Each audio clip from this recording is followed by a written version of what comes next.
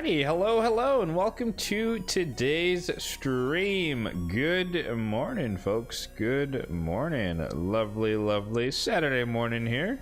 Lovely spring day, even though out here in the PNW, spring is not much of a season. But nonetheless, it's slightly more sunny than it is rainy, so that's always good. It's always good to get into that. But yeah, pretty simple day. We're gonna do Grim Forest. Got all of my distorted energy for the day. Gonna run through that as quickly as possible, and then we're gonna spend the rest of the time ish working on the coalition event. I haven't really looked at any content regarding it aside from just like seeing what some of like the whales and krakens did here at the top 100 or whatever. But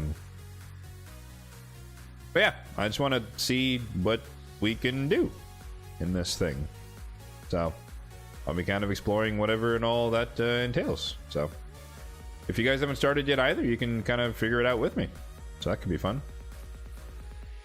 But there we go. Other than that, yeah, fusion warm-up started, so there is a new fusion starting I guess 4 days or so. I think she looks okay from what I've seen. It's another dark elf support reviver champion. Granted, she's a bit more supportive than I would say Noljua is. And you guys can let me know how you feel about this.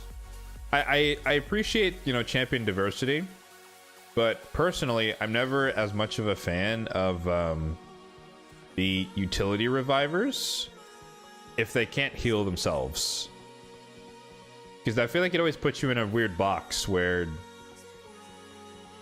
in PvE content at least, if they don't have enough resistance, they're just going to get CC'd, which means they can't revive people, which means your team just wipes.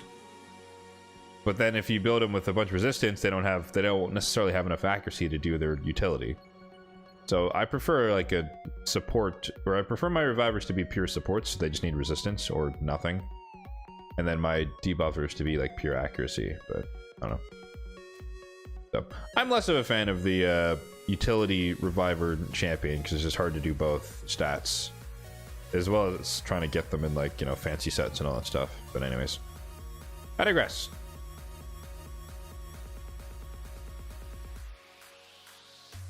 There is also a champion training tournament going on right now, or the last couple of days. For those who are curious, I did pull some voids. That video is live on the YouTube channel if you want to check it out already. But we did some of the champion chase.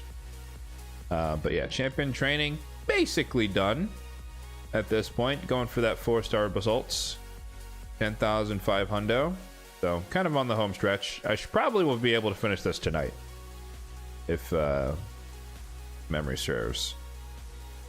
For anyone who joined in like the pre-show there, I was running a little bit of campaign because like I said, I've been pulling a decent amount of shards lately, so I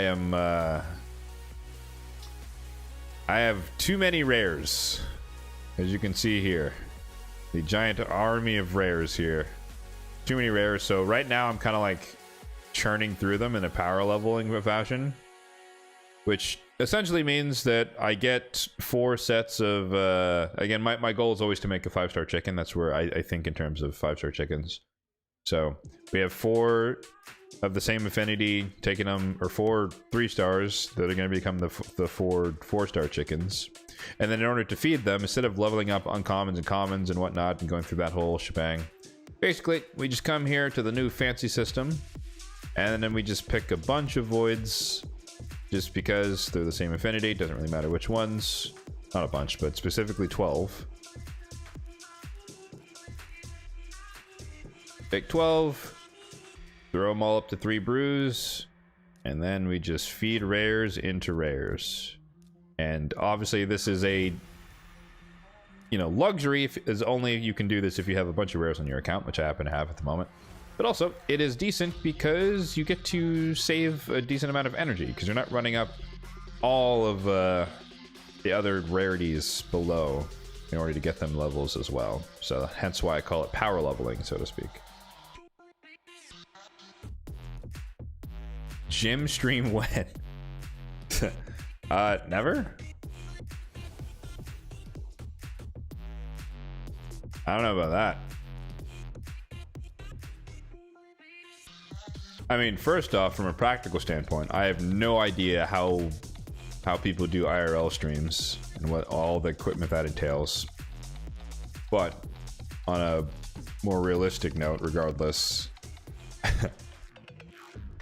I do CrossFit, so a workout on any given day can be as simple as like a 1 rep max lift, or like the craziest run a mile and throw some barbells around. So definitely not in the future, unfortunately.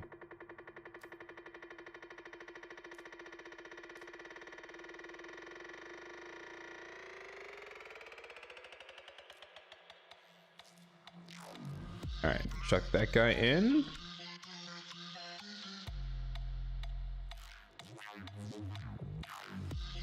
Let's see where we are. Hopefully it updated. Yeah, okay. So 11,000, basically 11,500. So I imagine that one more cycle of power leveling a 5-star, i.e. running the campaign with the next set of rares, getting them to level 30 and kind of going through that one would get us to 12,550. But probably not even fully doing it even. So yeah, like I said, this will be done today, which is great because then I get to spend the next couple of days continuing to farm masteries. Have we done any more climbing? Yes. No, I've been climbing. So like I've talked about it. I injured my other hand, my other finger, or my left hand. January, mid-January. So it's approaching 3 months ago. But no, I've been climbing ever since like 2 weeks after the injury.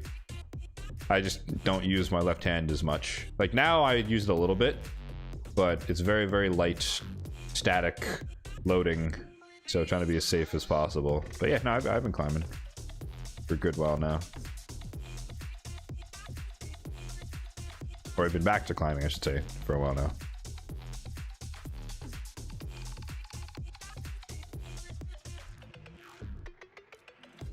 All right, let me just run the energy down to zero, and then we'll jump into the Grim Forest. Grim Forest.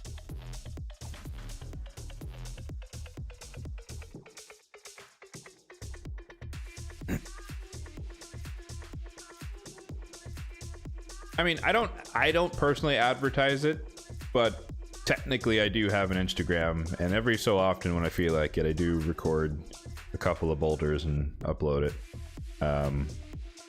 But for obvious reasons, since I can't really climb at my like peak level, like I'm doing very, very basic easy climbs just to kind of keep my body conditioned, especially my right hand, keep it conditioned. So it's not really recording worthy, so to speak, because it's just like, cool, you're monkeying your way up a V2 or a V1 3 times, so it's not exciting. So I personally haven't been recording all that much lately in the gym, in the climbing gym. All right, 1, 2, 3, 4. There's the 4 force affinities. So we throw in 1 magic affinity.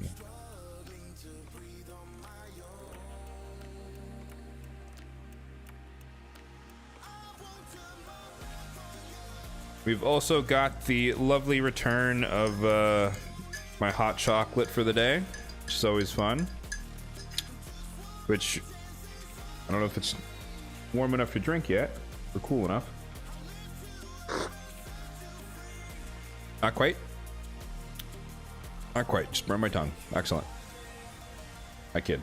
But it's sad, because, as I mentioned earlier, it is officially springtime. Which does mean that eventually it's going to be a little too warm for hot chocolate, so I'm glad they get to enjoy it for a couple more weeks or so.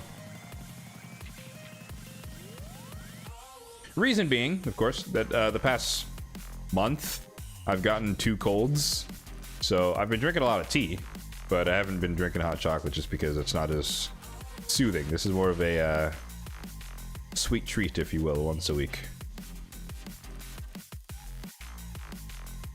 Alright, one last check of Classic Arena.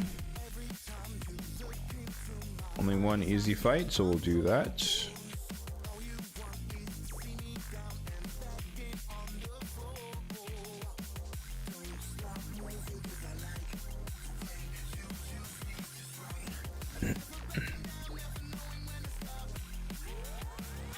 I don't know when I'll be back to, so to speak, normal climbing, like my peak level.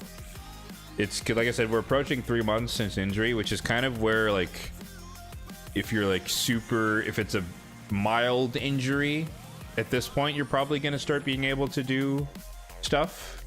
But the internet suggests, as well as my doctor suggested, it's like anywhere between 3 and 6 months, depending upon the severity and how your body feels and responds. And I definitely know that I'm not ready yet. That's what my body's telling me, or at least for like fully fledged climbing. So I'll see how I feel at month 4, I guess, but definitely not by month 3. All right. So funnily enough, I forgot that I hadn't done the purple zone yet, because I was running through like sprinting through normal mode, and then I was like, oh, let me go you know, buy all the chests. And I was like, oh wait, I forgot to buy the chests in hard. And then I came over here and I was like, wait, why can't I buy everything? I was like, oh, you haven't finished everything. So I like low-key forgot that I didn't actually finish hard mode. So let's do that.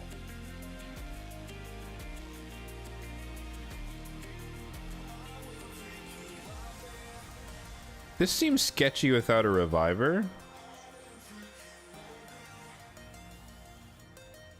But let's try it first and see if I need to waste a redraw on this one.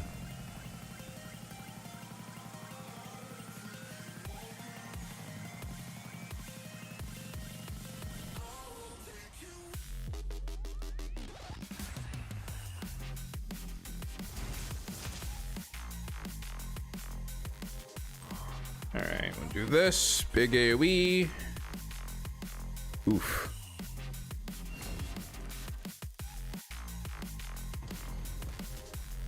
Big AoE 2.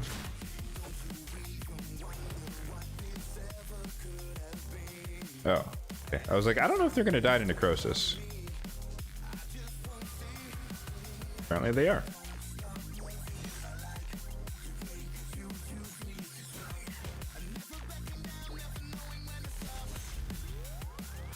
I feel like I really need to get to a point where my Donnie is faster than my Empress, but the gear just isn't quite there yet, unfortunately. Ooh, we did not get fear as a fake debuff today, which is always good.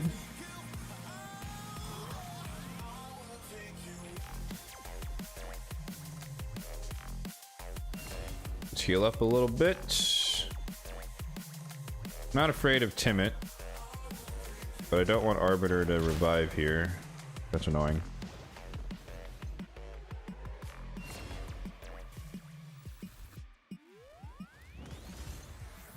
I am worried about the Galathir.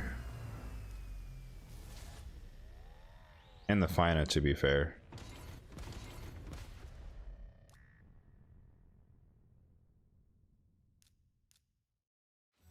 Let's just go for the turn meter boost on this one. Okay, Fear helping us out for once. You love to see it.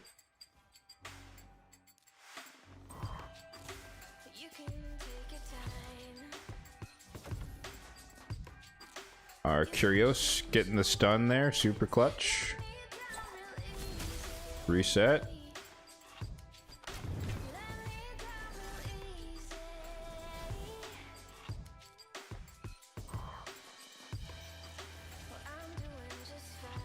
I don't know if that's enough to kill him.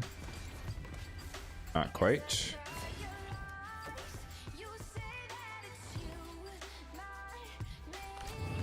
That will be enough to kill him. Alright, cool.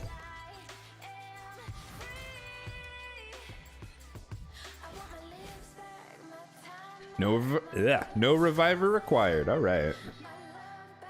Oh, another 4-star basalt.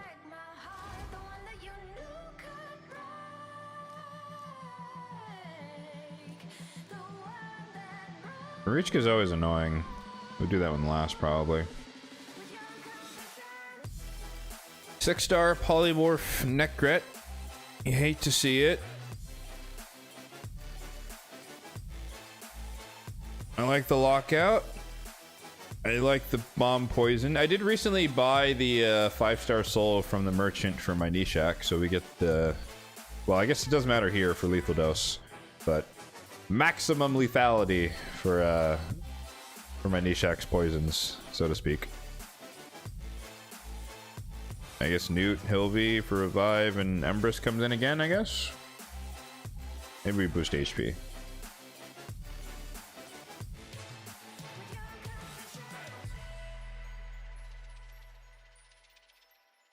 Yeah, feel free. Let me know, guys, how your weekend's been so far.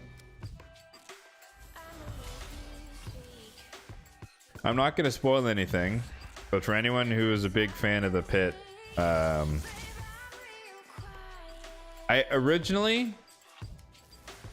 was of wow, that did nothing. All right, because Harima exists. Duh. Originally, I was kind of like dogging on season 2 compared to season 1, but I still think season 1's better. But I'm coming around to enjoying where season 2's going. So I'm not going to give anything away for any fans of the pit, but it's things are heating up, and I'm all for it.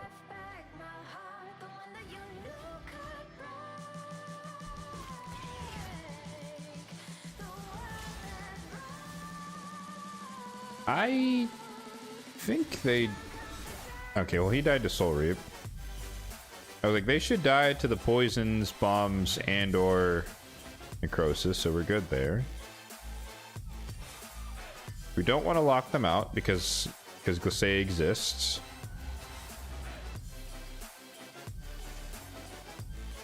That time did a lot more damage because Harima's not there.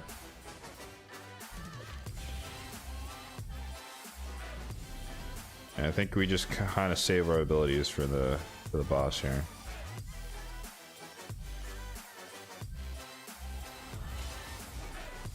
The double resist there is kind of crazy, not gonna lie.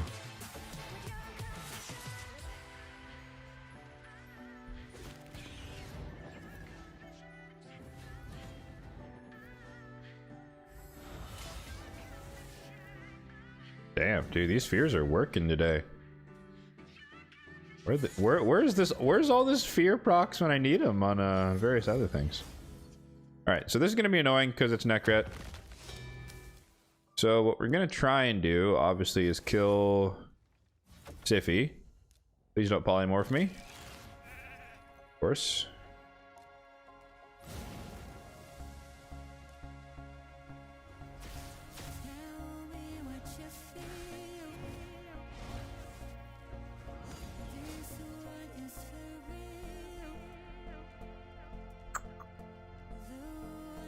Siphi might remove the freeze. So, yeah, that's perfect timing.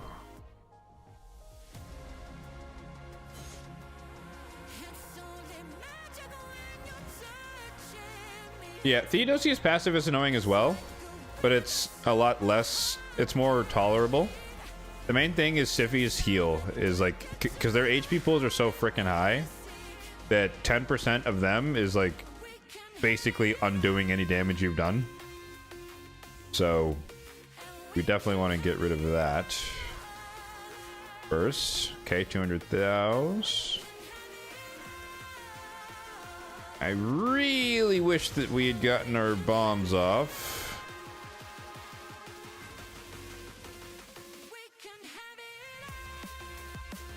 We can yoink her turn meter, that way I can kill her with Empress. That would be perfect. Never mind, he didn't kill her. No! Unlucky.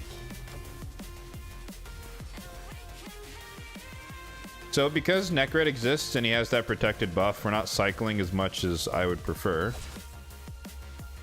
In terms of keeping them locked. And also, the longer this goes, the more likely we are to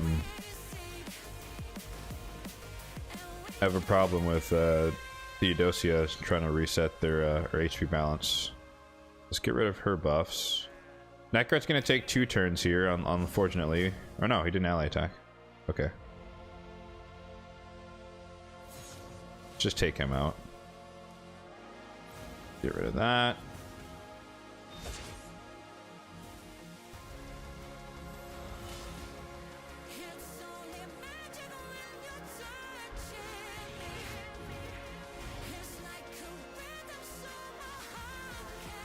Oh, so close.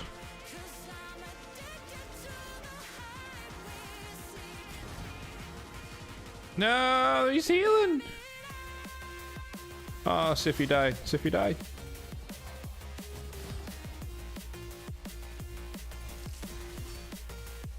Alright, she should... Oh, no! The passive from Theodosia kicked in there. Unlucky. I think she still dies to the bombs, though, whenever she gets her turn. Don't sheet me, bro. Lock out Theodosia. Dies. Perfect.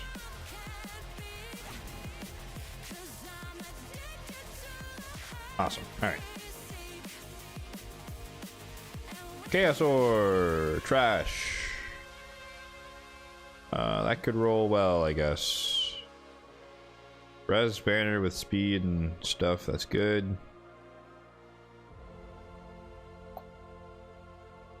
I don't like defense attack rings. That's a full stat ring. We'll keep that one. Sell this one. Supreme Kale, that should be an easy one. Ooh, a mythical tome. Right on. Hopefully I didn't wait too long with my hot chocolate here.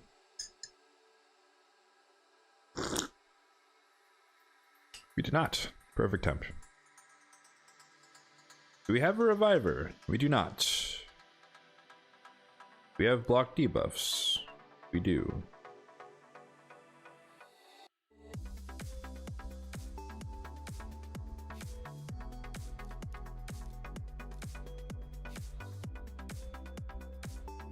I don't have much of a choice here, eh? These rosters aren't great, but we're making them work. Oh, it's Agumon. That's annoying.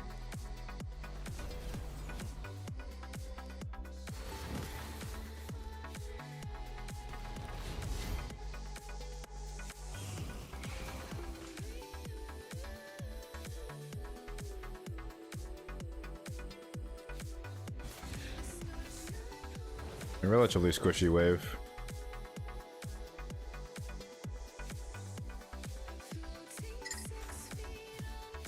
If we can reset here, that would actually be perfect.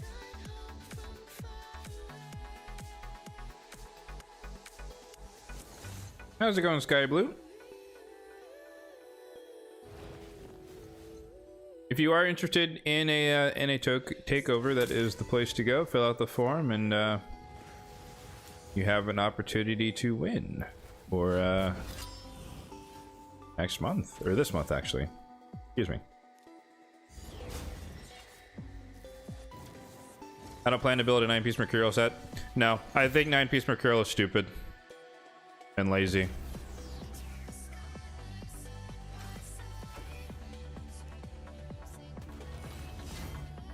Personal take. Not a prescription, not a judgment.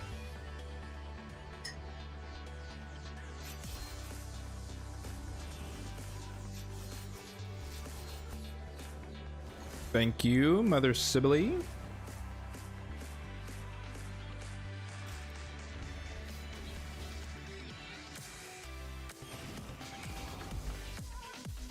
Oh, that's annoying. Never mind. Actually, if Herndon gets this kill, that would be perfect. Yes, reset. Okay.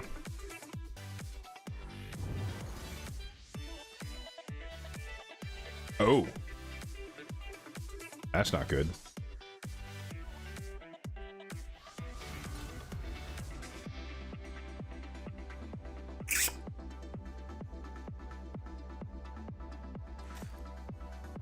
Okay, Mithril is resisting everything, which is also not good. Mari has a stun, which is bad.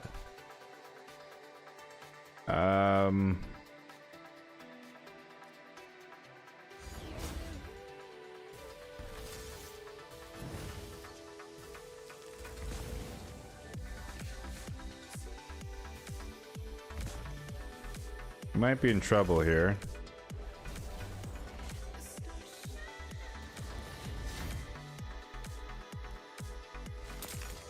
Yoink.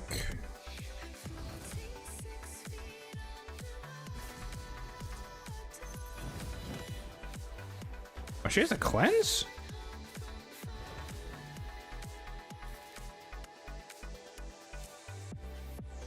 Uh-oh.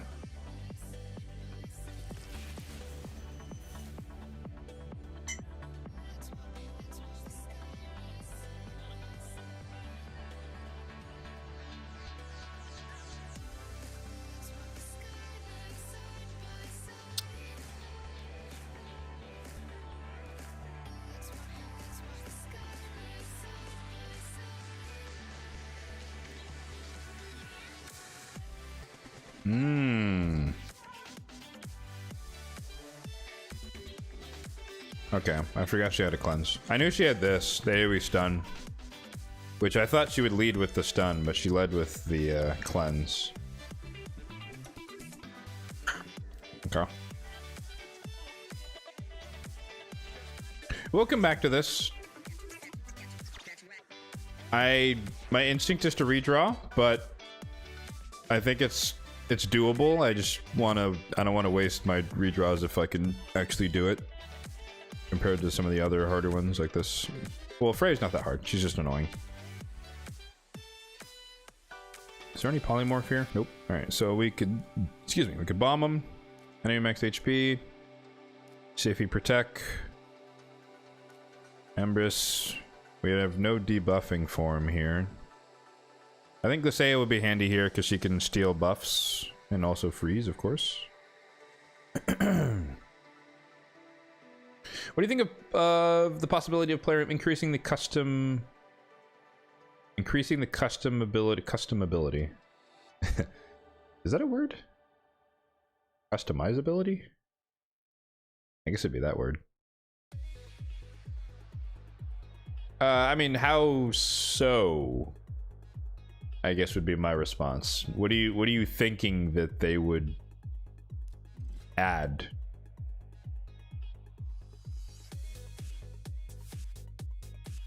You see it as an equalizer against the counts for the top end champions. You can finally compete again. I mean, it depends on your goal, right? I don't ever care to compete with the high end of the game, so it doesn't really matter to me.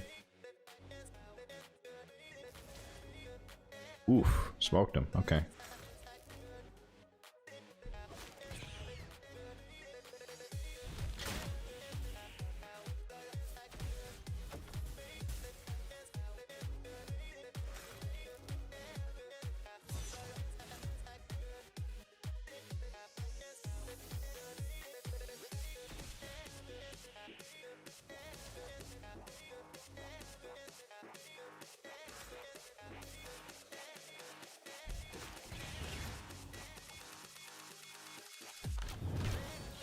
Ah, damn it. I thought we could block the unkillable. We didn't block it.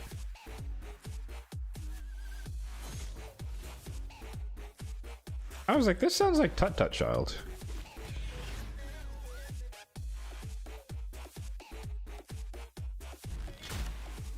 And it is. It's his remix.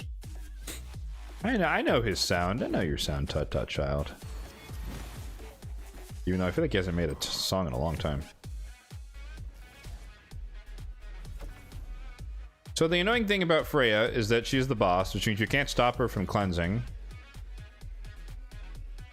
I don't know their turn order here.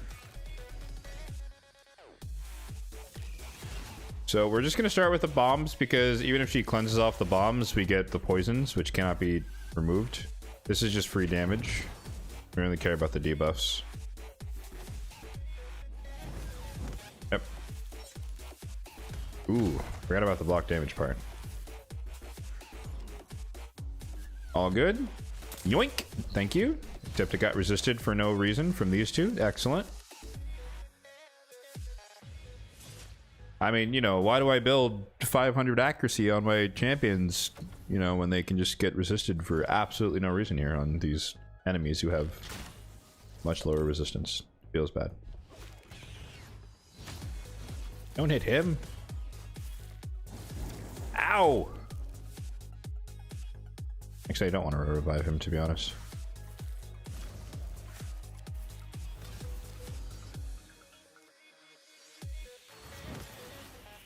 He just reset her cleanse, which is annoying.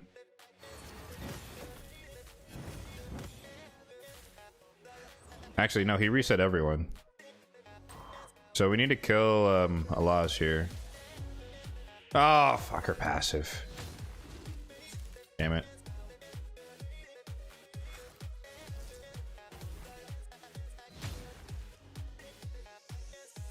Okay.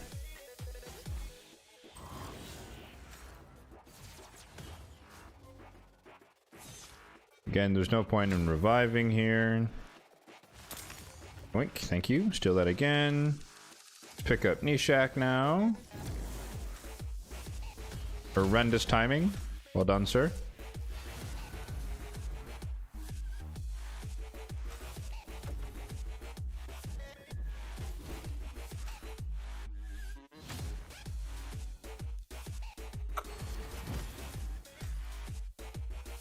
Well, we were in control for a bit, and now we're very much not in control.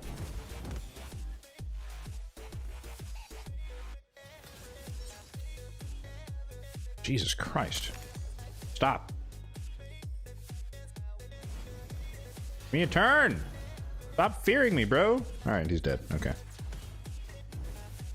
That's an annoying combo. The cleanse into the shield, which means we just can't do any damage for like an extended period of time, is very, very annoying. Her passive is... Oh no, it's still on cooldown. Okay, we're chilling.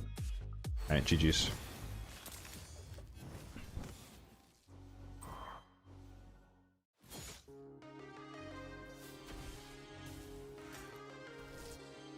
You enjoy the Coalition trial or event trials? I haven't really looked at them much, so we'll dive into that a bit later. So I'm open to whatever it may offer.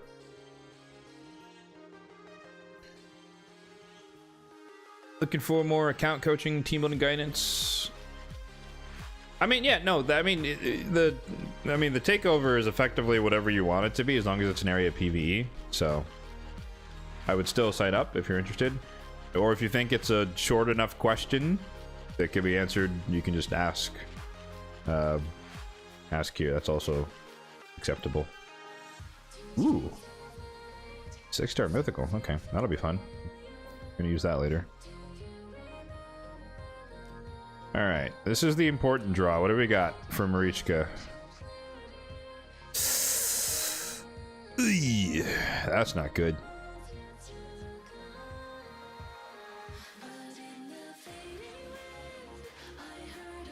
I like the Morrigan, but we have no Reviver, which is not going to work because there's a Taurus. And Korra is not a good Reviver because there's no way to heal herself.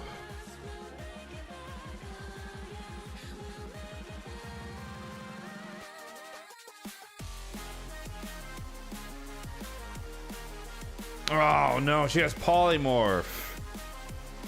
Oh, that's the worst.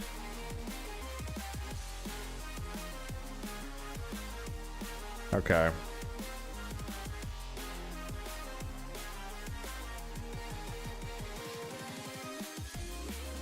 This is gonna be tough.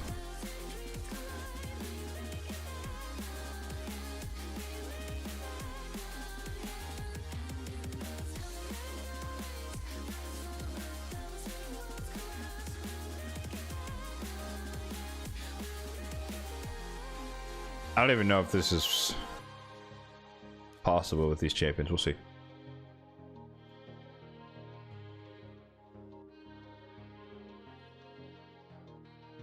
Instead of opener for a second, so forth, don't use. I should add use once, don't use again. That would be nice. I think it's, you know, harder to implement than it sounds.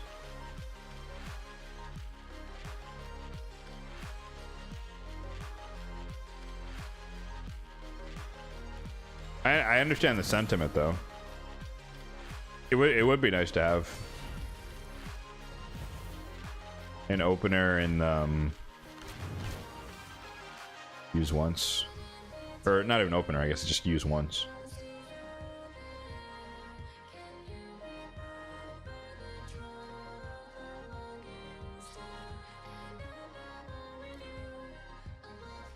Is the rank 10 Great Hall mission retroactive? I believe so.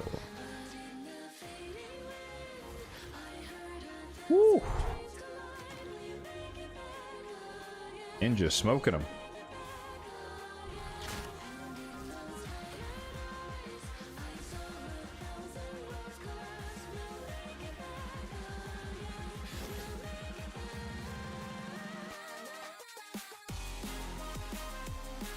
I think you can tell, though, if it's retroactive, whether or not it's highlighted. Unless you've never actually put anything to rank 10.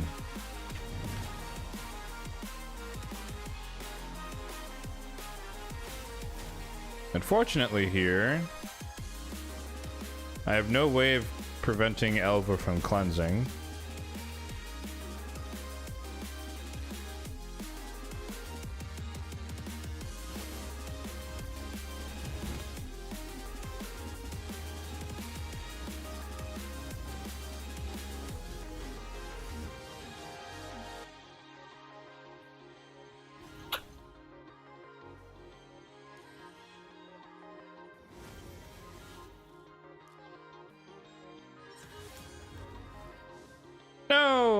I didn't want them to kill Ninja. Alright, we're literally about to get smoked by Hefrak, who's reset.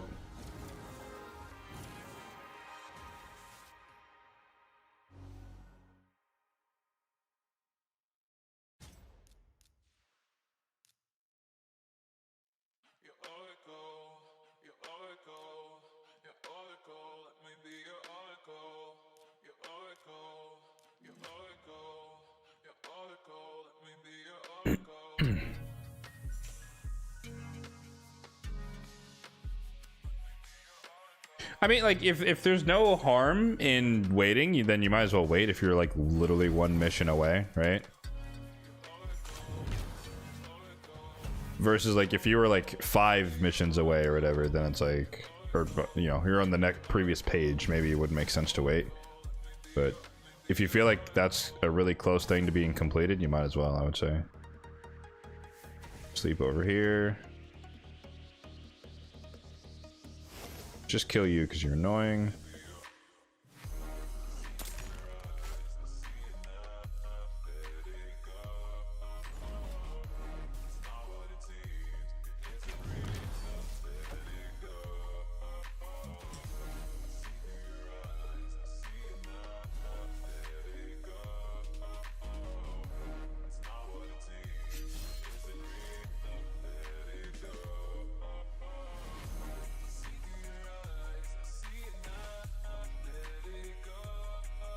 $56 out of 200. Again, that's up for you to decide. If it feels close and you're willing to wait, there's no harm in waiting. If you're not willing to wait, then make a rank 10, see if the mission gets cleared, and then work on the next one. Like, you're eventually going to need to do them anyways, but if you want to be conservative, be safer, then just wait till you finish that mission. It's been many years since I've done that, so I literally just don't remember if it's retroactive. But I believe that it is, but don't quote me on that. I'm going off very distant memory.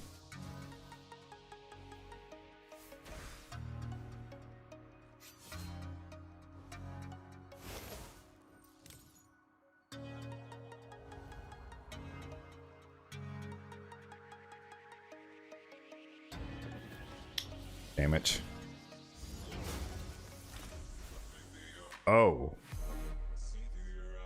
That's bad.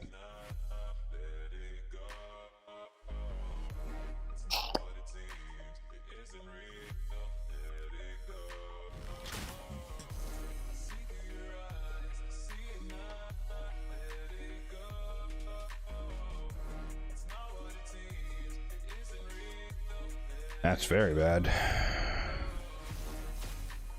That did nothing. Okay. Good to know. Ouch.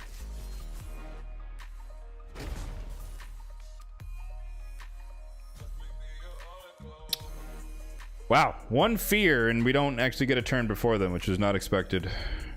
Oof. I don't have a speed aura here either.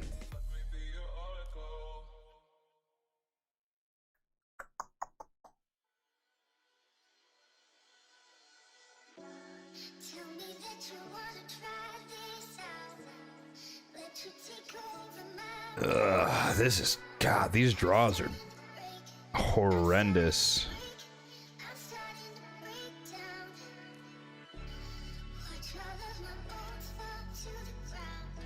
We might be able to make this work.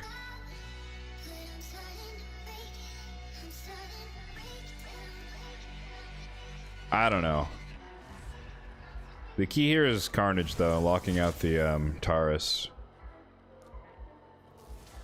I need to lock out the Taurus, and then I need to lock out the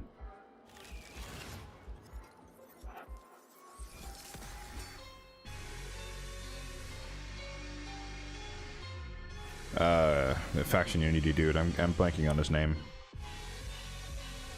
Aislinn? Stalwart?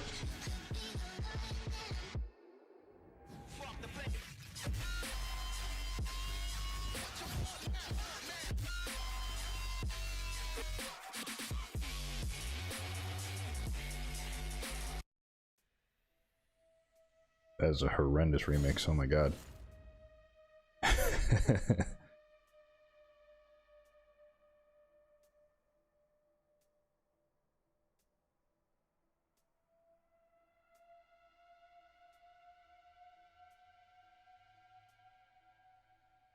I assume you're responding to the other comment about being able to compete in high levels.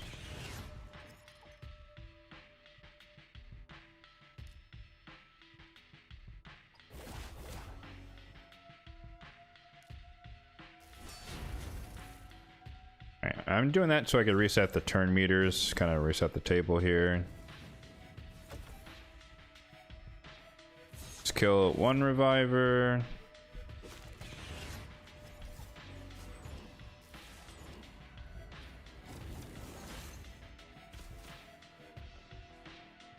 He almost died for that. Do this.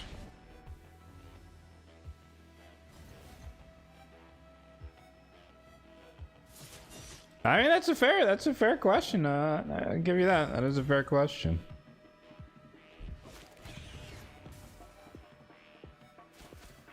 But yeah, I don't know. It's just for me, like I could care less what the top people do. They're gonna do whatever they do, and that's fine by me. Perfect. That's actually perfect. We got block actives on everyone, which is what I wanted. So let's start dealing some damage.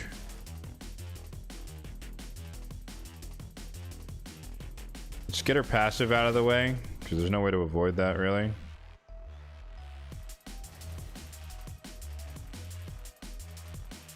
I'm not going to waste this yet, because she's going to do her shield thing. Oh, actually, I might do this, just so we can do more damage to Baron. Yeah, because she's going to do that. Everyone's locked out for now.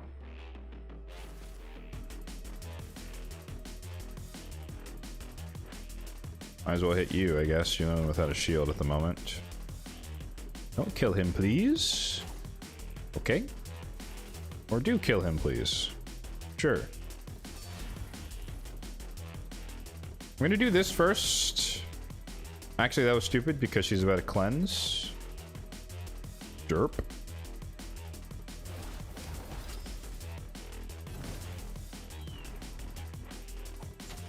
Oi! Don't kill him. Son of a bitch.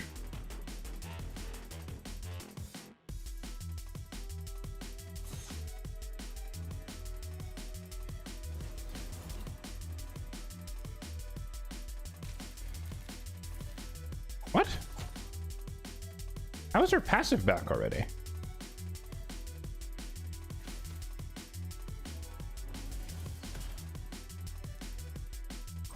Because of the extra turn?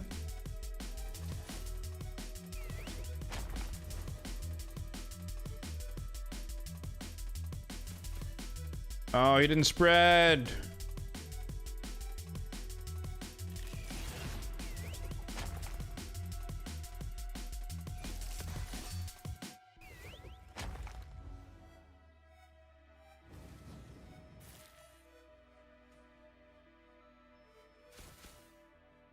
Quintus is about a Parasinuan right now. Never mind, he didn't crit. Shit. I screwed that up because I did a bunch of debuffing right before Marichka cleansed, which is pointless. And then I think I actually gave her the extra turn there as well because I put so many debuffs out there that we kind of threw on that one.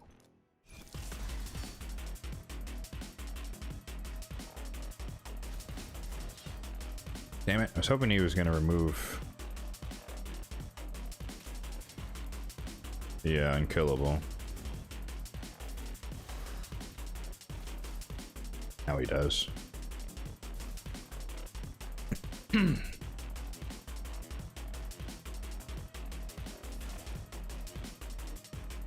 Big AoE.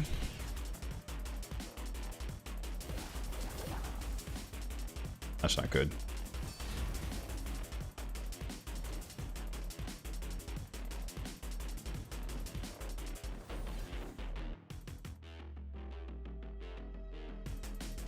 Wait. Did I just, like, not land block actives?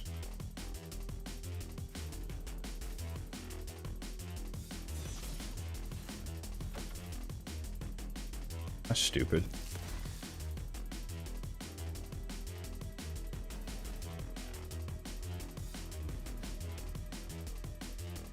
Okay, we have it again. We're good. Ish.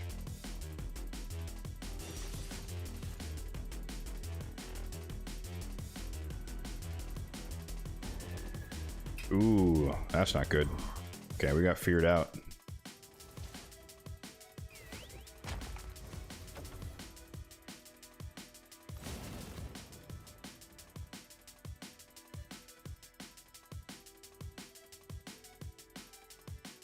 Wait, what?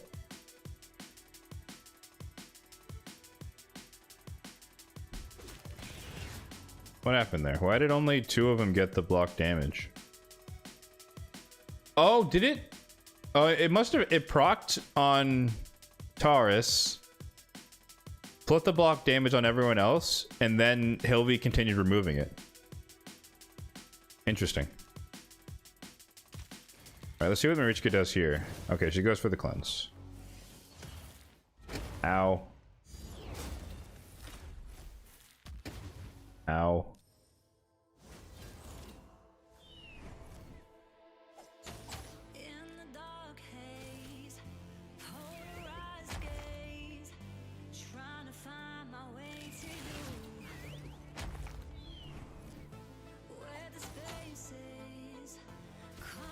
See, that I don't understand. How did she take 3? She took 2 turns, not 3. How is her passive back? Right? Or did she take 3 turns? Don't hit Marichka. No, you idiot! Why?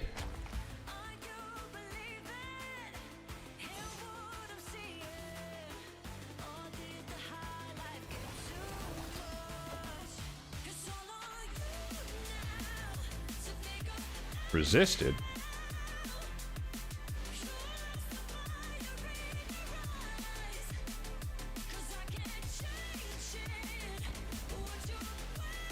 Why am I getting resisted? What is this?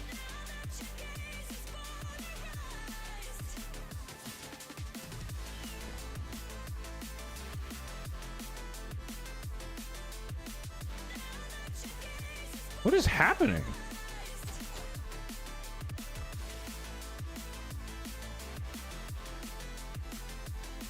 What is happening? Why am I getting resisted?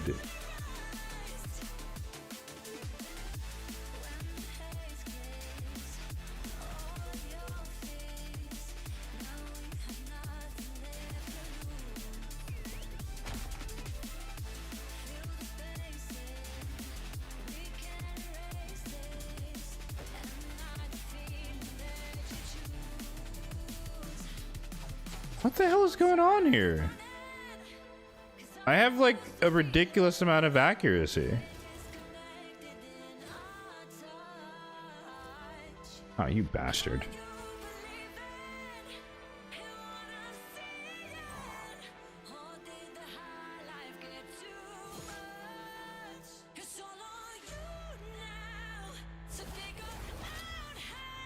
All right, Taurus is locked.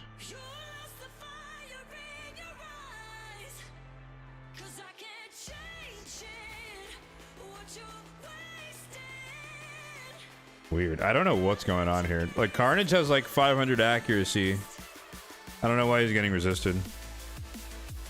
HP swap with you.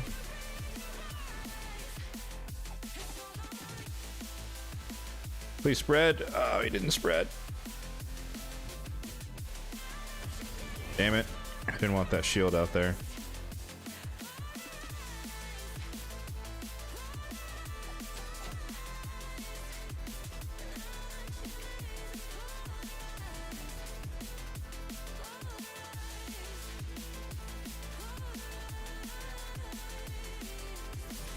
This is a bad cycle. Because we didn't get anywhere, and that shield resets everything. Ow! Piece of shit.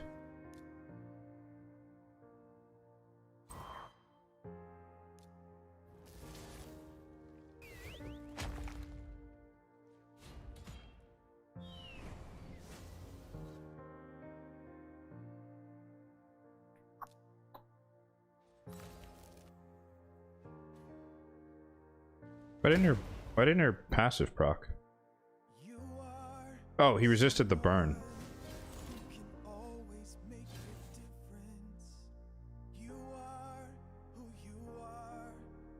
I'm hoping for a wand of submission proc here so he stuns himself. Force notch. I'm gonna lock him out this time because I don't want his thing to happen. He gets sheeped. God. Ah! Alright, polymorph. Whatever. Okay, that was actually convenient.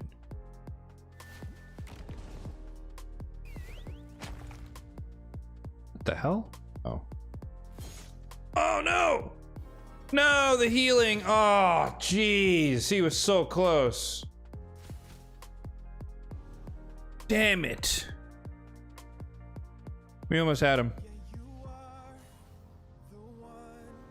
This is literally just like a game of like HP swap at the right time. Slash Carnage, please remove their frickin' shields.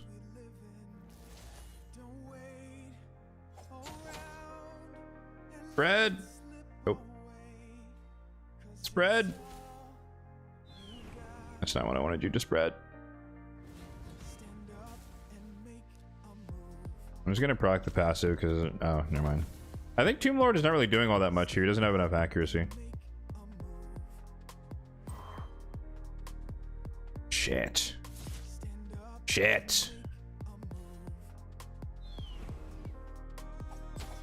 Actually, I think we got him. We should be a little bit faster. Yep, alright. 2 down.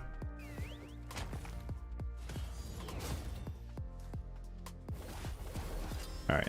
No more counterattacks. She has her passive again, so let's proc it. Never mind, he didn't land any bombs. Used what? Marius, Carnage, Emic, Queen. I mean, well, use who you get, right? That's the problem. I'm not really getting. I didn't get a useful draft here. And I'm out of redraws for today, so it's this or nothing.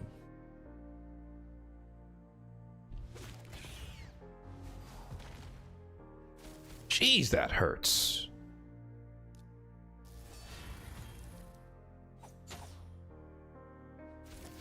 Red. Damn it.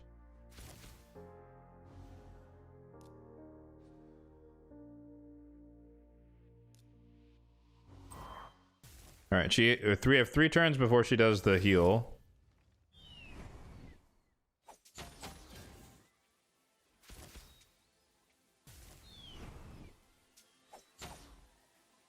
Fred! Ow! Useless. There you go. Okay.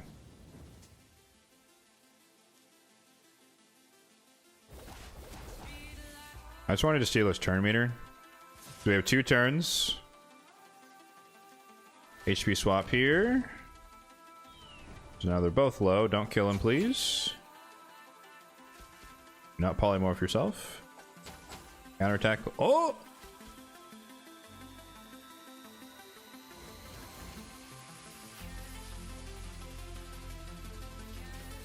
I don't know if we have enough oomph here. All right, we got to go for the Hail Mary play on this one. No.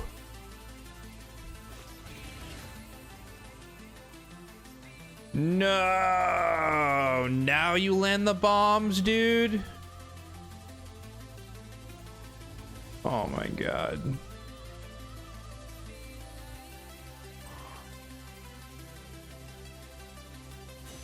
I love how he didn't land bombs for like 15 turns before this, and then he lands them at the worst possible time.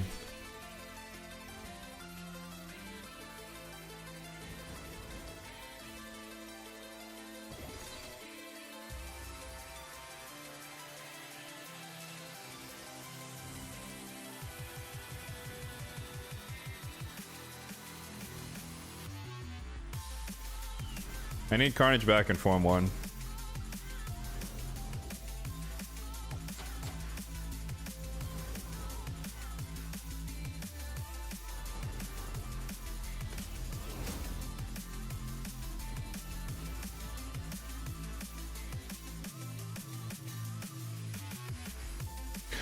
I don't know. I don't understand why why I'm getting resisted like. Oh no! You know what? It's Mariska's passive. That's what's happening. I'm not missing accuracy. She's boosting their resistance. Or is it this? Yeah. Like, this is uncapped. You get infinite resistance every time you cleanse debuffs. That's what's happening.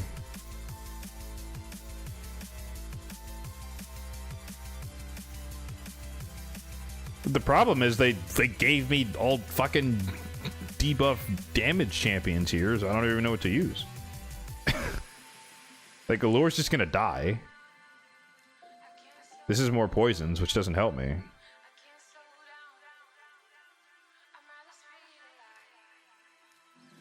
Okay. Marichka's hard to bait, that's the problem. She's one of the more, like, intelligent enemies where, like, if you put a bunch of debuffs, she's gonna cleanse. But if you don't put a bunch of debuffs, she's gonna go for the turn meter or the shield and strengthen.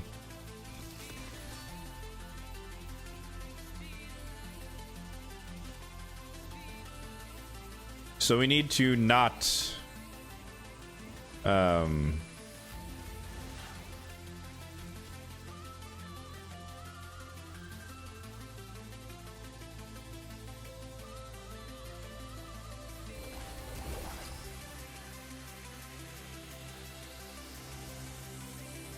if you get Aislinn out fast.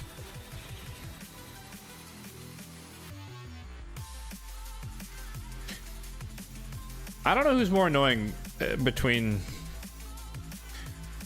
I like locking out or neutralizing the Taurus, but I see the argument for getting rid of the shield ally protection stuff.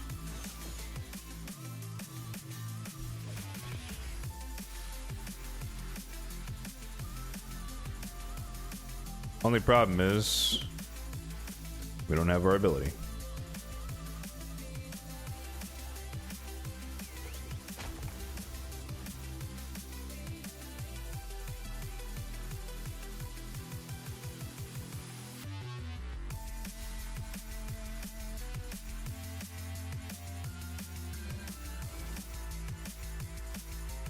I need to proc her passive, but without putting a bunch of debuffs out there. So let's do this.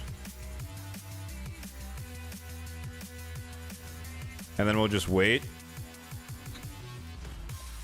Oh, she didn't go for the cleanse that time.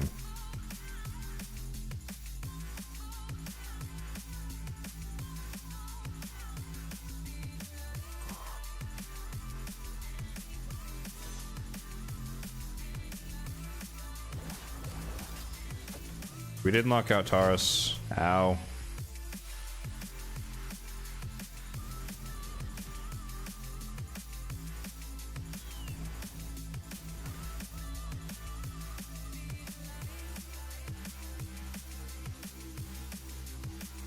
See, now she's not cleansing because there's not enough debuffs out, and we just die. God damn it.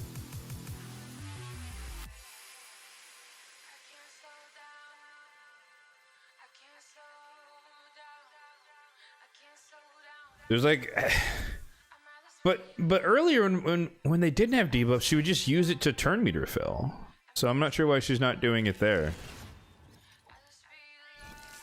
So I don't want to put out a bunch of debuffs and then have her cleanse it, and then she just gets rid of everyone's, or she gets infinite resistance.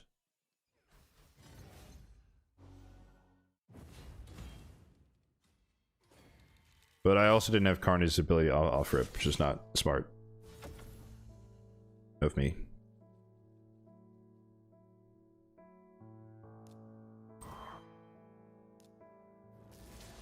Oh, this is a really cool song.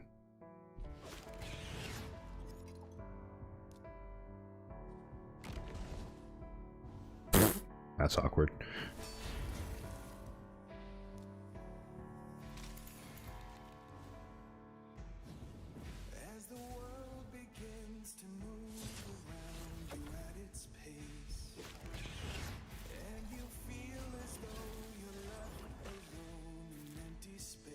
Lols. Okay.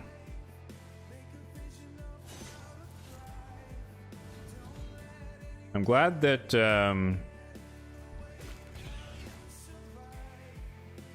Prava doesn't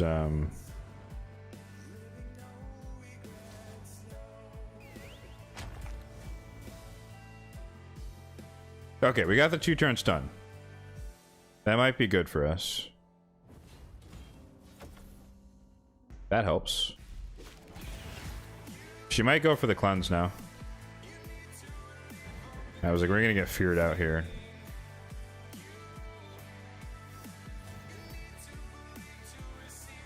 Nope, she didn't go for it. Okay, that's fine. They're stunned for a good bit. Ow. Hey! Don't kill him, I need him alive.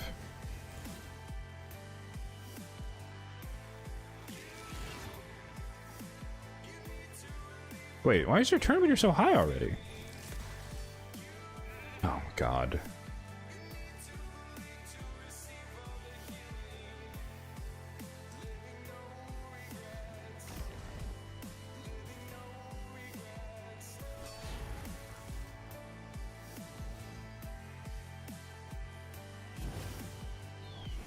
Damn it. I was hoping we could cut in there before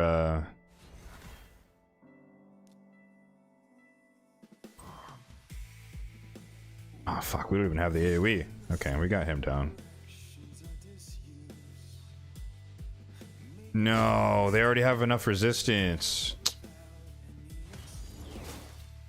Damn, one big cleanse and they have enough resistance. That sucks. Alright, this might not be possible today. I need something a bit stronger than these champions, unfortunately.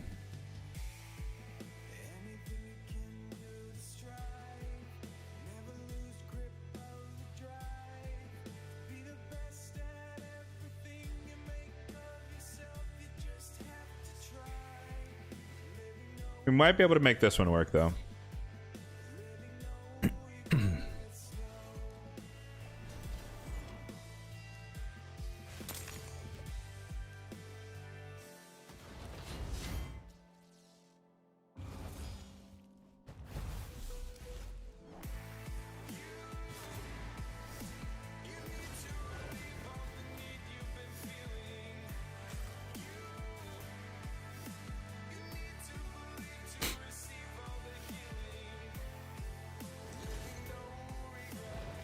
No point putting the fear out there because it's not going to land.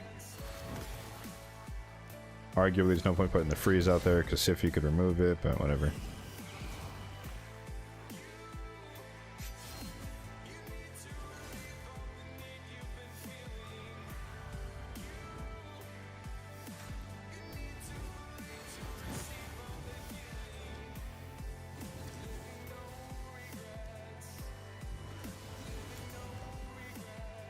What I was afraid of.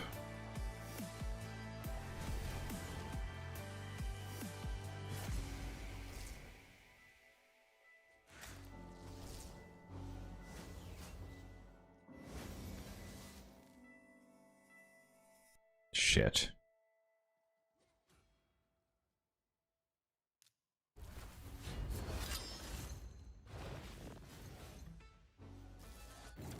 Because if anyone dies, then we can't actually do the boss bit.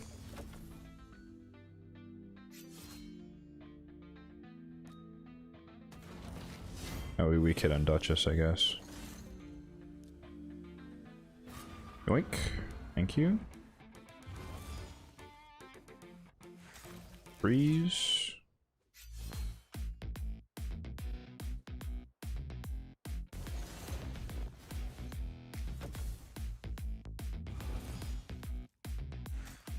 This is tough because Mithrala can cleanse, and Tremaria can also cleanse.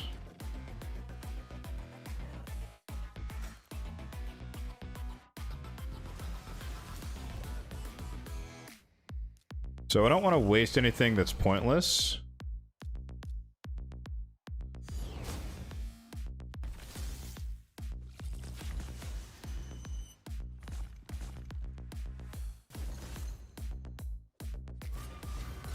She's immune. Can she be frozen? She can't be frozen either. But we can block actives. There we go. Ooh, that was close. Not quite. Alright, one down. Yoink, thank you. Ideally, we kill Aphidus so he doesn't do anything to us. Alright, GG's. Should be good now.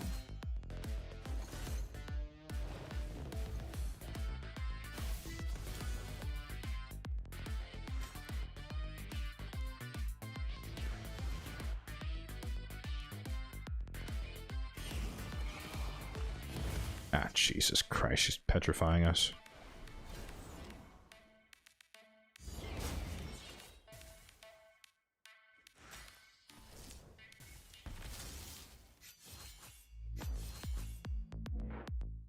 Can you not kill my entire team? Thank you. Appreciate it. What? Did that just do 0 damage? Okay, I guess.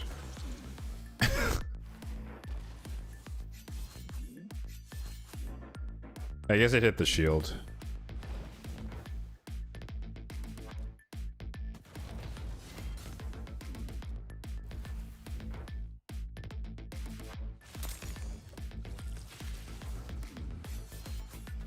Okay, counterattack, counterattack. Meter fill. We can kill her and sacrifice Leo for the win.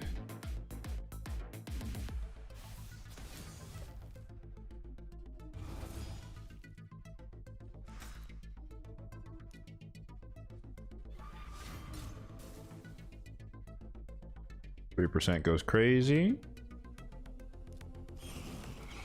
Can't reduce turn meter, but at least we get the leech out there. We can't freeze him. Ow. Son of a bitch.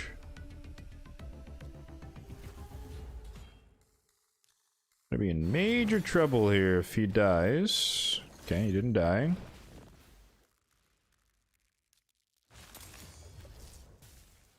Oh, okay, we'll take it. Kyrios for the win! Alright. So yeah, I'll wait till reset, redraw this, and fight Mariska another day. Unfortunate. But that gave us the medium chest, which we can take a look at real quick. And we sprint through normal mode.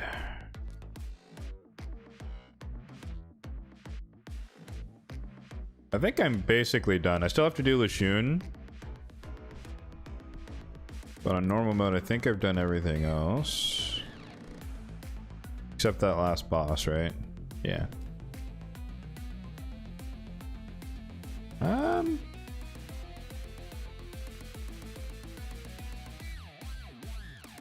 don't know, maybe we can finish this today. I can't do the math quickly in my head like that, but we'll see. Yeah, I'll be doing the Coalition later, after we finish Grim Forest.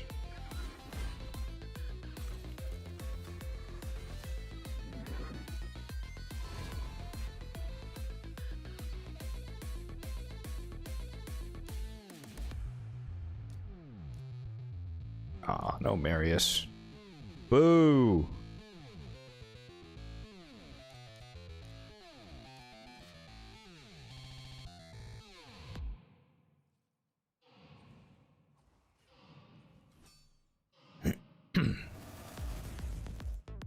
What do you guys think of the new fusion?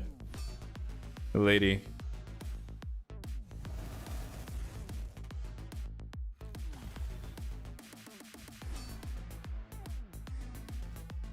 I thought we were due a fragment summon. I didn't think we were gonna get another or a hybrid style so soon. But I guess that's good for all of the token chasers. Starting off the year basically with 2 back-to-back tokens. Which ain't a bad spot. Demon Spawn, Mercurial. Oop, not on the list. Crit damage with res, okay. Dwarves, Mercurial.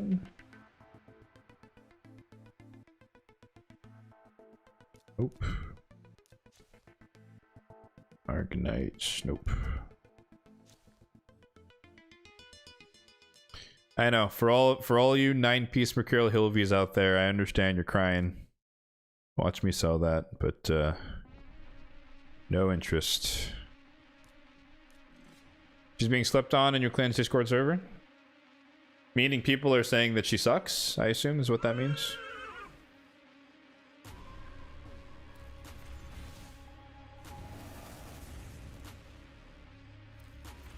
I think that's most people's default state is every fusion sucks. So make of that what you will.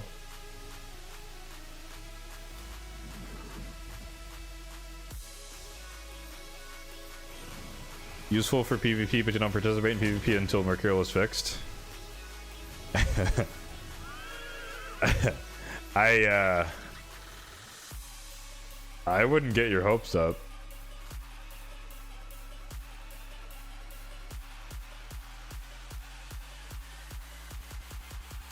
This song makes me really happy.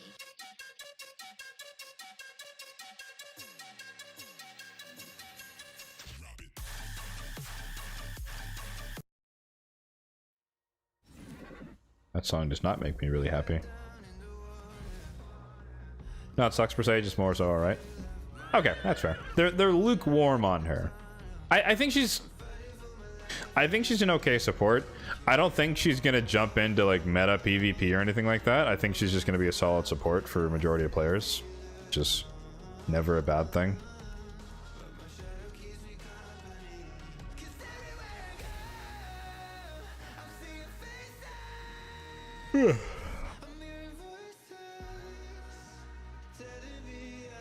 I definitely see her more in a PvE light, but that's kind of my default setting. Like I'm a PvP guy, not a PvE guy, not a PvP guy. Oh, Newt. All right, thank you, Marius.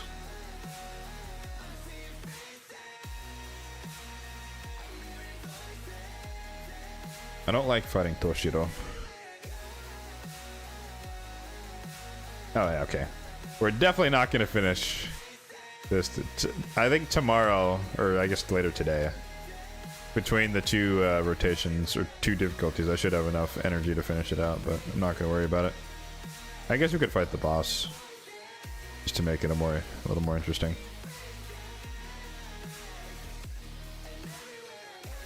I was talking about it a little bit earlier, but some of you guys weren't here yet. But I'm never as big a fan of the utility revivers. And what I mean by that is a reviver who does like debuffs and stuff without any form of protection of themselves or their allies. Just because in PvE content, you just get CC'd, and then you can't revive or do anything, and you just die because your reviver dies. And then in PvP, it's like same thing. You can just get controlled, right? Now, obviously in PvP, there's a little bit more you can do to mitigate it, right? Stone Skin, Mercurial, etc., and whatnot. But still. Oh snap! Holly! Appreciate the rate of 1 there, man. All viewer bases are welcome. Welcome in. Welcome in.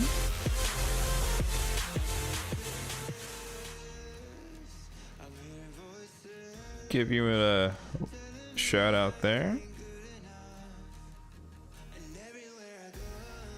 From Essex. Is that in the UK? That sounds British.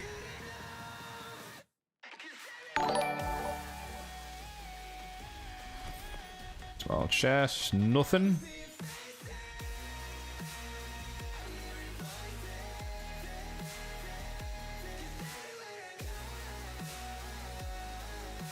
I appreciate the raid. What'd you get up to? South of the UK. Okay, okay. Which one is this dude? This is the burn block buffs guy. Oh, you gotta freeze him. Ah. Yes. Okay.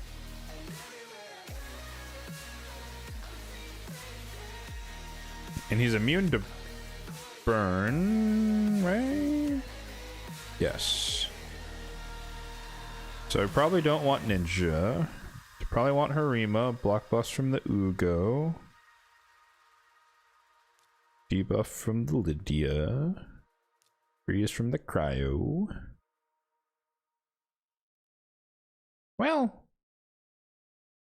no. Let's do debuffs from Riho, because this is normal mode. Then Marius.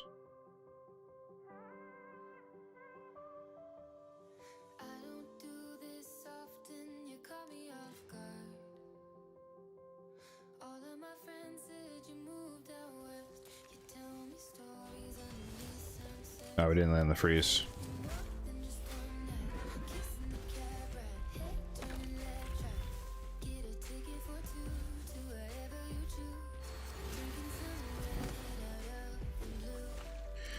How am I doing in the World Clan Boss? Haven't started yet. I hope it's not a daily thing, because I haven't been doing it. I hope it's a one and done. But yeah, we'll check it out later.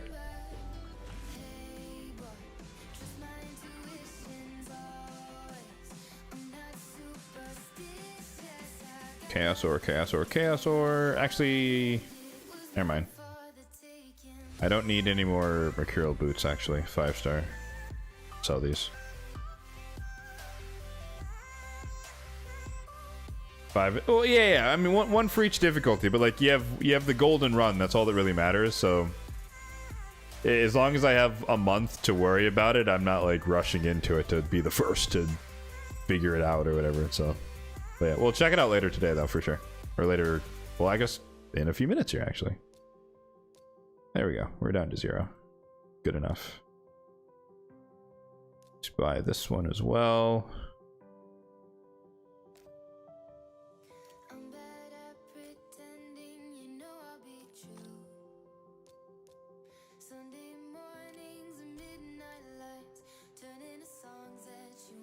Nothing good.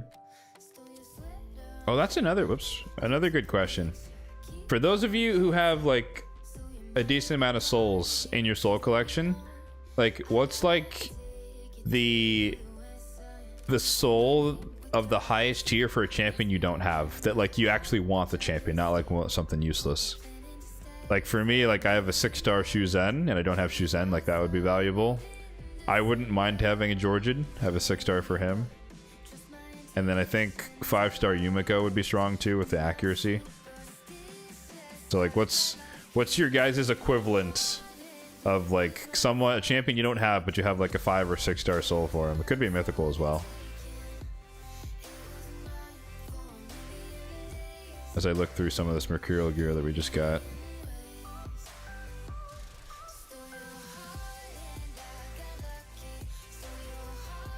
Alright, let's see. Speed, crit damage, trash.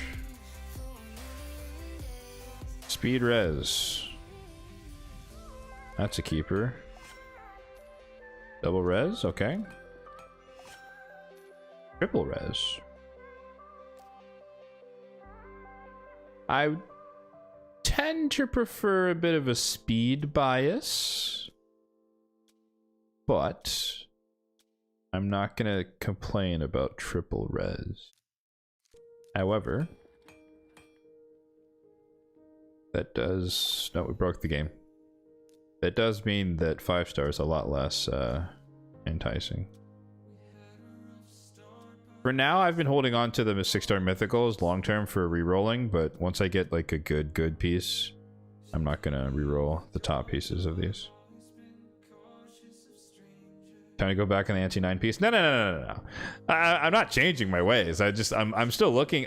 I keep all gear sets. Like as long as it's a good piece, I keep the gear. Like unless it rolls bad or like it has shit subsets like this one. Like I'm not gonna keep this. But if it has good subs, I'll keep it. I don't care about the sets as much. Like I build sets when I can, obviously, but what did we get? Oh, we got a 6-star mythical Chaosor. Okay. Just reroll, reroll, reroll, reroll, reroll, reroll. Not reroll. Well, actually, we could reroll that. This is not reroll.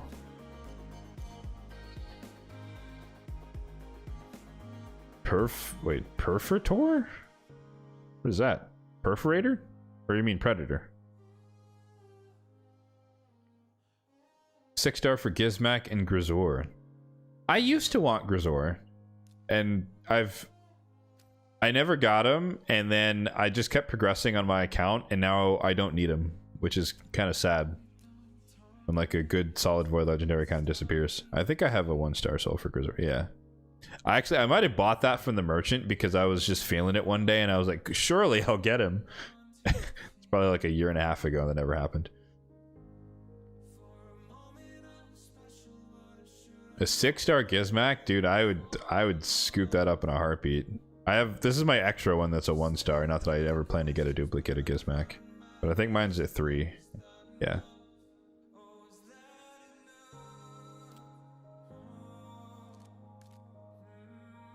Like, obviously, if you're asking me which one I want the most, it'd be like, 6-star Galathier Soul or something crazy, but unrealistic expectation there.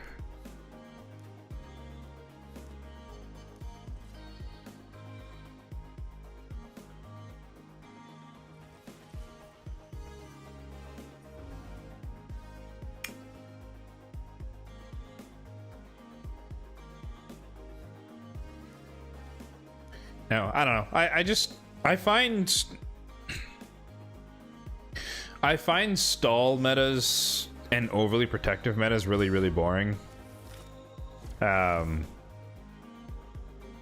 Which is why I still hate Stone Skin. I never stopped hating Stone Skin ever since it came out. I think it was one of the dumbest things about it to the game. I think 9-piece Mercurial is okay, but as I've said a couple of times, I've echoed the sentiments of some other people that I think they should have capped it at 2 hits. Like 4-piece, 1 stack is fine. 6-piece, 2 stacks is fine. 9-piece, instead of a 3rd stack, you just get the regeneration of stacks. And so that double hitters would be the easiest way to get rid of it instead of having to need triple hitters, just because those are so rare. Unless they plan to add like 10 triple hitter A1 champions in the near term, then maybe that could help. But I think it's just a bit much to try and consistently break it, or try to break it at the start. It's really tough to do just without, you know, like you're in, like thinking live arena. It's like if your enemy picks Marius, like you're kind of SOL as far as instantly breaking it with an AoE triple hitter, because that's just not a thing. So I think it should have been capped at 2 turns or 2 stacks. And then it would be a lot less tedious.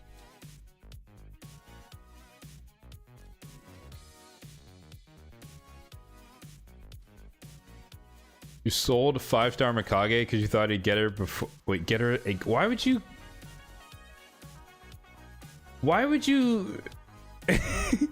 How are you supposed to get it again? I'm confused by your logic there. Where were you gonna get it from? Just a random thing? You're just gonna get a 5-star mythical soul? That's a crazy thought. Could you give it to me because there's a 0% chance of pulling him? You'd be surprised, man. You never know. You never know. And in fairness, though, I've made a similar. Well, I made the opposite mistake. The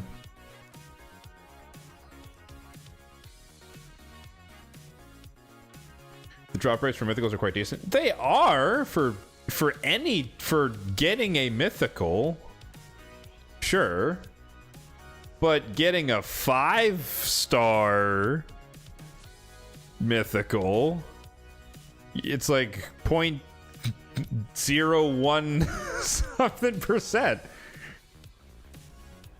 Like, yeah, if you wanted to get a 1-star Mikage down the line, I would agree with that.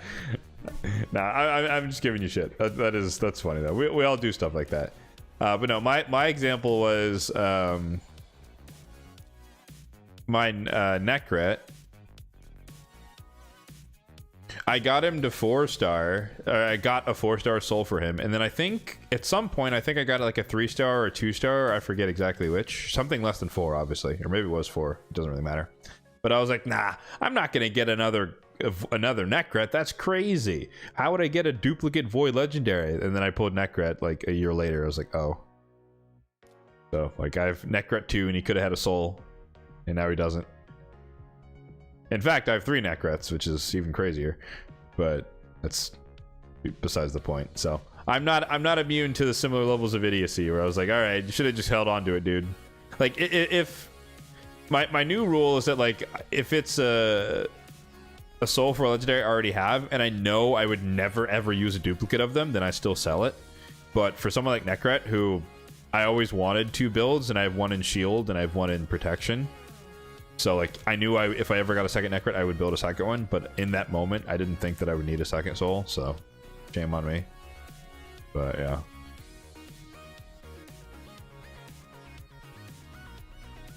You know, if you sell any mythical souls, I sell like I sell anything lesser, right? Like, so if I pull a 1-star Lazarius, I'm gonna sell it because I have a 3-star Lazarius, if that makes sense. Like there's no point because I don't have Lazarius. But if I got Lazarius and then I got another 1-star soul, then I would hold on to it. If that makes more sense. Like getting 1 mythical that I don't have seems possible, but getting 2 of the same one in a short amount of time, unlikely. So like I have Gizmak, I have Mezamel, and I have a spare just in case. Yeah, the Mezimel, I have Mezimel. So if I get another one, I'd probably build a second Mezimel. Maybe. That might not be true.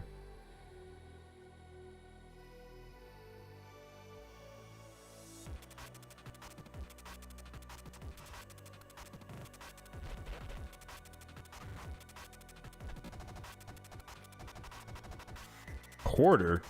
They're souls. I don't see it as hoarding. Like, you get so many useless ones that you're always going to be able to clear space. At least that's how I see it. Like, all of these champions except for Calvlax I don't have, and Rotos is I'm holding just in case. But, like, I don't have any and all of these legendaries. A lot of them are voids, in fairness, so I'll probably never get them. But... or faction unities. But I wouldn't mind getting a Toshiro.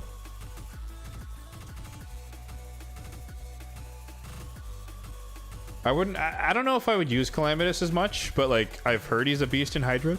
Excuse me. In Hydra. So I'll at least be intrigued. But anyways. I love Black Revive. Oh, exactly. I hate Stone Skin and I love Black Revive. So I would probably build a second Mezimel and just go ham on people. Starts ignoring everything. But yeah.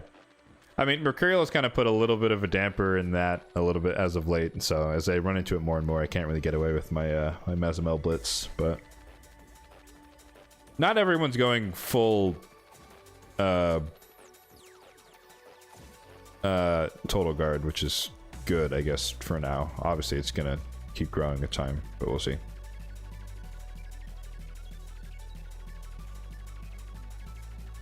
You empower the mythicals? Yeah, I'm not convinced that it makes sense for a low spend / free-to-play account such as myself to empower mythicals. I don't think they're gonna do it. But if there's even a slim chance that they add faction guardians for mythicals, I want the stats, because duplicate mythicals on a low spend and or free to play account is just like impractical to expect, and so I just don't want to waste them. That being said, I only have a duplicate of Nice and Mikage.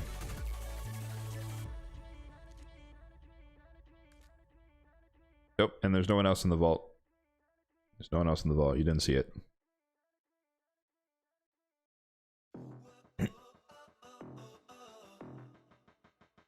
Mercurial does make the fights longer. I do agree with that. Or it can make them longer. But it kind of depends.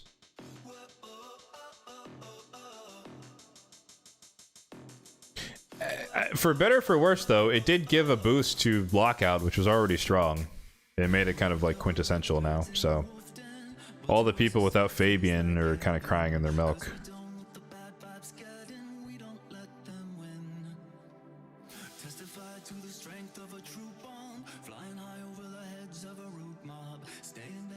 Nope, Tampon, nope. There's a duplicate Nice, and there is a duplicate Mikage. That's all that's there.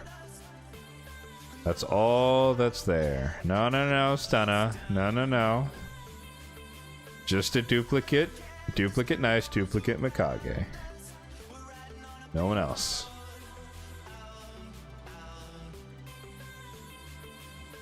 Alright. So, we got this fancy dandy coalition event. And I guess we just try to DPS max. From what I've seen, people are just kind of going like, you know, well, the upper echelon is just like Senna max out turns GG. Obviously, that's not a possibility for me.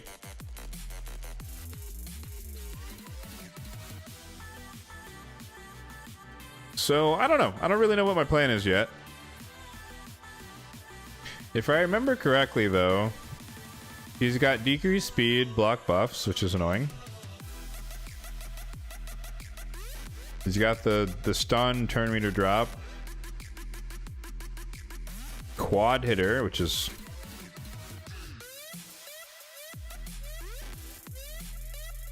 oh, he can decrease buffs as well.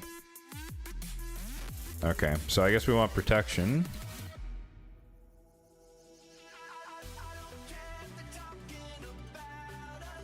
I don't know. I don't really know if the mechanics really matter that much. My first instinct, of course, is like Ninja Mikage. And then like... what is this filter? Oh. I hate when they do this. I'm like, why are there so many champions out here? Because they're in the vault. I'm thinking, you know, protection, Elva, Ninja Mikage.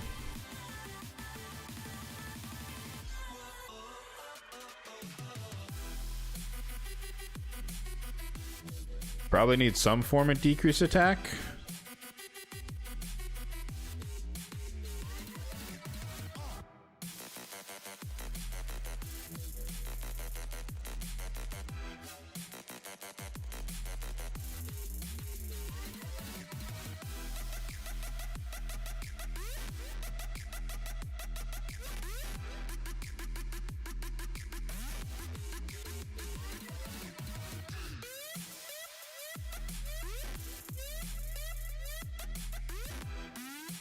He used Void Affinity. I wonder if it makes more sense to just go Necmo here. Run the Necmo, we get the Leech decrease attack. We don't have to worry about like affinity swaps and all that other BS. I guess some poisons wouldn't be terrible.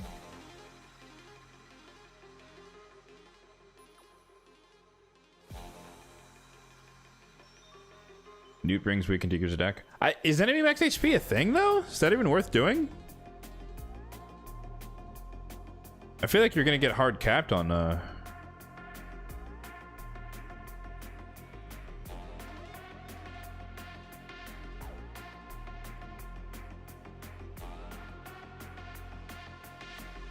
I guess we need some form of debuffs, eh? Oh, we get... oh, okay, perfect. We get team presets.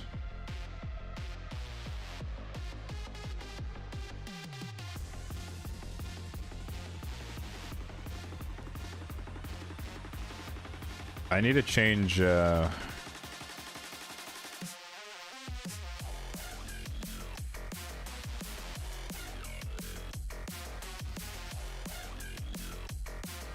Rio's build.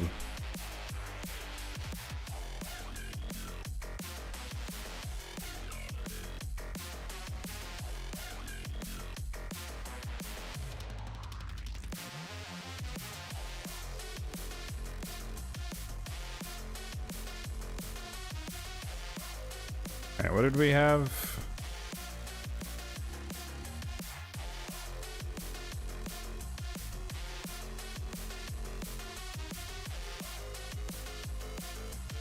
Oh, no, Ninja's last. I arbitrarily like to put my champions in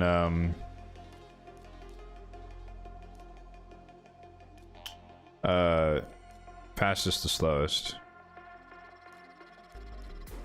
I don't think that really matters, but it's just like a thing I prefer to do.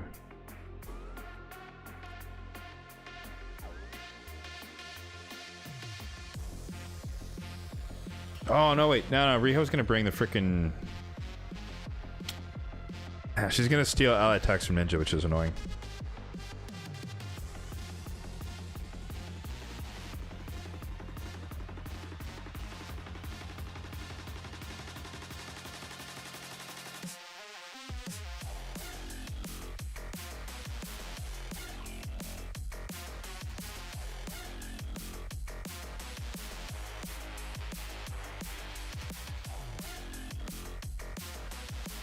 You used Akrizi and she did 70 million herself? Well, I mean, Akrizi is a bit different, right? She's enemy max HP on every hit, so...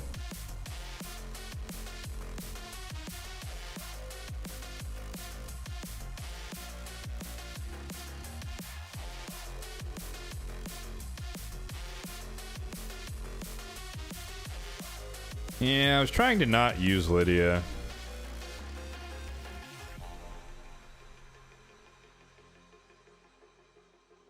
Because the thing is, this is more like Chimera, right?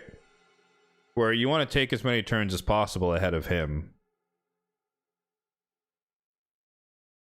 And it's not like a Demon Lord where you want to kind of sit there and tank.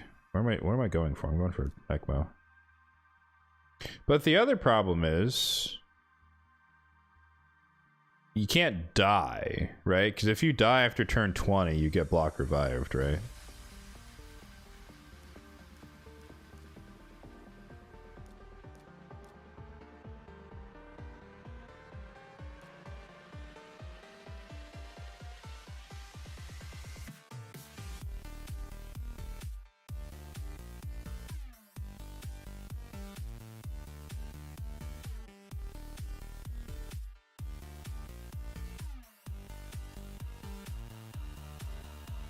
You want weaken? Oh, yeah, no, I know I want weaken. That's why I wanted Riho at first, but I forgot she's Shadowkin. She's gonna steal Mikage's A1s. So,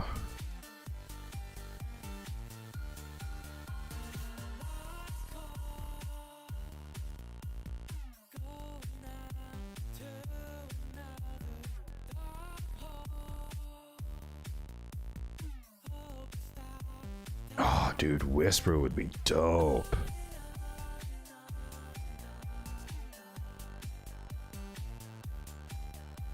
Is she gonna work, though?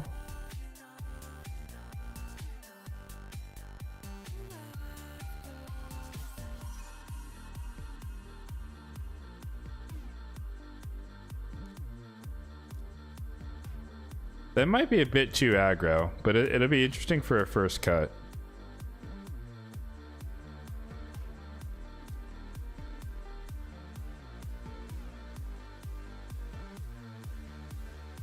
Actually, we should probably put Ninja ahead of her in terms of the ally attack.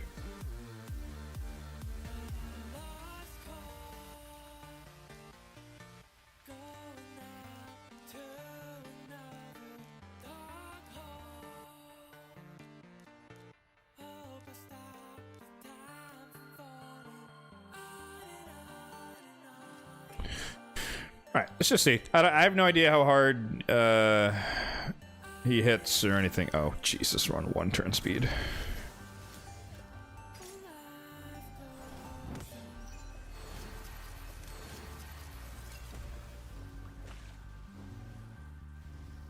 $400,000.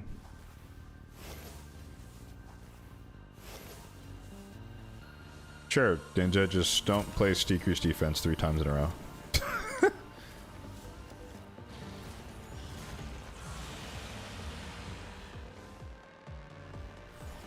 Oh, he can have increased attack. I forgot about that. 4 times in a row. Holy shit, Ninja. Come on, dude.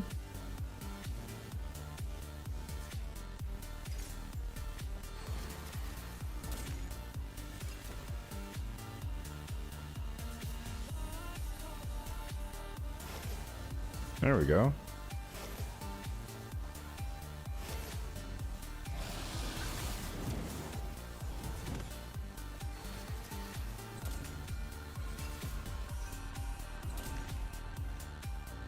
Oh, there's a turn limit.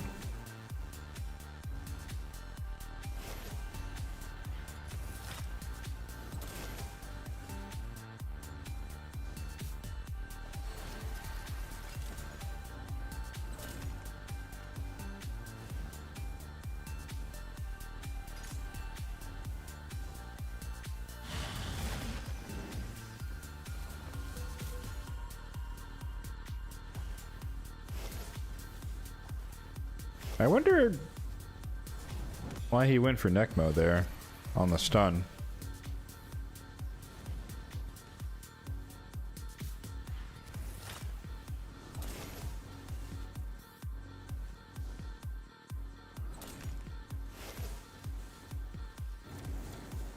Nobody's gonna reach that turn limit. Oh, I guarantee you the Krakens reach the turn limit. The top scores are They already hit the cap. They hit the cap at 2.14 billion.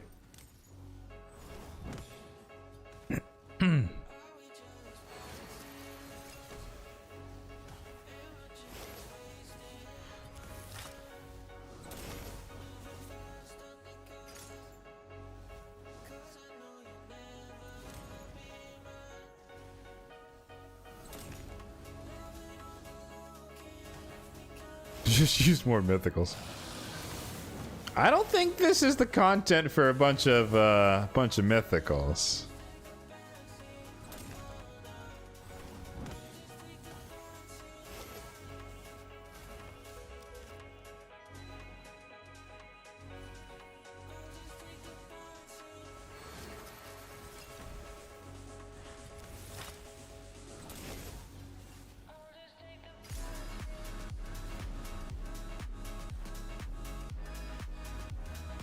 They do that in about 40 turns? Oh, okay. Just use your Senna. Yeah, I mean, you're not wrong. Yeah, let me break out my my Toshiro.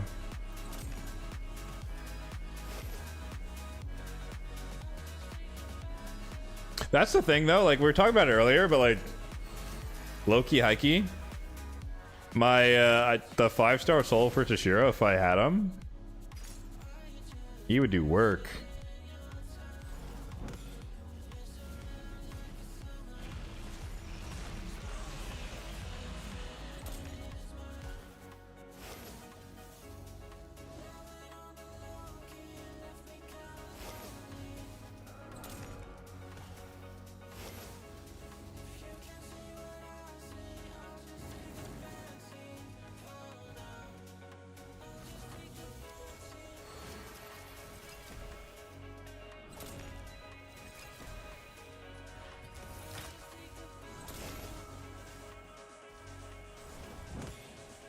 I mean, obviously Ninja's gonna win this DPS battle. That's a given.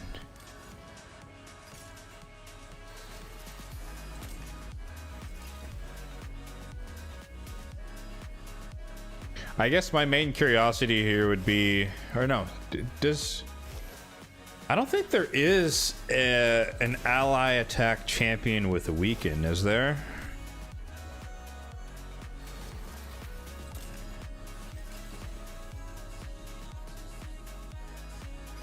Trying to think off the top of my head.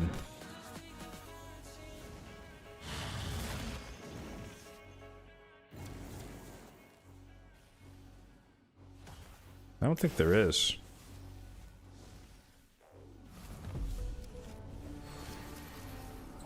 I guess that's something we're missing. Oh, Longbeard. No, you're right. Yeah, I don't have him.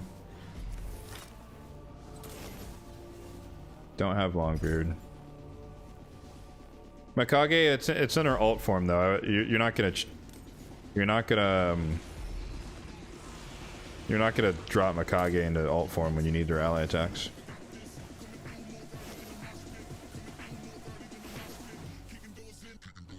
Mad Hatter.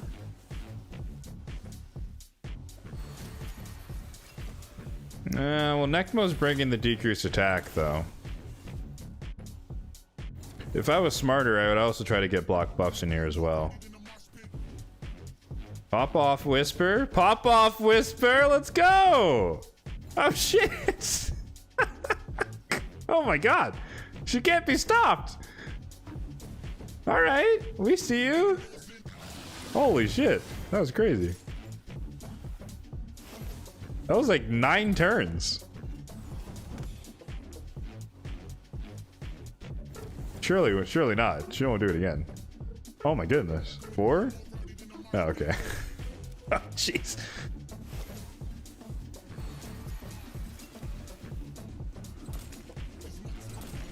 Like, I knew I brought her for a reason. I didn't expect her to do that, though. That's crazy. She isn't relentless, for anyone wondering. Oh my god. Oh my goodness. Whisper, she woke up. She woke up. He's here to play. All right. Why is he going for Necmo? Is he going? Oh, I guess we're all full HP, so he's going in turn order, right? Elva's gonna perma-veil herself because she's in the lead spot. Is that turn meter drop irresistible? It is irresistible. Okay. I forgot what Master Seal does. Does it turn off your blessings? I think it turns off your blessings.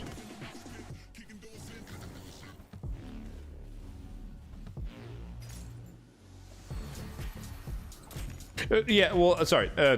Above normal seal is what I mean.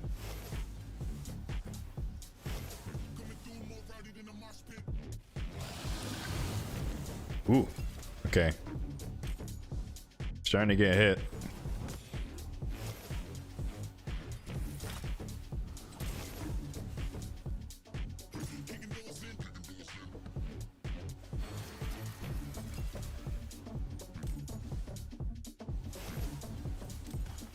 Turns off your gear sets.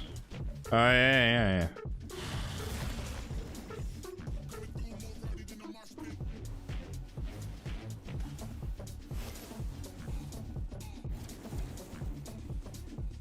Relentless and the passive proccing. Oh.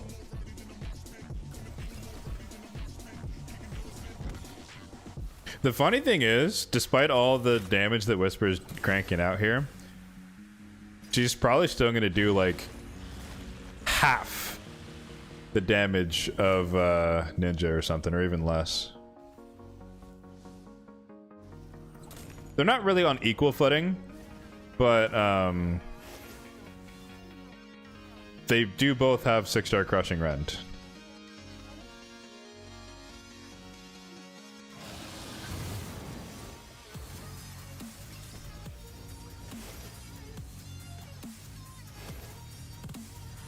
Alright, we're gonna start dying soon here.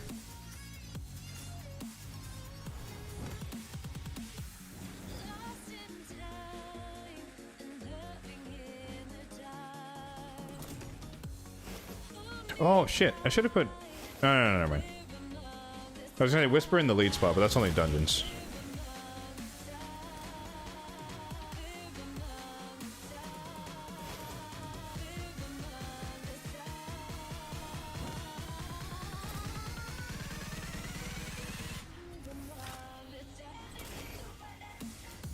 What is Titan Endurance? Oh, that's for like War Master procs.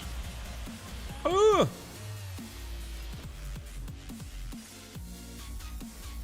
Alright, that's the last or that's, I guess that's the only revive of the attempt here. So if anyone dies with this next AoE, we just kind of wipe. If they both die, then we super wipe. Oh, that was much weaker.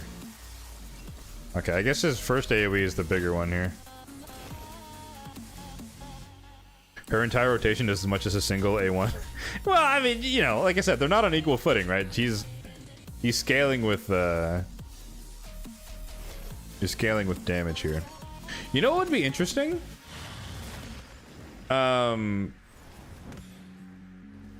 A Tholan Falbeard. You run Ninja alongside Tholan. Weaken on the A1 that I think it can't be resisted by bosses or something like that. Alright, Whisper. Trying to get her final licks in before she dies. This is the big AoE right here. Oh no, they lived. Did we get lucky there?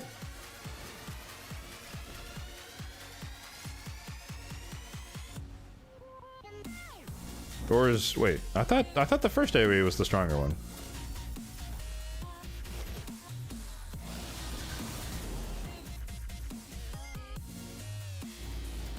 What?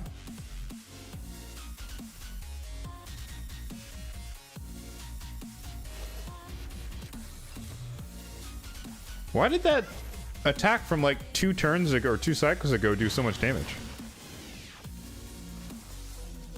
Oh, we lost our weaken.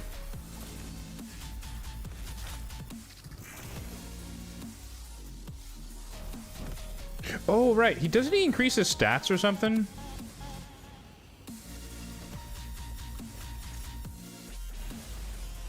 Oh yeah, he's getting resistance over time, so Whisper is falling off because she doesn't have accuracy.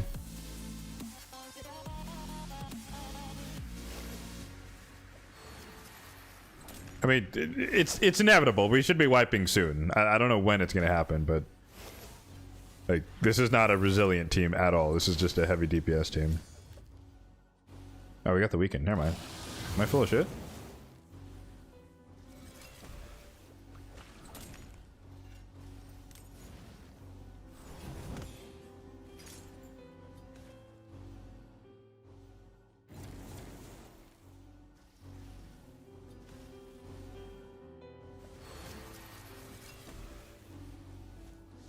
God, I love Whisper. I love Whisper.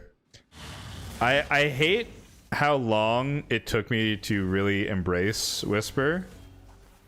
And as soon as I did, I was like, I want to use this champion everywhere. Like if I can get away with using Whisper, I always do, no matter what. She's just so fun. Oh my god, he's teasing us, man. We're so close to the edge. You have a double Whisper. I do have 2 Whispers built, but obviously, you know, I'm gonna abuse Ninja Bikage if they're gonna let me, right? So.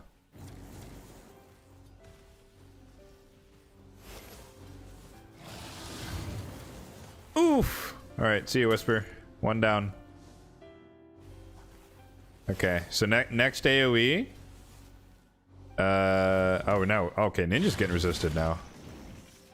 The next AoE should kill Ninja for sure. Oh, he was resisting Necmo now. yeah, it's over. We don't have decreased attack anymore. GG's. Yeah. Okay. Alright, so 200 mil first go. Not too bad.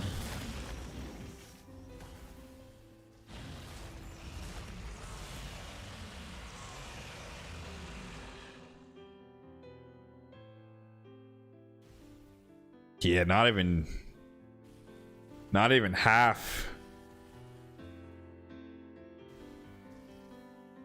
Half would have been 70 mil.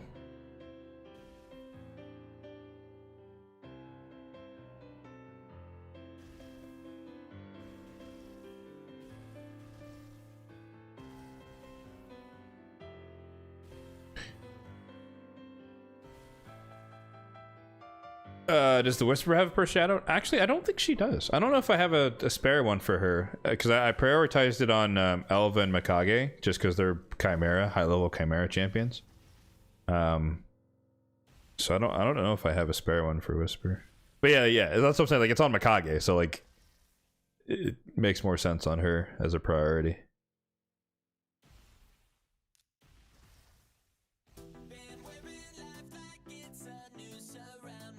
All right.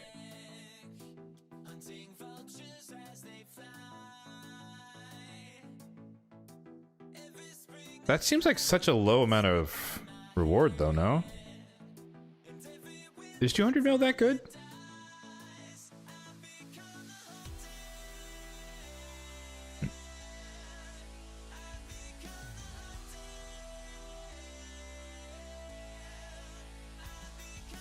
What's happening here? See, I knew Maris wasn't going to do that much. Like, RuPaul is a really high-level guy in my clan cluster. And I'm like, because the enemy max HP, you're just not going to get to cycle it enough to really do much. Oh, this is a Senna team. So he got more turns. Wait. Oh, it's adding them up. Oh, that's stupid.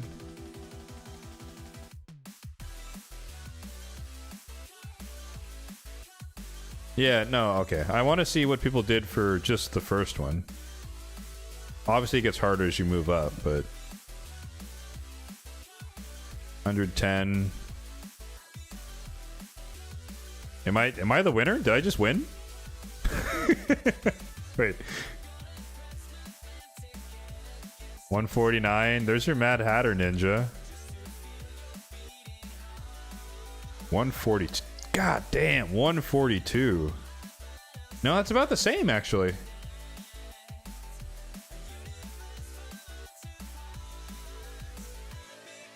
I want to try Mad Hatter just to see. Like, there's no harm in it. Drop Whisper and see if we can just supercharge Ninja, see what happens. But maybe we're just the best, guys. 128. 130. Oh, there's the Tholen. There's my idea. Oh, Relentless Python. That's interesting. I don't know if that helps. That doesn't seem helpful to have him in Relentless. Like, if you're gonna run Relentless, you put it on Mikage or the Necmo here. Get more damage. But that's where my mind was at. Like, if you want another damage scaling champion who benefits from increased attack, but also brings a weaken. I don't have a Tholen built on my account. But that's my thought. Another, yep, or no, it's the same one. 136.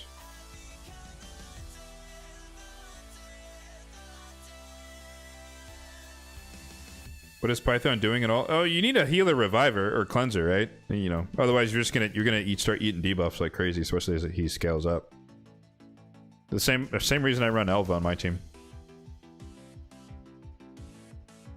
Keep clicking on the same people. Ah, dethroned. Okay, this is hella aggro. But this is Slayer. He has a 9-piece Slayer Marius, so that's a little that's not replicable.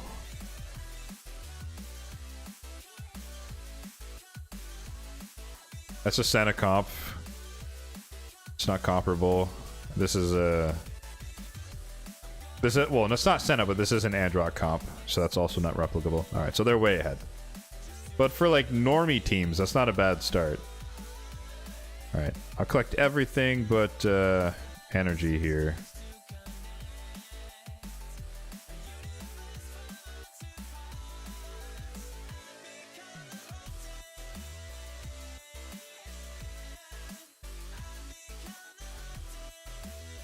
I wish they would add a way to, like, duplicate teams, copy teams over. Like, that would be handy. Like, just be like, copy team 1 down to team 2. That way I don't have to replace them, but is what it is.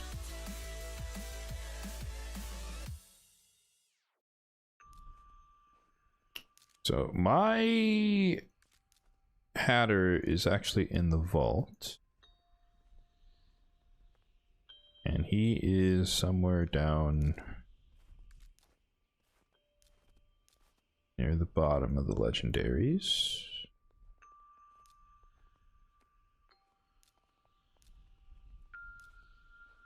He does have his gear on. Is this the right one? Yes.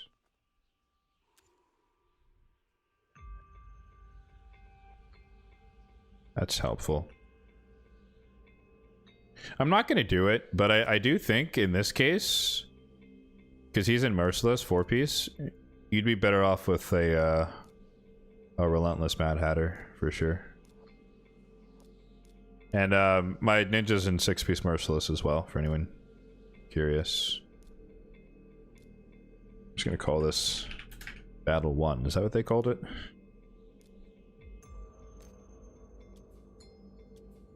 Or Stage 1, okay.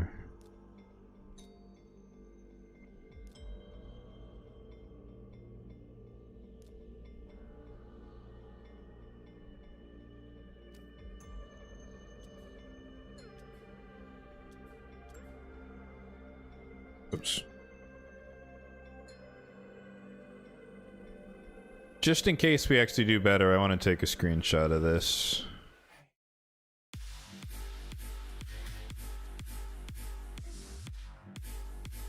I don't know. I don't know if double ally attack is enough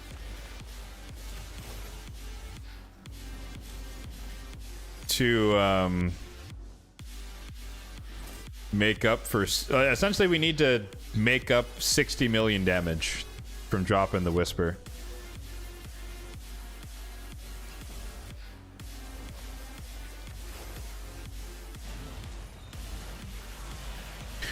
But if memory serves, I think Ninja was topping out around a milli per A1 down the line. So I'm curious where that fits in with Mad Hatter.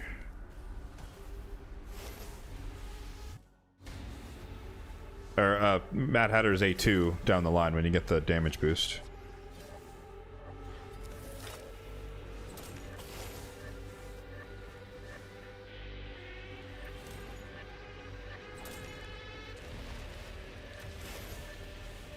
$1 million there.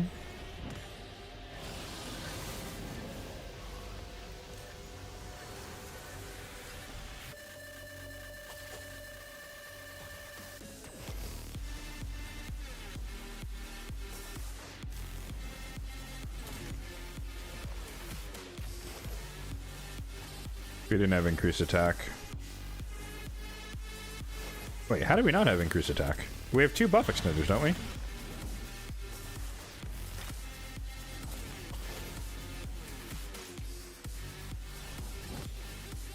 How do we lose increased attack with 2 buff extenders? What?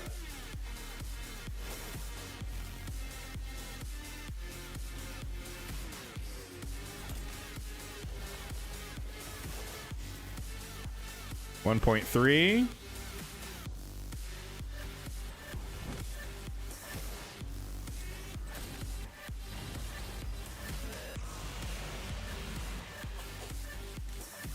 Oh, that's handy. We could just slap off the increased attack. I forgot about his A1.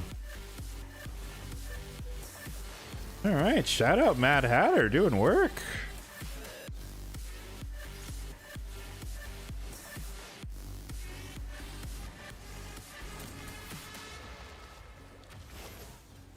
$1.5.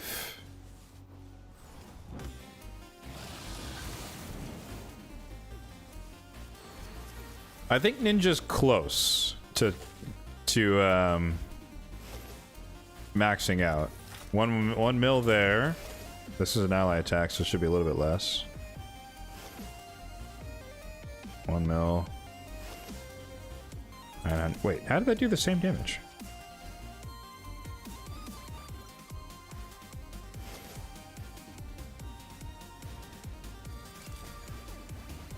The ally attack should be less than the normal attack. What's going on there?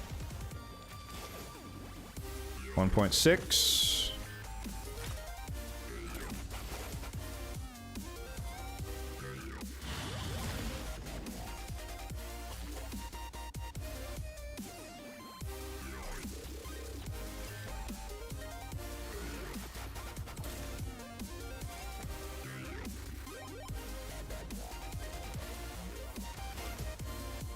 $1.6 again. We might be there. There's our 1 million A1. We lost increased attack again.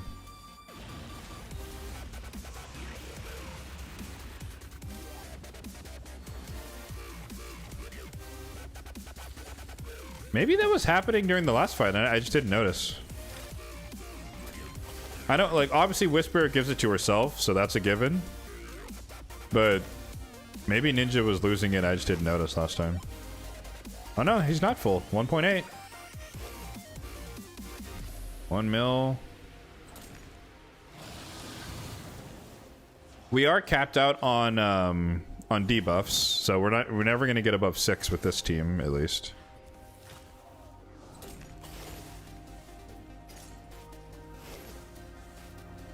$1 mil. Doesn't have it yet.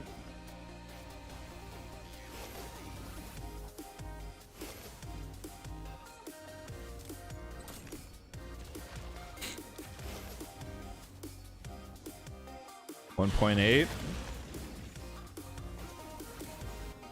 I don't know if we can get to 2 mil. That would be cool, though. 1.1 on the ally attack.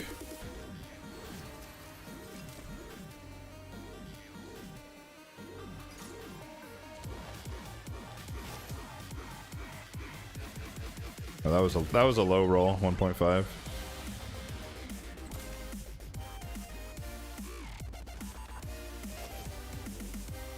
$1.1.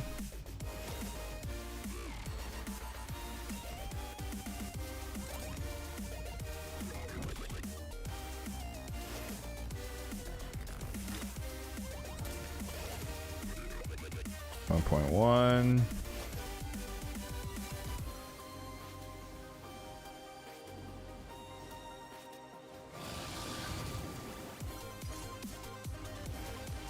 We lost a debuff. 1.6. That's hard to tell there because we lost the burn. We need the burn to be up there for the maximum max Hatter damage. Max Hatter? Mad Hatter damage. But I think just turn-wise, Ninja should be capped out. Should be.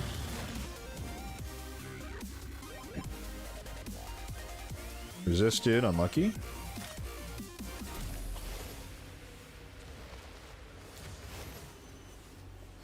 Yeah, okay. I think he's max. So 1.6 is where we're gonna get to with the Mad Hatter.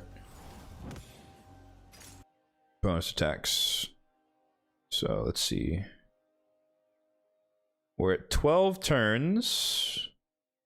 Last time we survived until 34, so we're not quite halfway.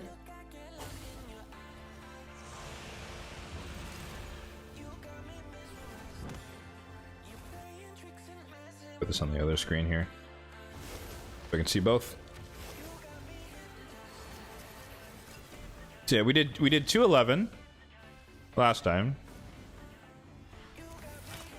which means that half of that would be 105, which we just passed, and twice the number of turns from here would be 20 or well, yeah, 28.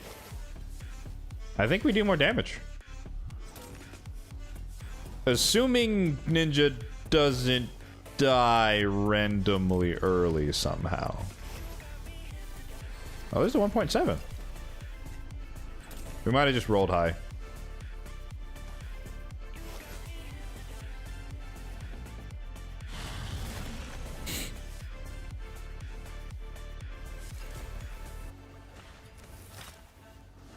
I mean, while we wait, what did you guys do, or how much damage did you guys get on your first on stage 1?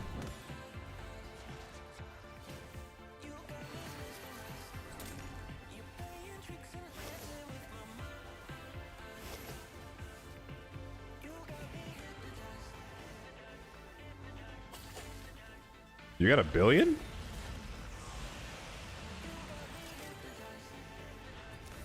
Damn. All right.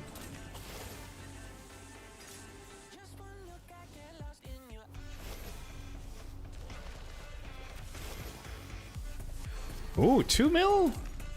We got the 2 mil.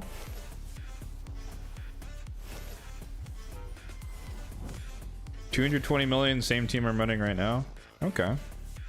I hope I could, well, I hope we do better than 220 just because we did 211 last time.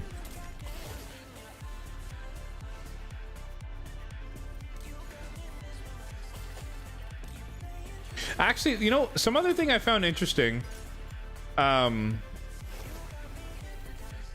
some people are saying that this is boring because you only get like 1 score. And I found that really odd.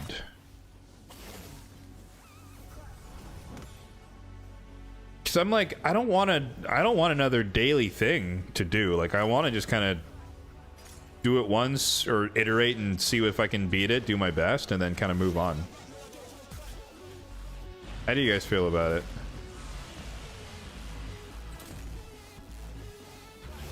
They're like, I'm okay with it being a one and done. If you know that that's the best you can do, and just move on. Because I feel like we all complain about time in the game. And it's like, wait, I thought we didn't want another thing that would take hours and hours every day to do.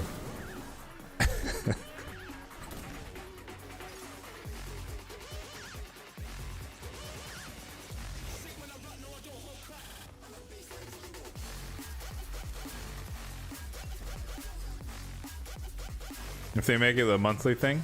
Well, yeah, but this is temporary content, right? So that's not really... At least to me, that's not really part of the discussion.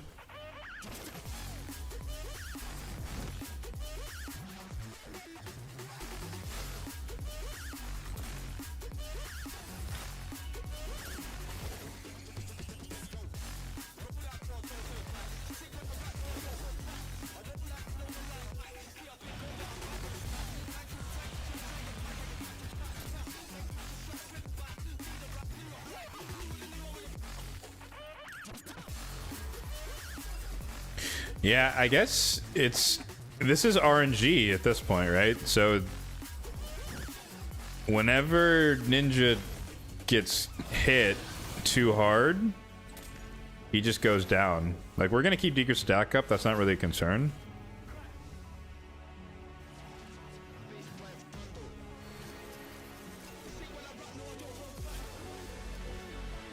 So there's no guarantee that we're gonna last until turn 34.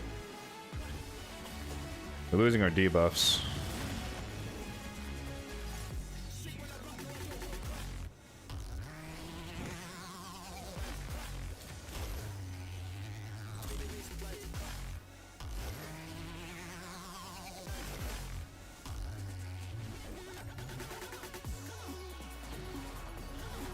Ooh.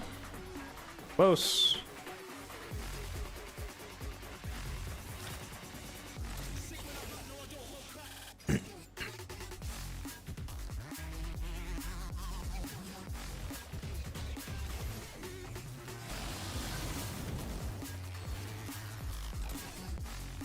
Thing is, if your roster's not that deep, you can't get a reasonable score, and then you can't grind your ways. I see. You're kind of stuck getting nothing, more or less, if you can't put up good numbers. That's fair.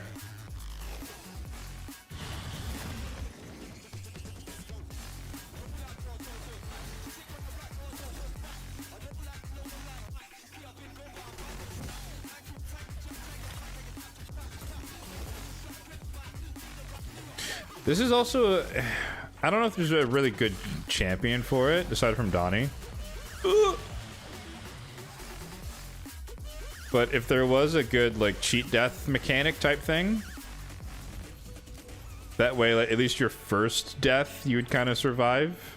And maybe that would buy you a couple more cycles of turns. Ah, damn it. Rip. Unlucky.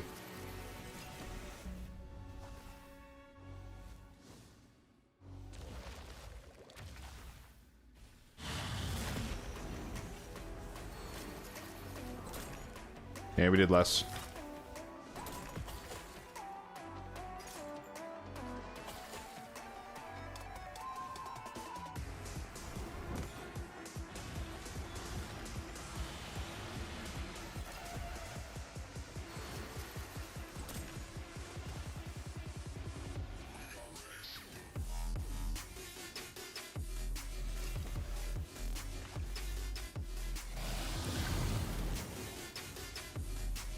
Okay.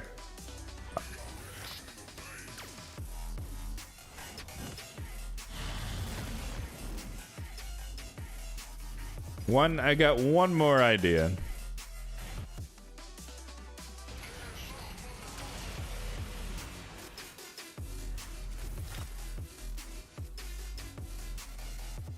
Unless...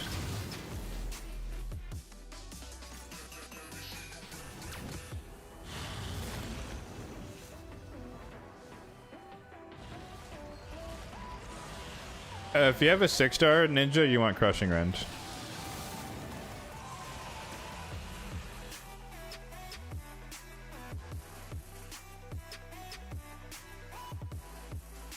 Well, like I said, we're like this type of team. You're at the mercy of RNG, so we just didn't wipe as early as the other team. Like, there's no rhyme or reason that we died at turn whatever we died. I don't even know when Ninja died.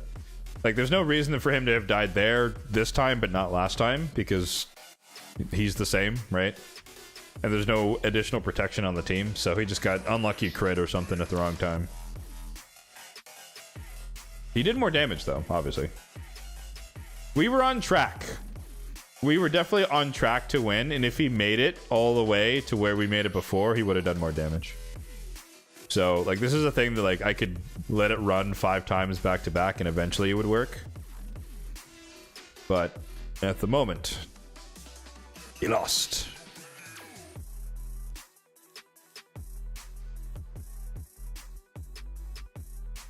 Alright, but in the spirit of what I was saying,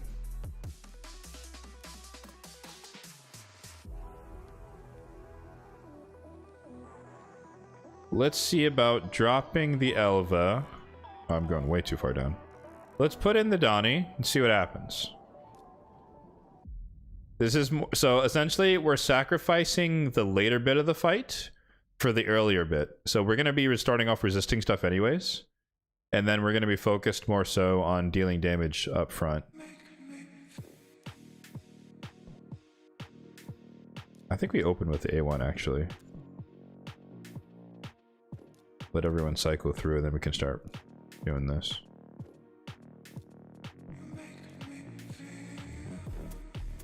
Protecting against the RNG one shot. Yeah, that's what I'm saying. Like, I'm thinking that he could just protect us. But the problem is, in the later part of the fight, we don't have block debuffs. And so when he starts buff stripping and sealing us, we're going to lose our Relentless and Merciless and all the other shenanigans. So. But it will protect Ninja. At least once or twice.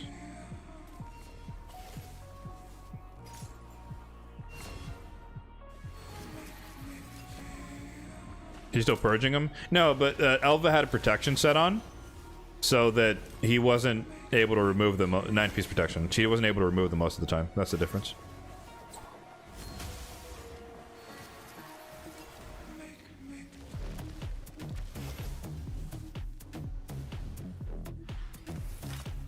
But we'll see. We'll see the difference.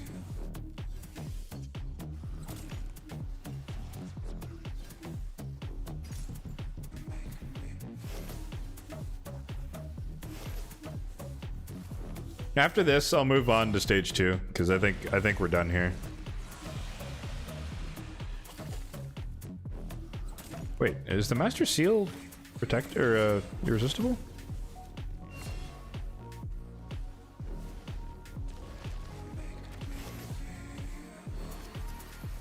No, what the fuck?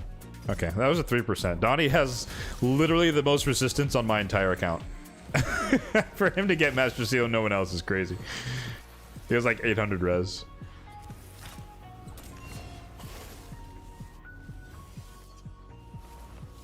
Stage 1, 4, 5, you're good. Stage 2 and 3, you struggle with. I guess it depends on the restrictions, right? We'll see what they are. I haven't, like I said, I purposefully did not look at a bunch of content so that I can kind of go in blind and just do whatever we do here. But that was also based on me assuming, and I was correct, that this was a one and done type of thing where you don't have to iterate on it unless you really want to. So I was like, I hope this isn't a daily thing, and then I'm just like, I missed like the first 4 days of the event or whatever, but yeah, we're good.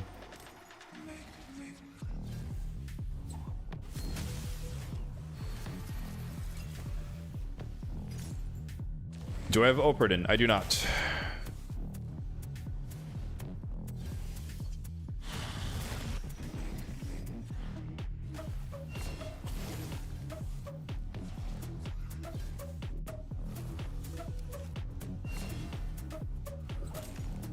Did I pull during the 2x? I did. I pulled 50 voids. Didn't get anything though. Spoiler alert for my video on the channel.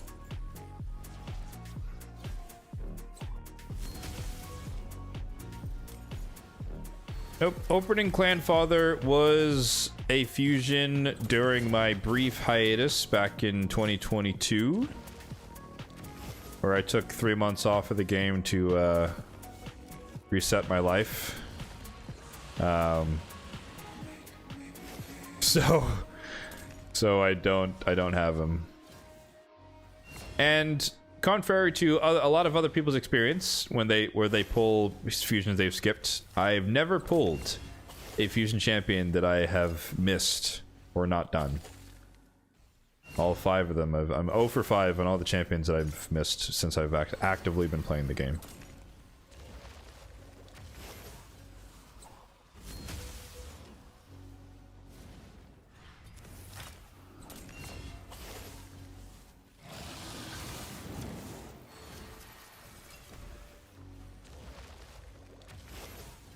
Have I pulled dupe fusions? Yes, I have pulled dupe fusions. That's a given. They're literally like 1/3 of the summoning pool, roughly. So that's a guarantee. Like that would be. I hesitate to call it lucky, but you know, from a statistical standpoint, that would be ridiculously impressive if you managed to show me a late game account who actively did fusions and never pulled a duplicate of any of the fusions they've done. It's mathematically possible, of course, but that's so unlikely that it's not even worth considering, in my opinion.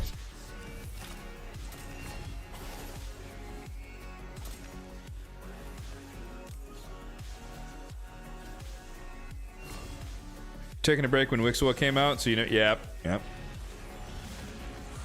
Well, the thing is, though, it made that argument made a lot of sense 4 years ago.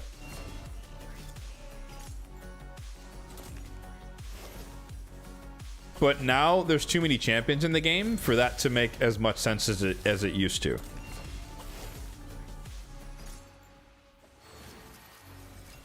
Because I would say the same thing. Like my favorite example of this was that when I first started playing, and like, you know, Seer was like before Geomancer. I'm talking like early 2020 or early 2021. Sorry. Like Seer teams were the meta for like running, you know, speed running dungeons. I mean, it kind of still is to a degree, but depends who you have. And I was like, meh, Seer's boring. I don't want to run Seer. I want to run a Poison Explosion team. Back when you could actually do that outside of Dragon. And I was like, I'm not going to worry about it. Surely I will pull Eleanor or Zavia as I continue to play. 4 years later, still haven't pulled either of them. Thankfully, they buffed Narma, they returned, and now I do have a Poison Explosion team. But it's only useful in Dragon now, which is a shame. But it is what it is. So I've been purged of that mentality of, I'll just pull it later. Because that's just less and less likely over time. Plus, just history has shown that that doesn't happen. At least for me.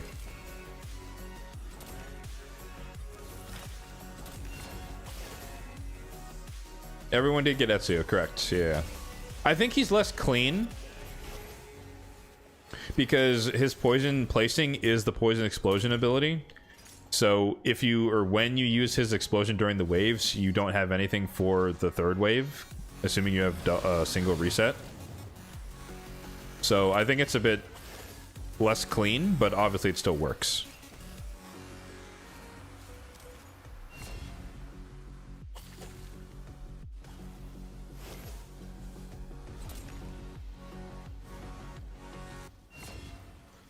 And in absence of anything, I would have made a team centered around him, and I would have made it work anyway. So it's not a problem. But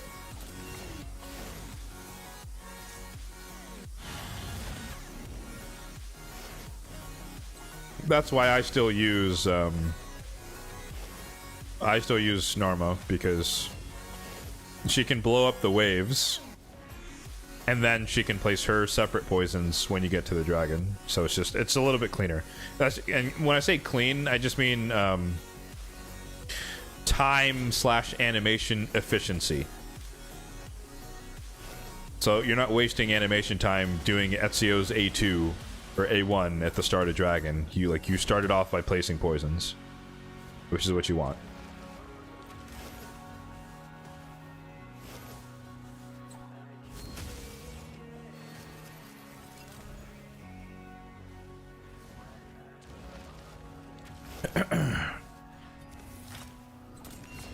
Would a Harima with 6-star soul do more damage than a ninja? No. Because you don't have increased defense.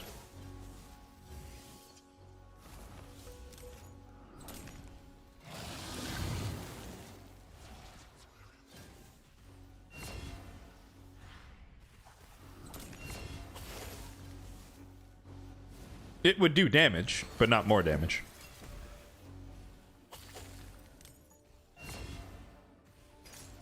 I guess that's something the game is missing, huh? Increase, or no, ally attack with increased AoE, increased defense. Which was obviously be less useful overall, but at the same time, we probably have enough ally attack, increased attack champions in the game.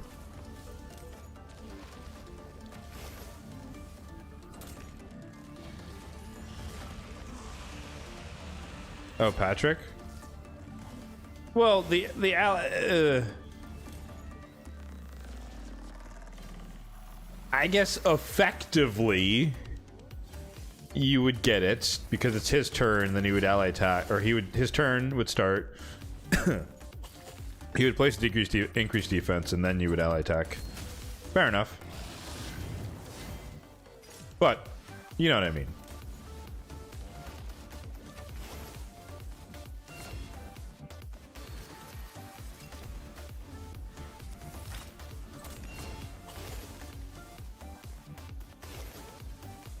Alright, so this is where things start to get a little more interesting.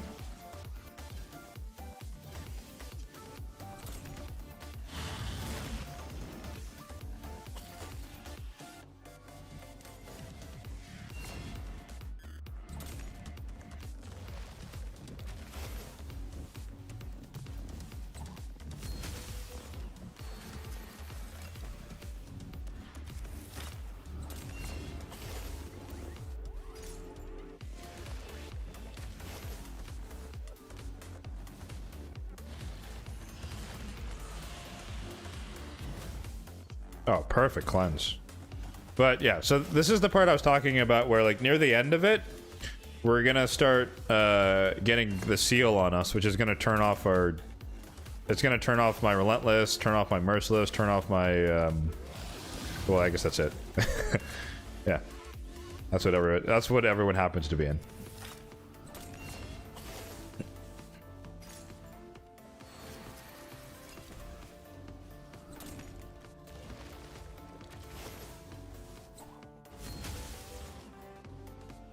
So, I don't know.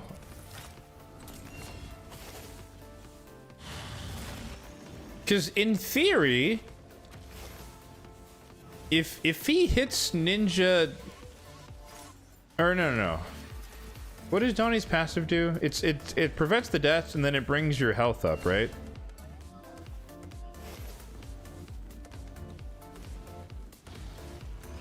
I think it brings your health up. Because if it brings your health up, then he wouldn't necessarily die. But I would think, like, if you hit Ninja, you know, 4 times and they all crit or something, then there is a chance that you could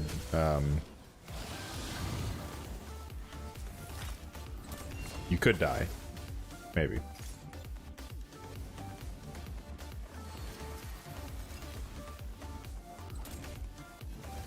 All right, this is crunch time. So we Ninja died this time last run just by bad RNG. He survived this time thanks to good RNG, I guess. I don't know. There's no way to gauge that really. But we did beat the Elva comp because they died at 200 mil, which we just passed. Whisper Ninja died at 211.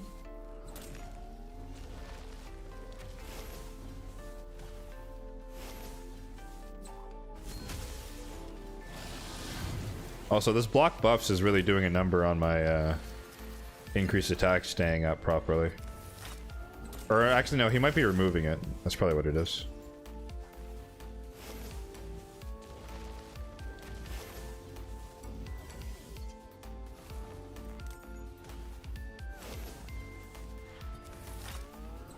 Okay, Mikage is trying to end this. Or trying to max out the damage here right at the end. And I appreciate it. Alright, there's our 212. We beat the Whisper Ninja comp.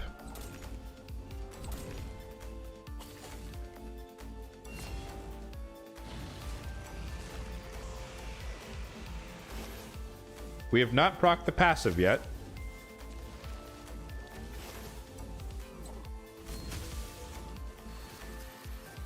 Actually, if anyone has the game up, can they check the cooldown on Donnie's passive for me? That would be helpful. I want to say it's 4 turns. Ooh, that was close. He didn't die. We didn't proc it there. We are safe for 2 more turns.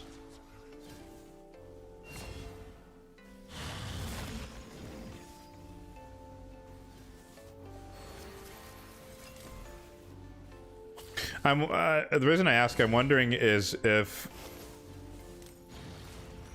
when it procs, it didn't proc there either. Will we have enough time?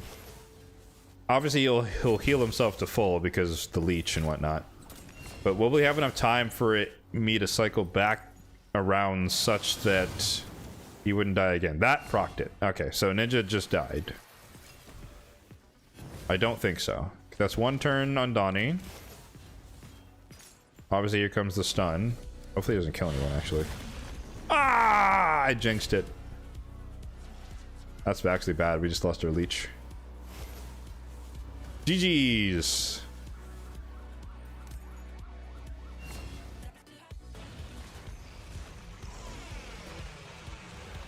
Well, that was luck.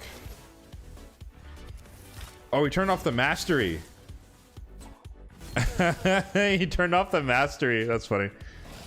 So he didn't heal from the vampirism or whatever it's called.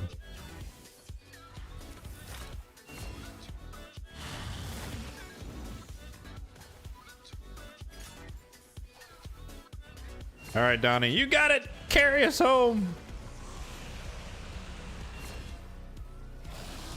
Oh, rip.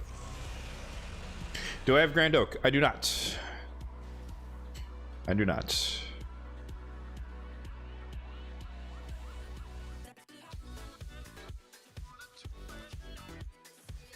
All right. Well, we got a winner. 233. The Mad Hatter Donnie power combo is the winner. I'll take that.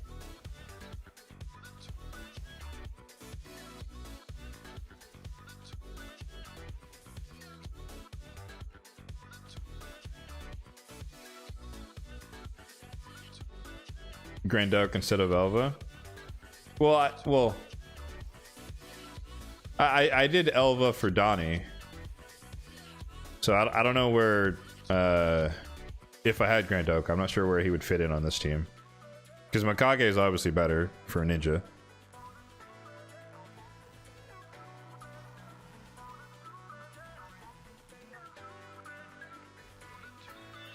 $511 with you have Toshiro. That's not even a fair comparison. I'd hope you did double my damage with him.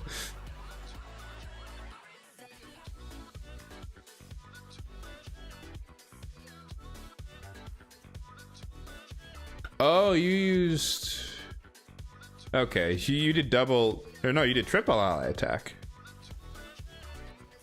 Makes sense. That could work too. Well, I guess you also get the A1s, right? Where he's reducing cooldowns of stuff. Isn't that what he does?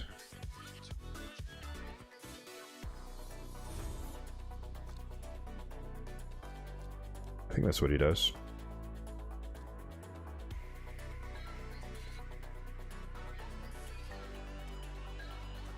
Yeah.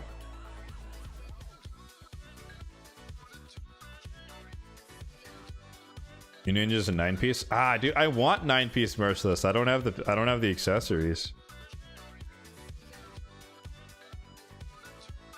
I need an amulet.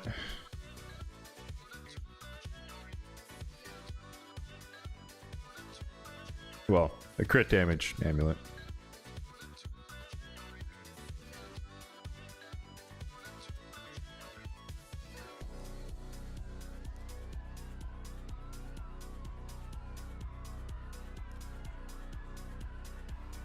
I know some people would say, you know, just put the set's more important than the stats or whatever, but in this case for me, because he's rocking like all 5-star gear, like I would want just a bait. Like I don't care about the subsets on the crit damage amulet, but I would still want a crit damage amulet before I convert him over.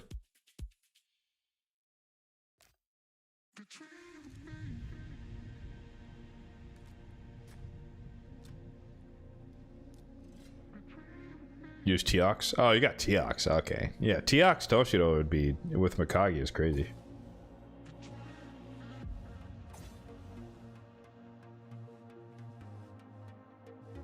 Okay. I don't know if you guys heard that, but that was my doorbell. I don't know who on earth would be visiting me. I don't have friends. I'd assume that's a delivery. But I don't need to grab it right now, so I'm not going to.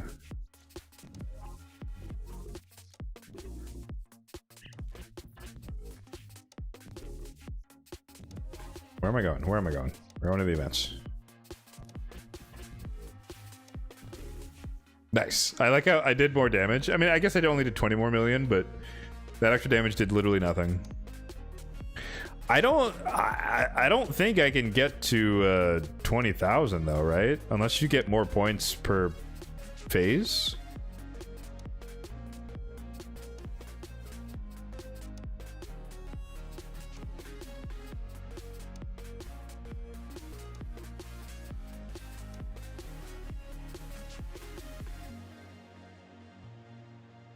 Right? Yeah, they're all the same, I think, right? Multipliers?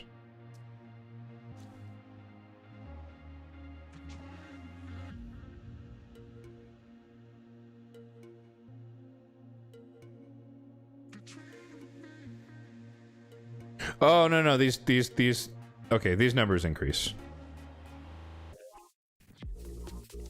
I see. Okay. So if you can get to 85 million across the board, then you're good to go. Okay. That's probably a tall order, to be honest.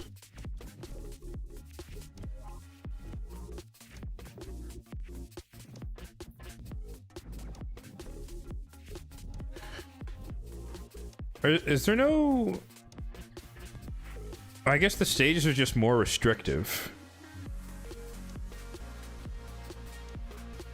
Right, there's no increase in difficulty. Okay.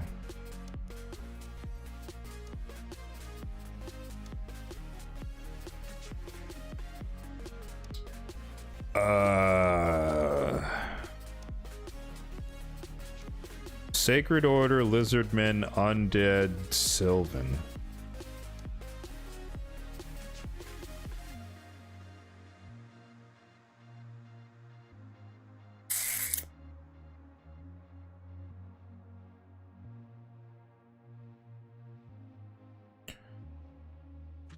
It's probably gonna be Fenax.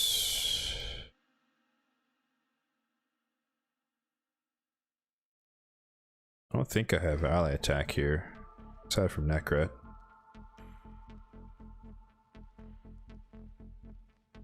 Increase attack, weaken. Increase speed. We got Nekmo again, might as well use him.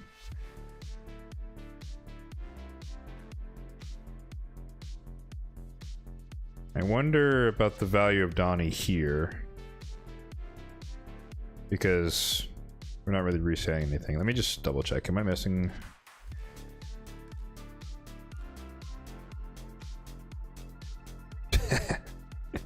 I'm not gonna use Catacomb Counselor. That'd be funny though.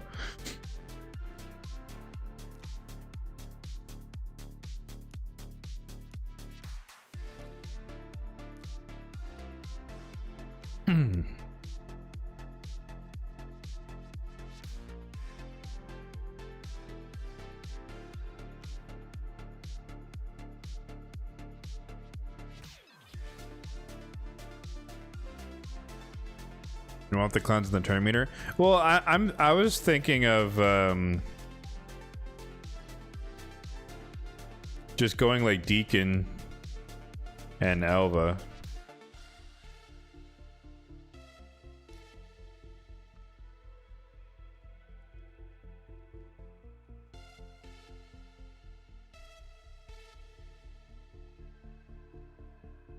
Mashald could be good too.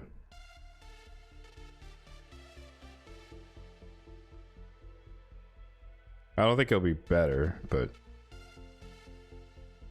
we have increased speed across two champions, so we should be fine there.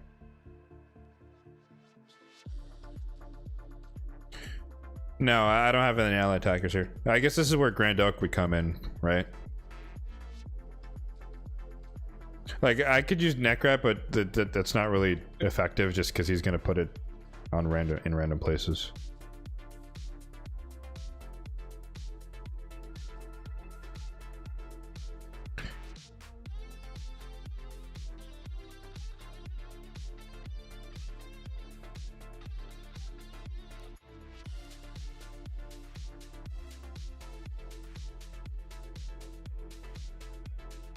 Oh, this doesn't have the restrictions in it. That's annoying. What was it? Necmo.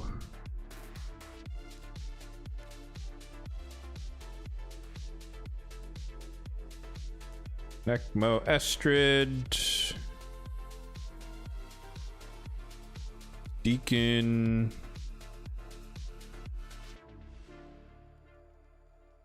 Oh, I didn't decide yet.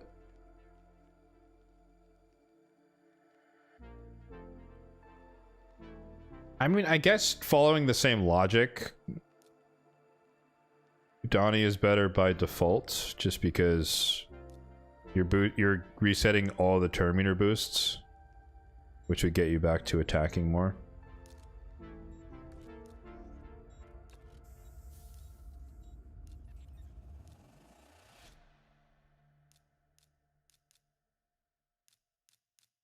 All right.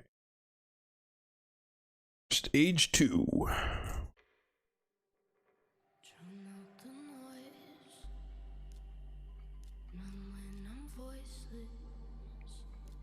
I don't know what the turn order here is. So Necmo 280, 250, 315. So Deacon is actually the fastest. Donnie is 282, so he's gonna go ahead. Let's do the same thing. Opener here. And prioritize this.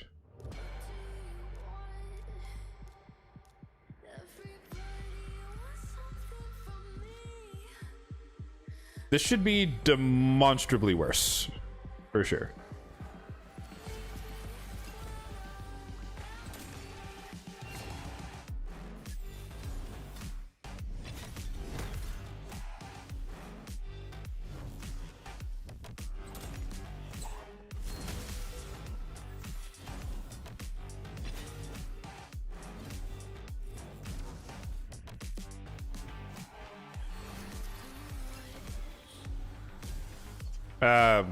For the record, my Fenax is also in 6-piece Merciless. Obviously not as good a gear set as Ninja. Oh, see, now he turned it off.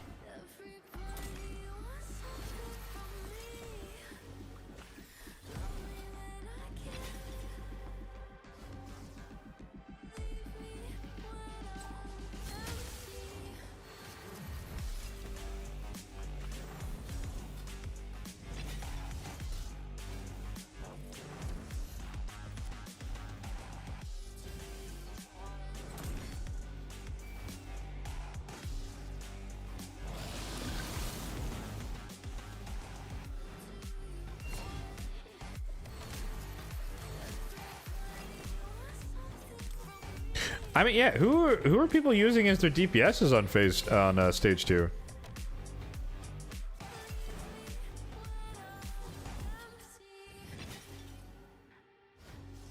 Teox? No. Yeah, that is a cheat code. Okay. Yeah, if you have Teox, you're kind of chilling, eh?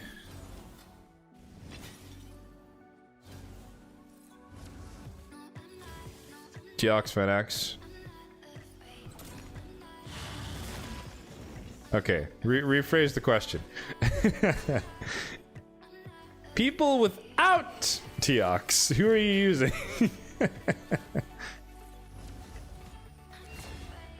Calamitous? Okay. Calamitous and Little Miss Annie. Interesting.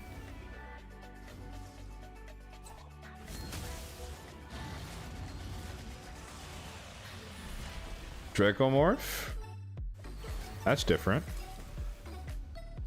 That's old school. I like the Draco. I obviously don't have any of these champions, but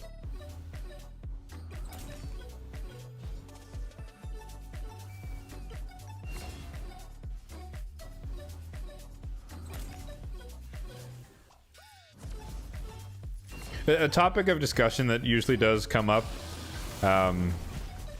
or has come up in the past, is like, you know, why don't you have Grand Oak? Because he was guaranteed. And my answer, unchanged, but just at the time, I didn't think I needed him. And I still agree with that decision. I don't regret it. Or I still stand by it. I think it was just too expensive. That's it. I wouldn't mind having him for this situation.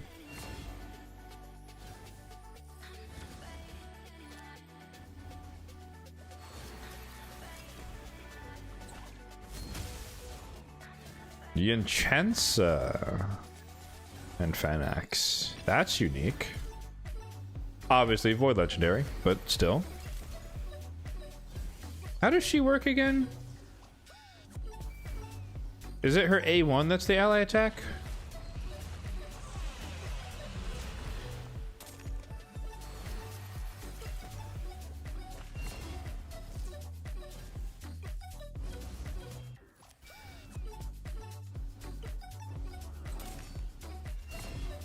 Yeah, my Fanax he's only 5-star.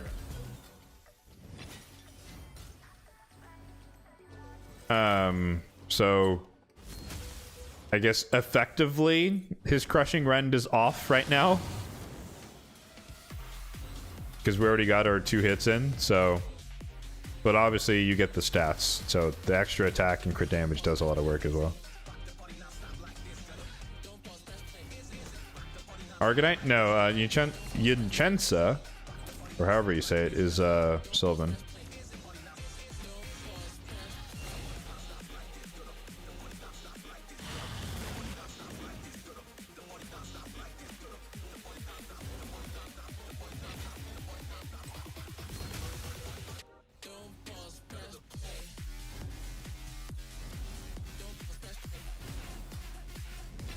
Wow, you can really see the difference between Helm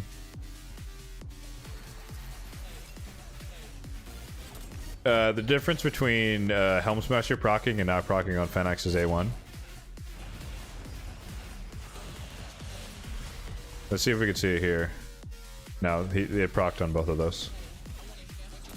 It's like 100,000 difference. Like when he hits the 300, it's proccing. I guess we got 4 in a row.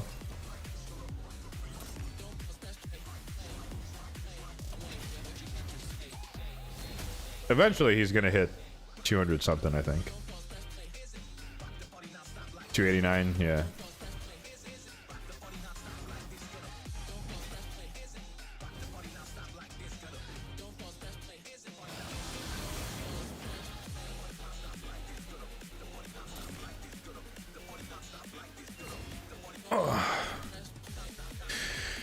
You also don't have Necmo. Yeah, Necmo is well, especially if you have a Chimera optimized Necmo like I have. He's in Reflex, he's in Relentless Impulse. And 1 refresh accessory as well.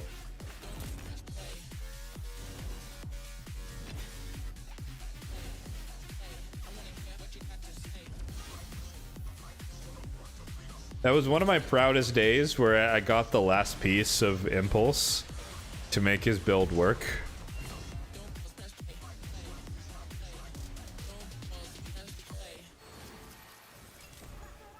And it was like a bottom piece too, so it's like a really, like, it's only 5-star, of course, but like, it's always nice when you get those anchor pieces in the set you're trying to build.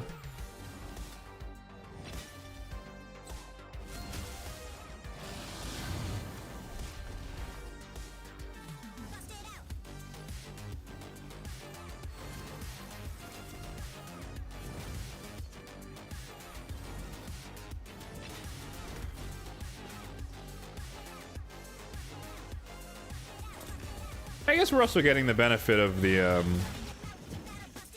brimstone here as well. We didn't have that on the last comp.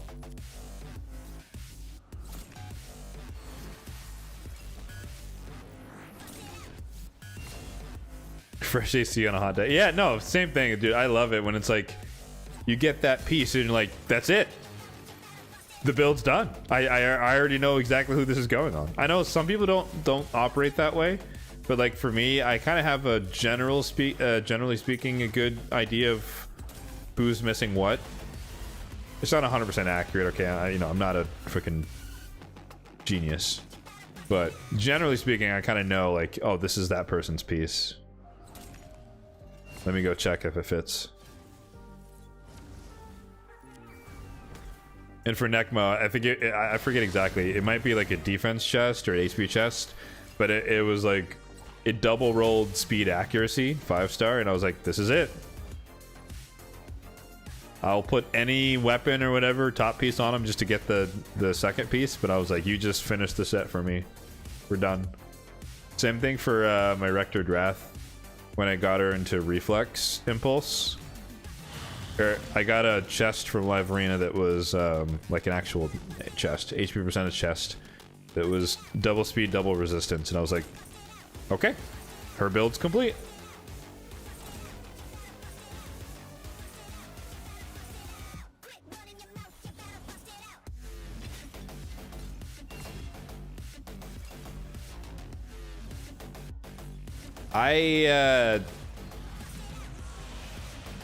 I don't think we're gonna get to 85.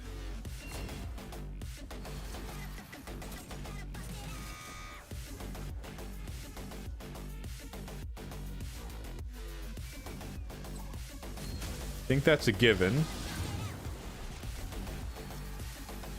But you never know.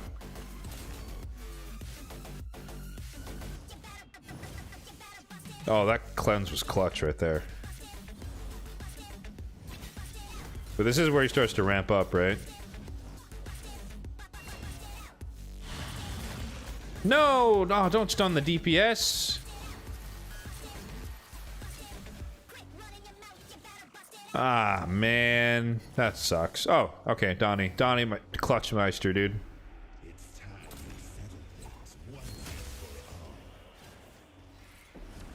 Donnie is clutching up hard right now.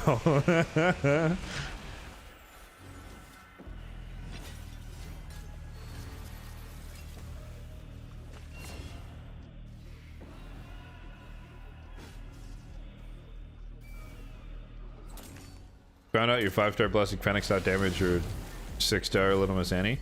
Well, their damage is different, right? I forget exactly why Little Miss Annie does so much damage.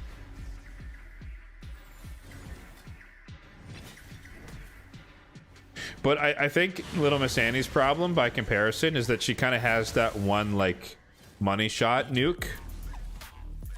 Whereas FedEx, you just spam as A1 and then over time you just do damage.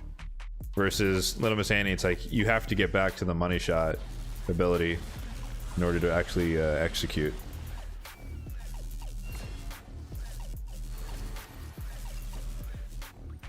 Stage 2 is or no, your best was 51.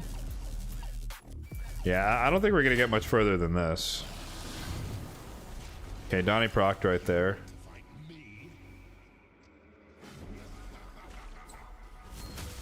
Just so much damage as an evil murdering doll.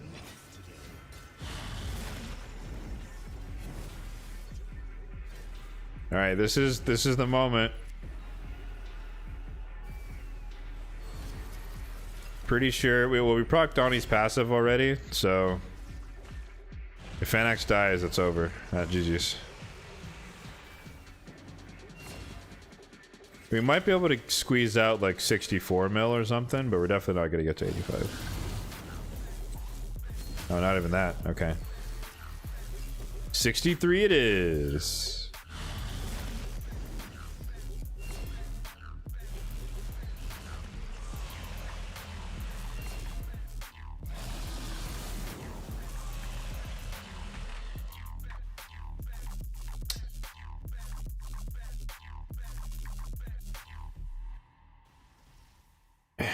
Read LMA's lore. Have they done a lore update in a while? I feel like they haven't done a lore update.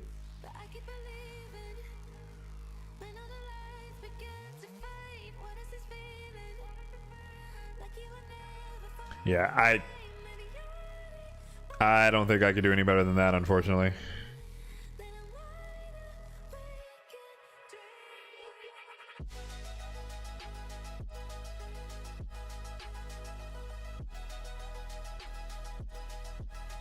Like, we got DQ's defense weekend, we got cruelty, got a DPS.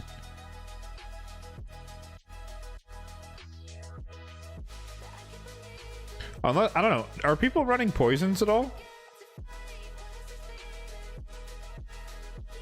I imagine that's not really a viable strategy, but maybe some people are running Fushan. I could see that. Like, mine's not built anywhere crazy, but like a solid 6-star rend Fushan, I could see people running that. Or Draco, yeah. I'm thinking from people I actually have, but yeah. Draco is the best of both worlds, eh?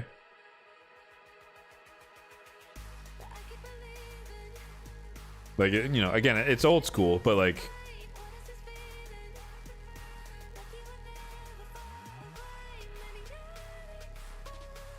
you have Draco, but you didn't need him. Well, yeah, yeah. If you have Teox, you don't need Draco, man. All right. Jeez. Not like you don't need him in a vacuum. Like, yeah, if you have someone better, of course. Put it in context. It's like sitting here. I didn't need Ninja at all, guys.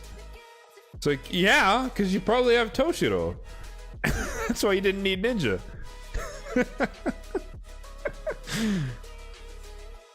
What's my team 5? I don't know. We'll get there, I guess.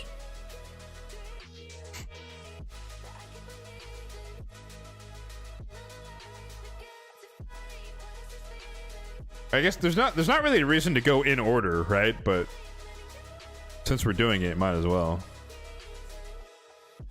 Oh, sorry, what was this one? Is this Affinity? No, it's just factions. We got Orcs, High Elves, Dark Elves. What is that? Is that Argonites? Oh, that's irrelevant. Okay, I don't have any Argonites. I mean, you gotta do this, right? Is there any other option? They say, hey, I can't stay late playing on my video games. You got things to do. You need to wake up. Varl, maybe? Read the morning news. Maybe I fit in if I tried a little more just to look like them. Maybe I'd fit in if I tried a little more just to act like them. Play my video game.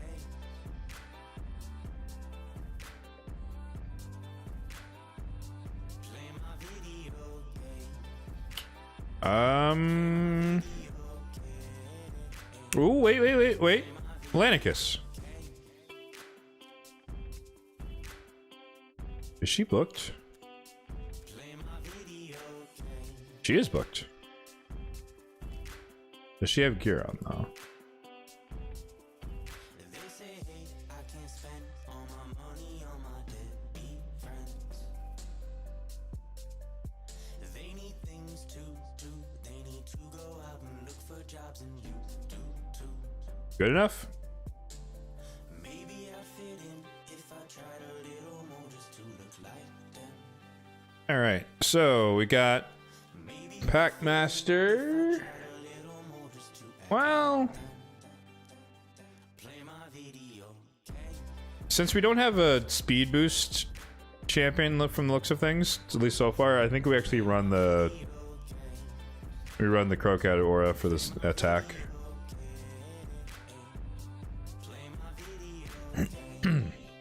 Packmaster.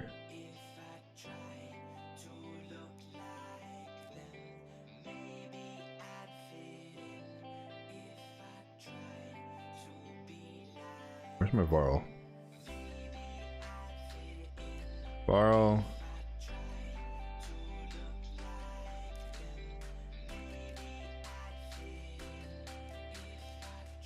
Atlanticus was down here.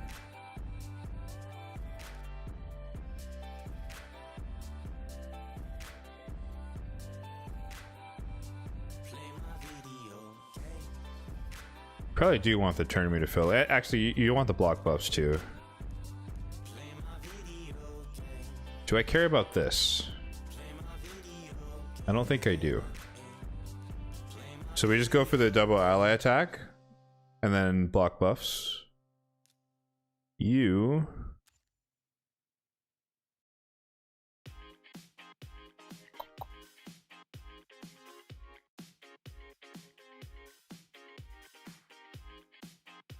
This doesn't really matter what you do, to be honest. They're both on a 4-turn cooldown.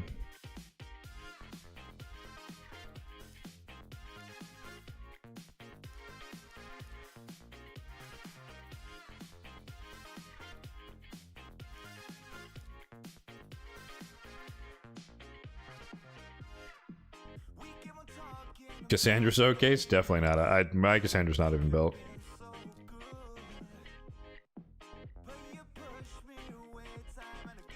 Prioritize the ally attack and then open with this ability though.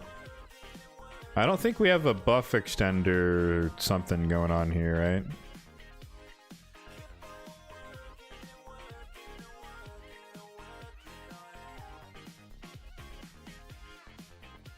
Probably gonna need a reviver.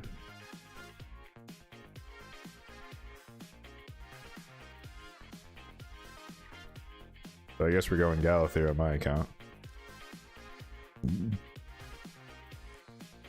It's either Galathir, Arbiter, or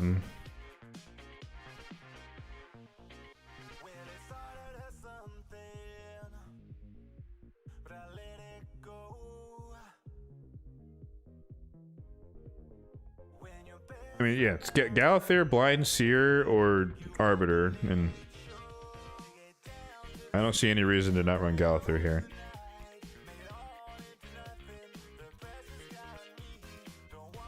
He's pretty smart, so let's just not Metamorph.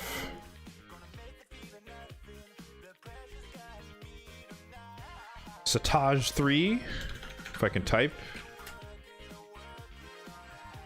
You actually want to prioritize this, but open with this. Oh wait. Well, we have 2 weekend champions.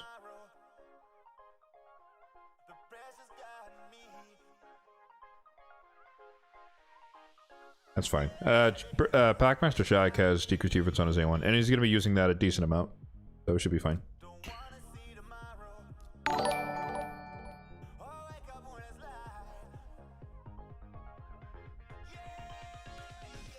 Okay. 200 million on Team 5? Do you need to hit 200 million on Team 5?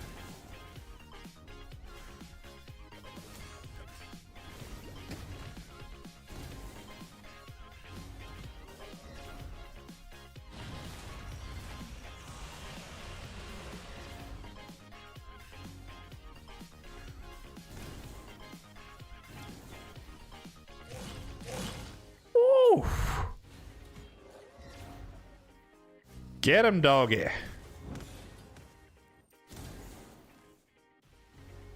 Aspirational minimum. Respect. Okay. Yeah.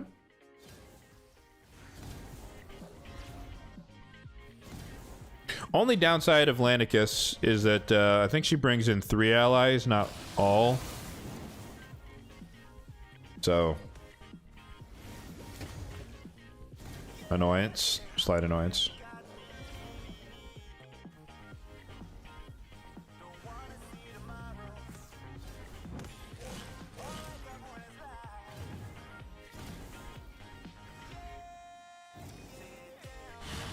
In theory, In theory, Crocat should win this battle.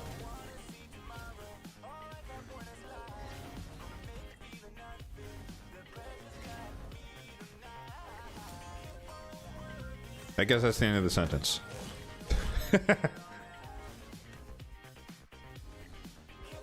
I thought I had more to say there, but I don't.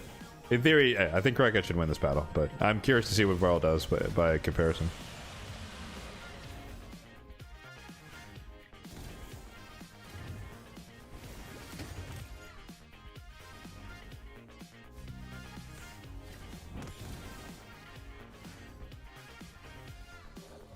So, by chance, is anyone here a fan of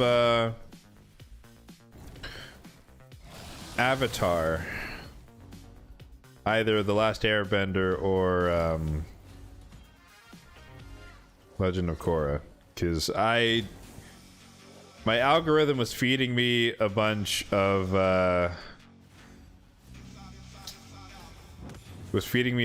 content on it recently, and I was like, screw it, I'm just gonna rewatch Atla.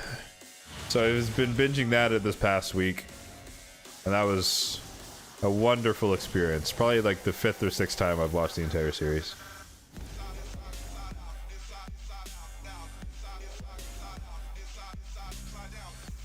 Secret Tunnel. Yeah. A Grout show. Yeah. Sure. It was a good tile.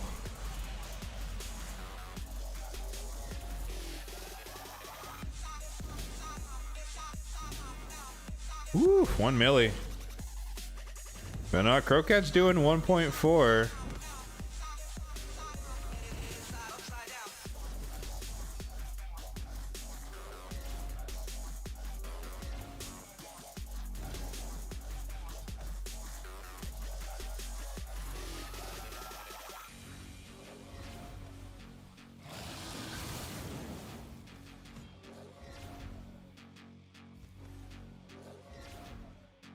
You don't like how they killed Zuko? Is that a hybrid of Sokka and Zuko? Who's Zuko? Oh, I assume you mean Azula, but yeah. I don't know. I thought that was a satisfying end. She got defeated by her own hubris, which is like to me that's a fitting end for her.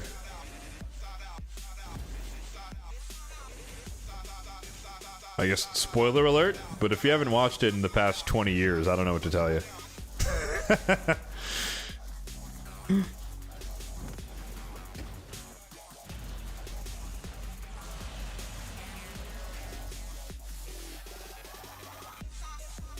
But no, it was a good trip down memory lane.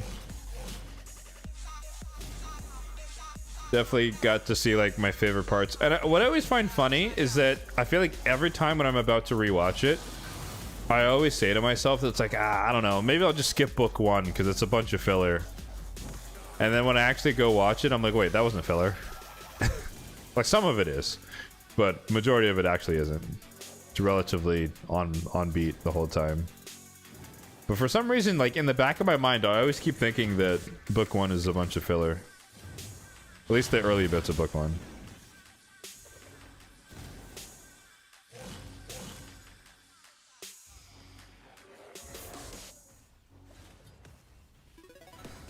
I think Varley Boy is running low on accuracy here. In fairness, he is built more for... He's built for... I think he's built for hard Hydra?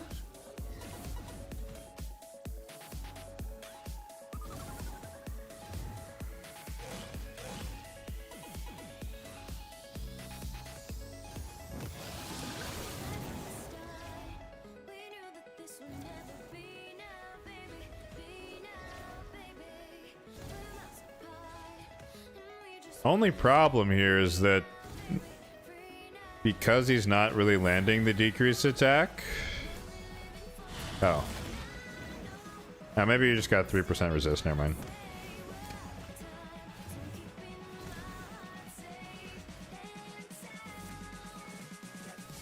Alright, I rescind my remarks. I think he just got 3%ed. That was a low roll. Oh no, he's gonna have increased attack.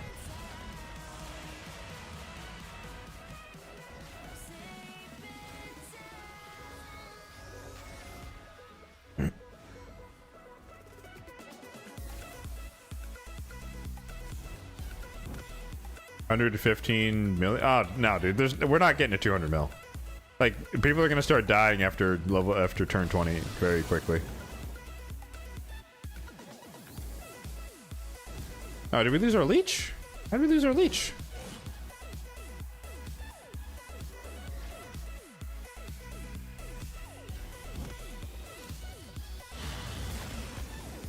What the hell?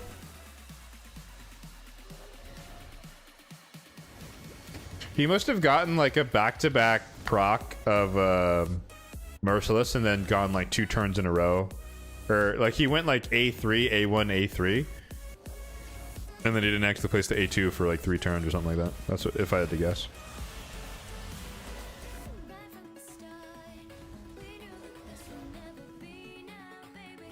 Alright, I keep forgetting to mention the builds. Lanicus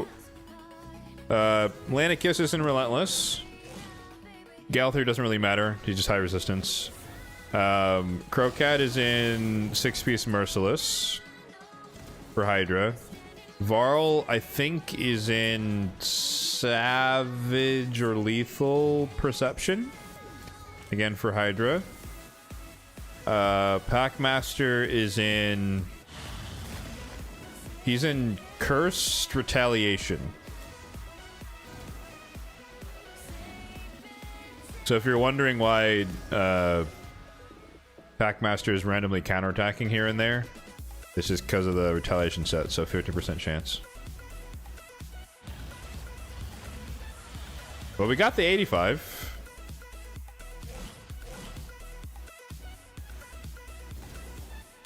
But essentially what happens here is as soon as we don't land block... Actually, no, we can't miss block buffs because it's irresistible. So, as soon as we don't land decreased attack and we get a big smack, one of our DPS will die, if not both. So... It's a matter of time. I don't know exactly when it's going to happen. Okay, it's still up for at least the next 2 turns. Or the next 2 AoEs.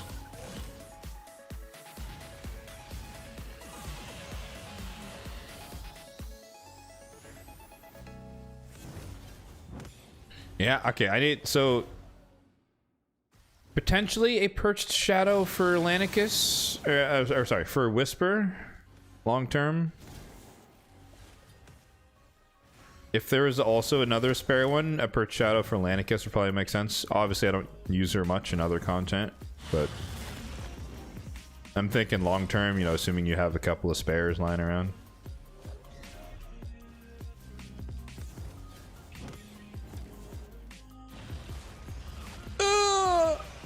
Rip.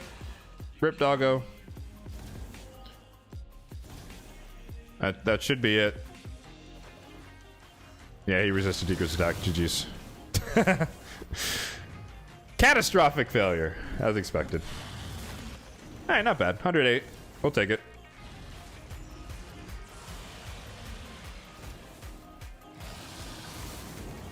I feel like these battles are going to get shorter and shorter.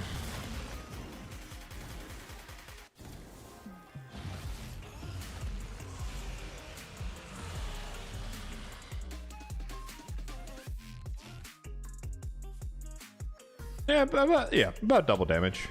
Granted. Well, no. Actually, that's accuracy resistance. Yeah, he just did double damage. Which, to be expected with the passives doing work. Okay.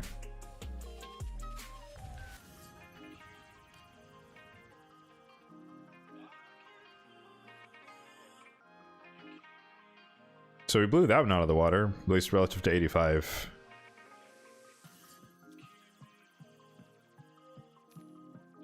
I'm gonna look at this gear later as well. Hopefully we get some decent stuff for, like, especially the cool set. Immortal I don't care as much about.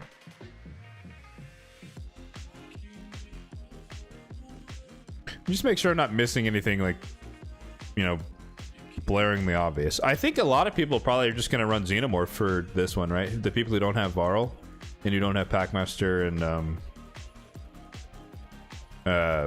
Shayak, or Packmaster and Shayak, Packmaster and Krokad. I'd imagine at least the people would be just Xenomorph, spam your A1 and open prey. I don't know. Most people probably run Arbiter. I could see that happening.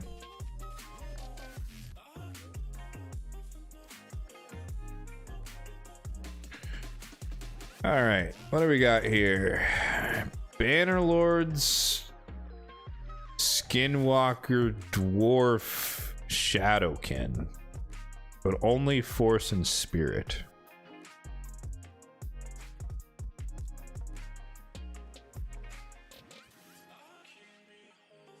I'm not feeling very confident about this one.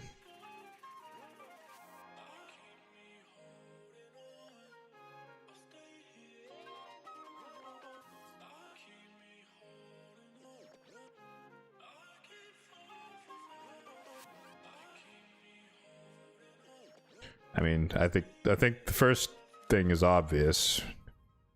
Mikage Harima. I don't think we have increased defense though.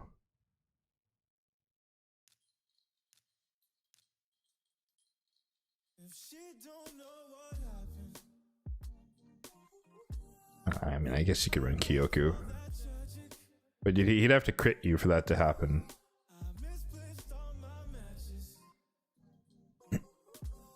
I don't know if Steel Skull makes the team here.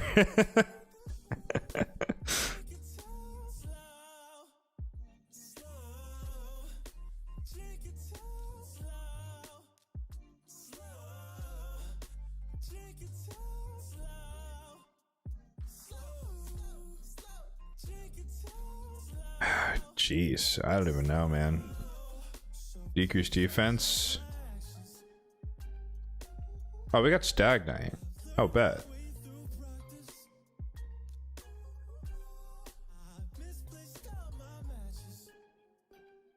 Oh, the Granite fans will be rejoicing, eh?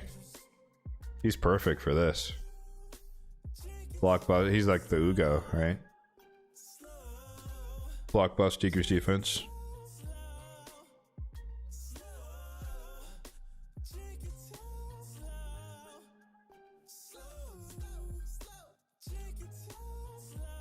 I don't know if my Feign is... Oh, she's bootless.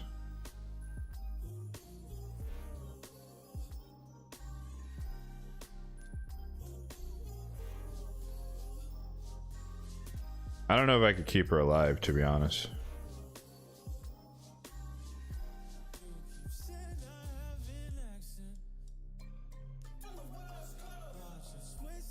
I don't think we have weaken.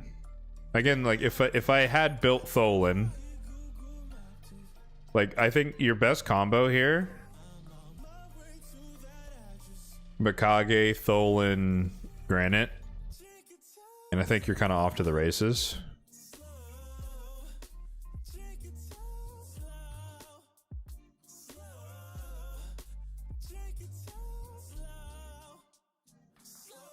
The other problem here is actually, like I could run Newt, I guess, but I need some sort of like healing.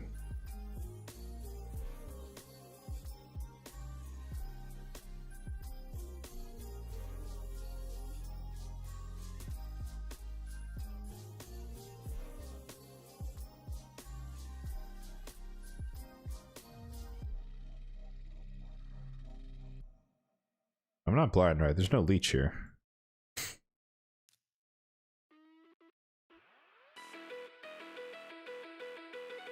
Oh, I guess Mikey. Some people are using Mikey.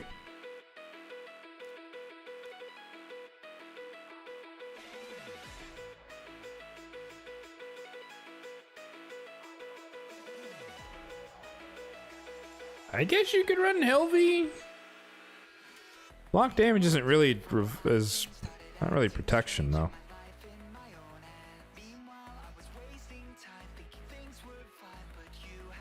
But I guess if we have decreased attack from Newt, weaken from Newt, decreased defense from Hilvy's A1.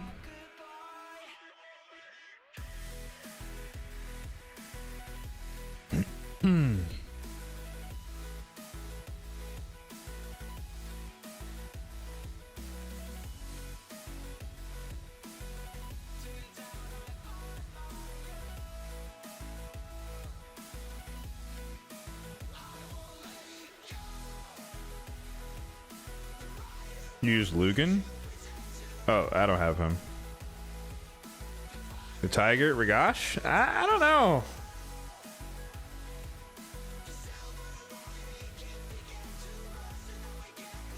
I kind of want more...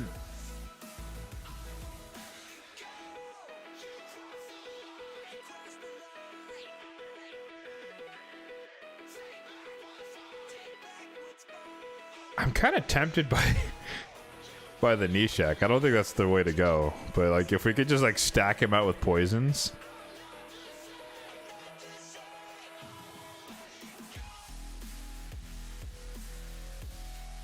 If Molly was more useful aside from her passive, that would be a way to go too.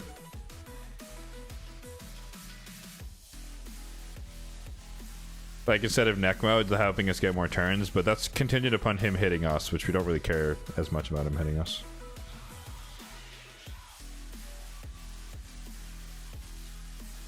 Epic dwarf with ally protection? You talking about rear guard? I think she would just murder herself though, right?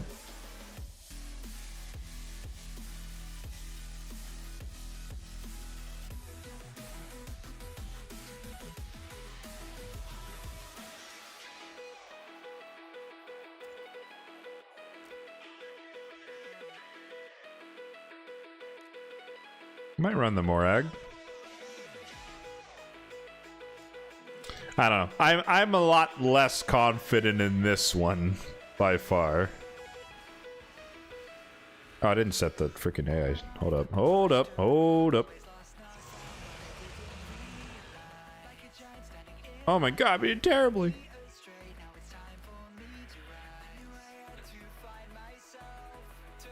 Had to work overtime, missed the stream. Nah, dude, you're jumping in. We're in the middle of stuff. What was it? Hilvy, Akagi, Rima,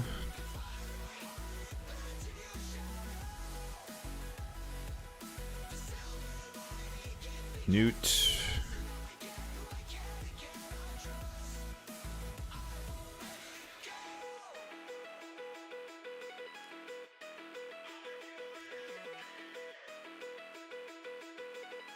Do we need this?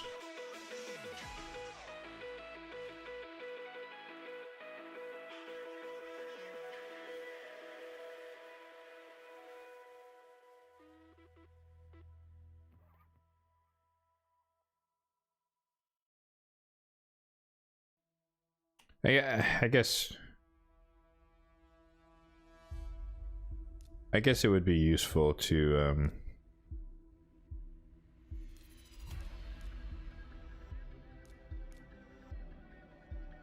have the remove the increased attack when it lands. Open with the A1, of course.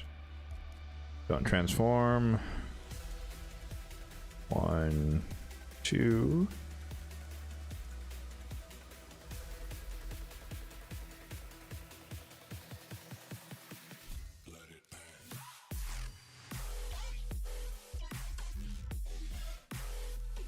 Open with that one. How's it going, Ryan? What's up, man?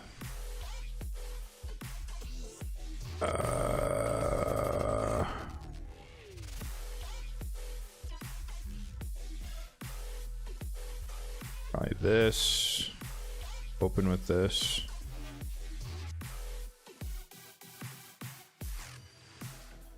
Stage 4.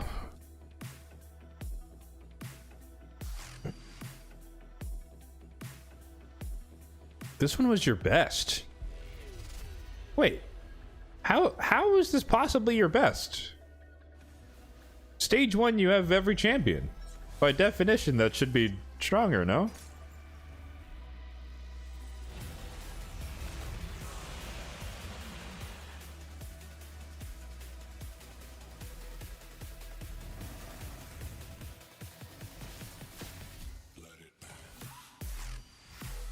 Like, in theory, if you ran your stage 4 team on stage 1, you would do the same damage. Or unless you're excluding stage 1.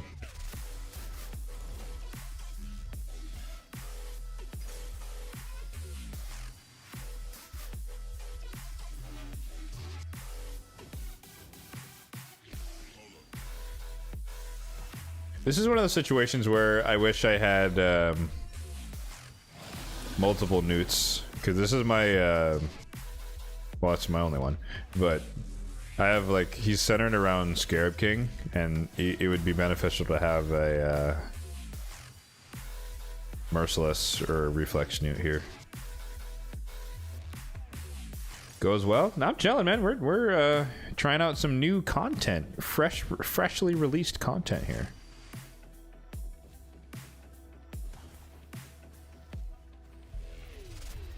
How's it going, Zara? Aw, unlucky.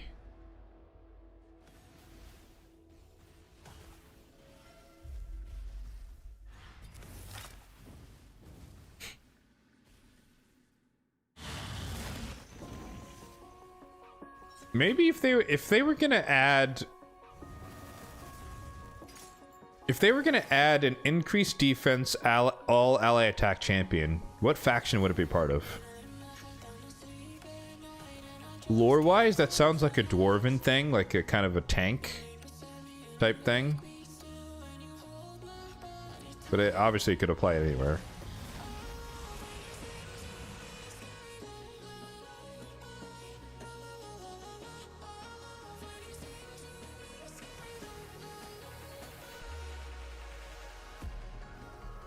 Oh, actually, I know most of you aren't familiar with the MOBA Dota, but it is one of my other main games that I play, and I'm a little nervous because last night my friends and we went on an absolute tear. We won 3 in a row, and like in ranked, which is good, but like the first game, we like just dumpstered them and we're like, all right, this game's over, let's just win it. The second game, we were winning and then we were losing and then we won. And usually when that happens, it's like, all right, this third game's gonna suck, we're getting absolutely bodied. But then we won the third game and we're like, all right, we're just gonna call it here, boys. We don't want to get the fourth one and just get absolutely bodied. But I'm gonna have to play Dota eventually, so I'm just waiting for the pin to drop, and I just don't want to get absolutely. Oh wait, what? How do we get Soul Reap to proc? Isn't he full HP? Weird. But anyways, yeah, so I'm nervous about probably later today when I play Dota again, if we're just gonna get absolutely clapped by whatever the next game is.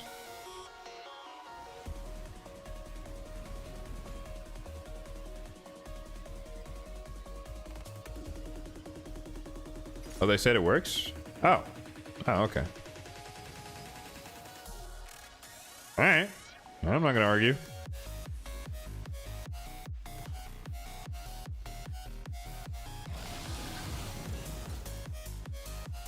Patrick is effectively increased defense, but he's only increased defense if you're defense based, right? Which obviously like matters, you know, for the people you care about being defense based and being nukers. I get that argument, but still, like I want it like a pure increased defense ally attacker.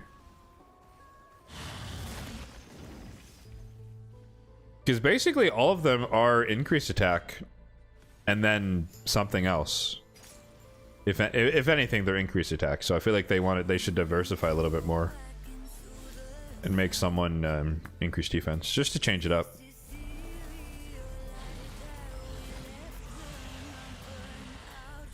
Oh, he's removing my counterattack. That's annoying. Yeah, good ally attack there. Oh, cool. Mikage has the highest attack, so she's gonna purge herself. That's fun.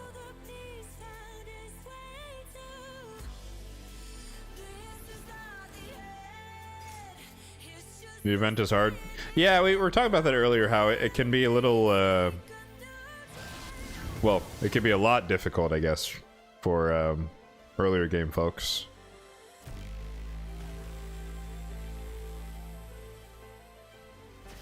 I don't know if that's necessarily a bad thing, but understandably it's a feels bad thing.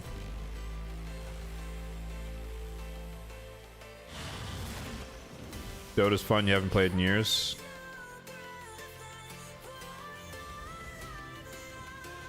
You know, if I'm being honest with myself, I would never tell anyone to play Dota. But I do enjoy her.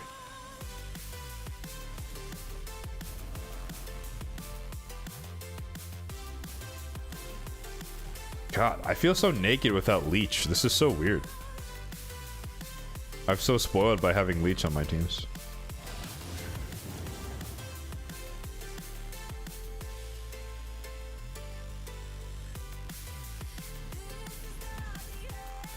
But when does the Soul Reap proc? It's only procced once so far, right?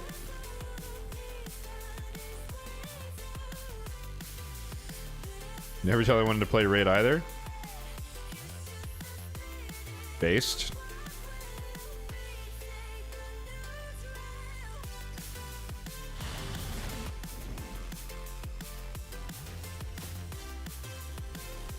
You have more again your clan boss team? This is the coalition event, not normal clan boss. So my Morag is built for the Cursed City, so she just has a little bit of damage and like high resistance.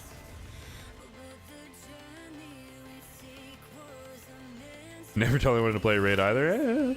That's fair. That is fair.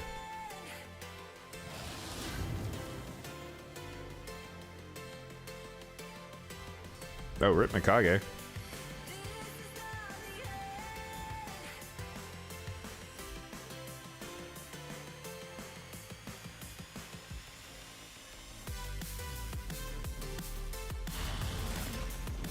Actually, that's perfect timing for that kill, I think.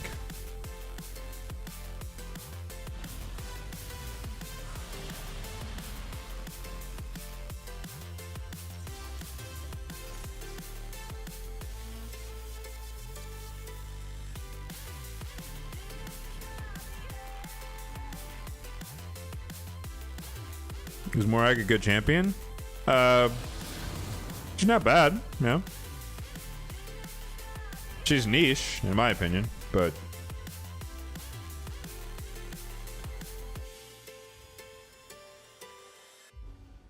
yeah, if we had Leech or some other healing on this team, it would be a lot better off. But we're not gonna survive much longer here. He's already turned 20. Alright, she's gonna purge herself, so that's fine. Wait, are we doing less damage with Newt? Do his stats increase? Oh, his defense increases. Okay, I thought it was just the other stat. I didn't know he gets tankier.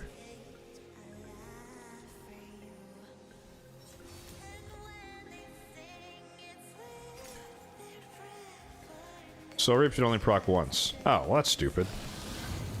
Oh.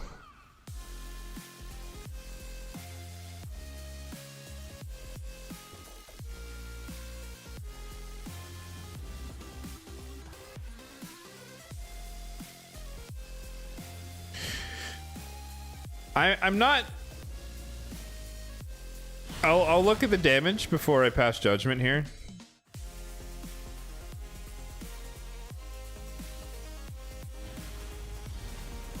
I'm not convinced about the Morag pick, though.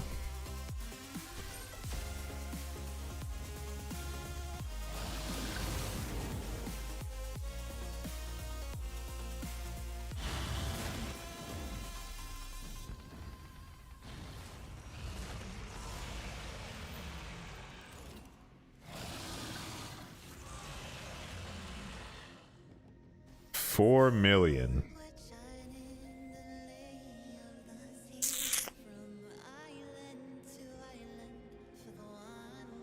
Not convinced on the Morag pick.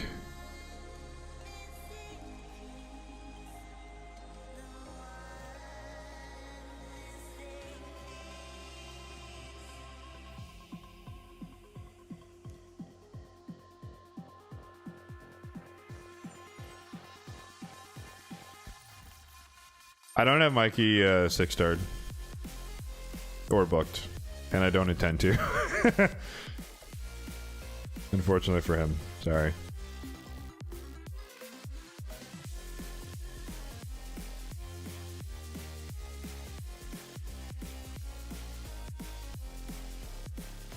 What was I looking for? Oh.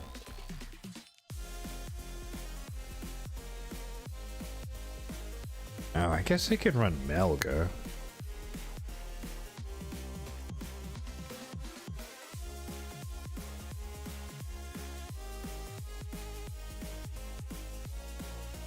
The problem with running rear guard, she's just gonna die a bunch.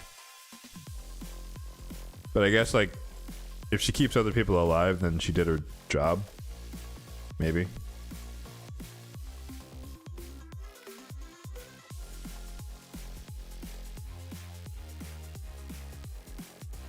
Let's see about healing in general.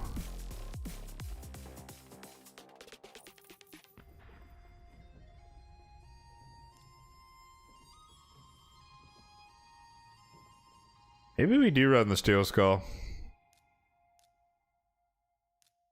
Because we have 2 defense-based nukers. We just bite the bullet. A little bit of healing, increased defense. Because the thing is, Morag only did 4 million damage, so it's not like she's carrying the team or anything like that. And if we can empower Newt and Harima to do more damage, I think that makes a lot more sense to me.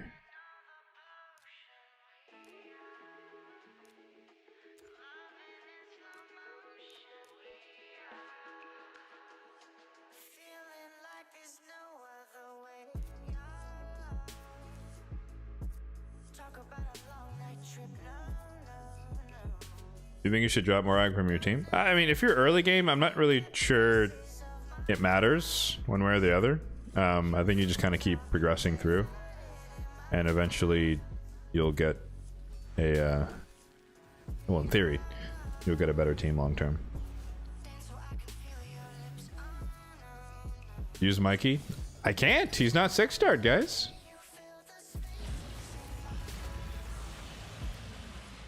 He's not 6-starred, he's not booked.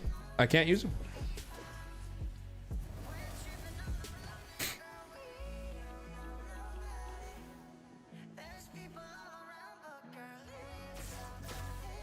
You pulled your last voids.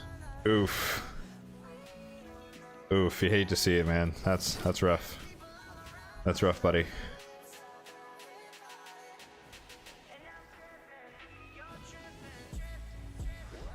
See, that's even funnier to me now because I watched that like 3 days ago or 2 days ago.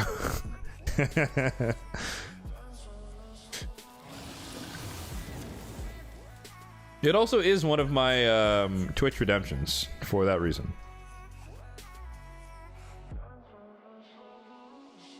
It's like if you're sneaky and you pay attention to some of the memes and stuff that I have as my channel point rewards, they're just things that I enjoy. That's rough, buddy. Yeah. It took actually it took me a long time to make that small little clip.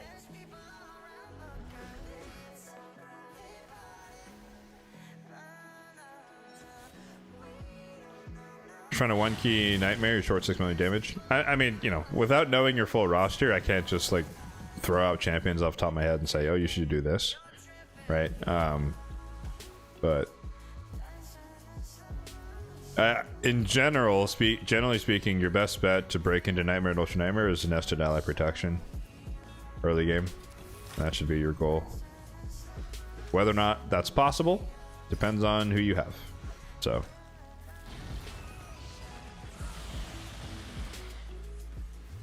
unfortunately, can't do a whole lot. I mean, yeah, you could apply for the takeover. It's gonna be a while though.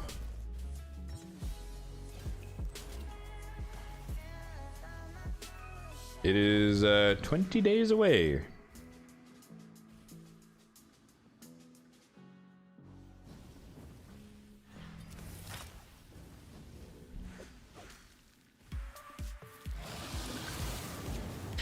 Not gonna lie, I am surprised that Steel Skull is landing poisons, because I'm pretty sure he doesn't have any accuracy on. So, but maybe the boss's stats are so low that it just works. But yeah, no, this is definitely the play. Because Harima is doing work right now.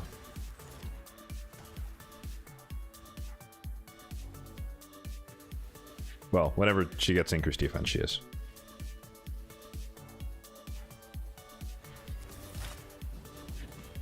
I don't think they'd ever buff Ragash, but it would have been nice if he had, if he was another champion who placed increased defense AoE before attacking or something. Instead of it being awkwardly on his A1, which is kind of just hard to use.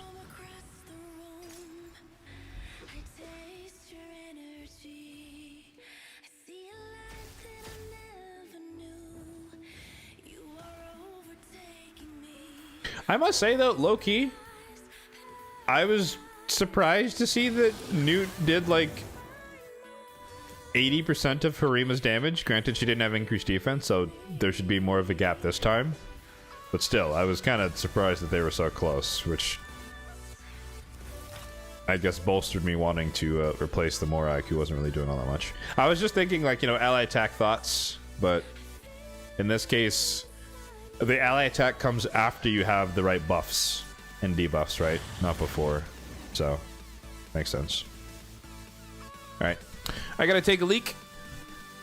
And hopefully when I'm back, it'll be done. So, we'll see.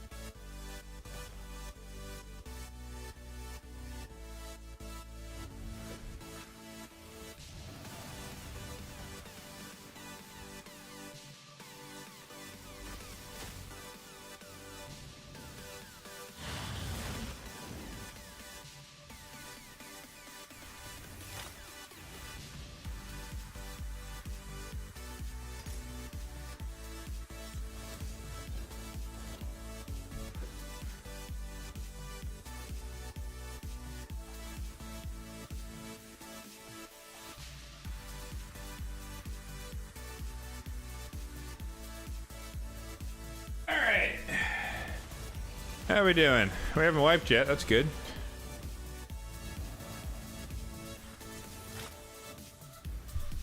$58 mil. Not bad. I didn't even mute the mic while I was gone. Whoops.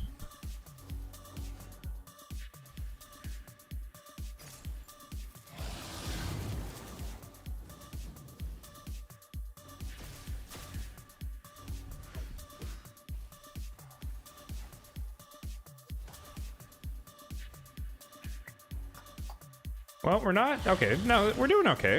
Yeah, we're not doing too bad. We're not at 20 turns yet. Although that stun on the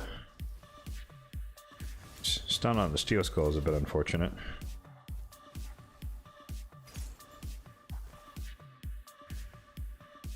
I don't know about getting to 85 though.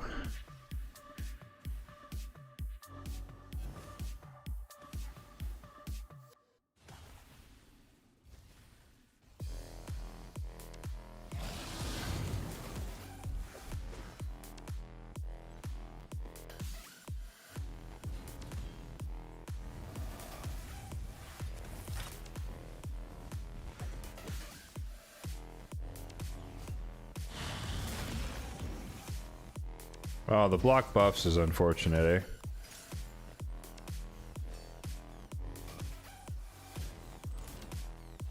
You should be ignoring block damage at this point, so Hilvy's A3 doesn't really do much.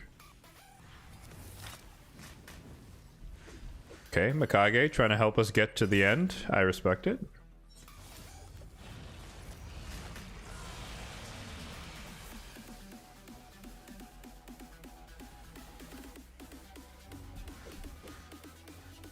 $104 mil on stage 4. What's your team again? You said the Tholan something or other?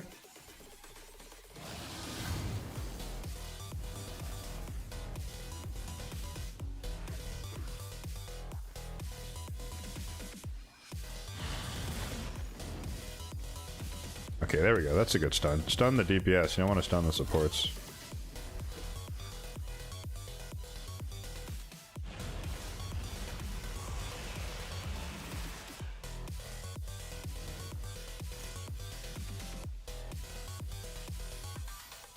Oh, Rigash, Mikage, Newt, Harima, Lugan. Ah, damn. Unlucky there. I don't know. I'm not really sold on the Hilvy, but I feel like Melga is such a massive drop off that it's not even worth.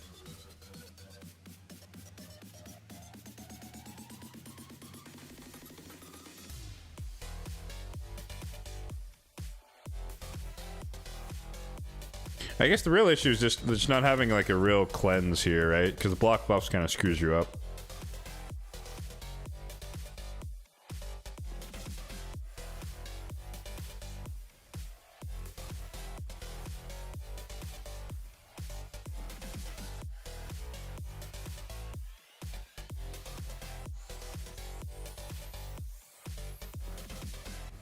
Wait. We do less damage?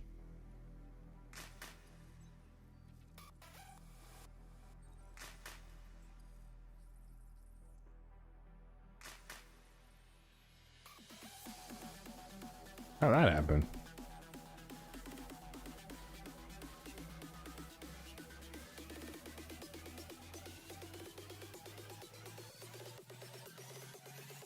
I don't know. Anyways, I definitely think though, like, for the people that built him up, I think Tholan's the way to go here. Mikage Tholan. Harima's a bonus for sure, but which one of it? Yeah, this one, the scale. Yeah, he's another attack scaling dude. So I think if you have him, he's kind of your best bet. Obviously, I have him, but he's not built. I'm not gonna build a champion for a one-off PvE event.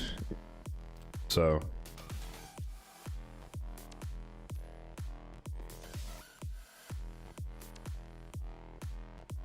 especially if I don't actually need to.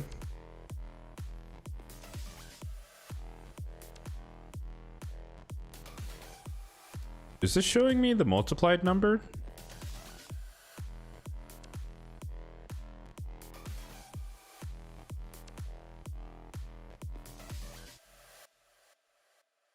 I think this is the multiplied number.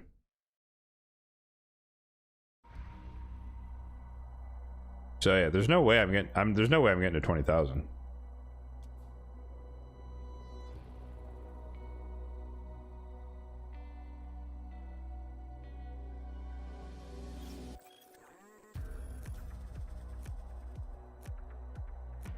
Oh, up here, yeah, 6x6.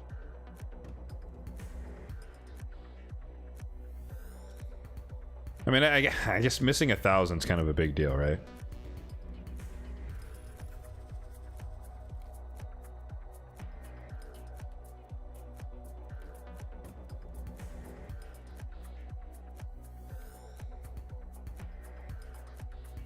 Stage two is rough.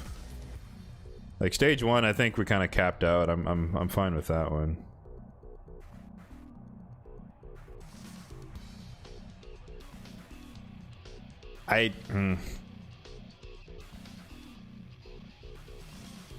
The only problem here is that like it's like Melga would give us more healing, but then we lose decreased defense, which is kind of unacceptable.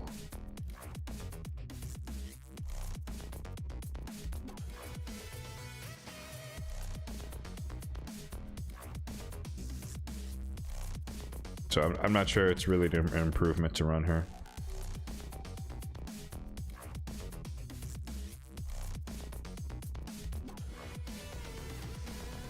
Yeah, I know. Someone mentioned that, like, if you 85 them all, then you basically get there. But I think I'm SOL on stage 2 just because champions. So like I would have to be carried by stage 1, like super exceeding stage 1, and then trying to get to like this 10 million might be possible. This might be like a manual thing. Like we really optimize one good run to get it to 85 and don't waste abilities and stuff like that.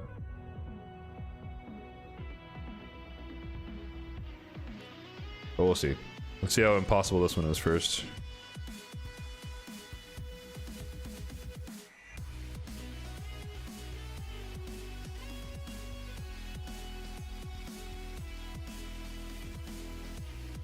Barbarians, Ogrin, Night Rev, Demon.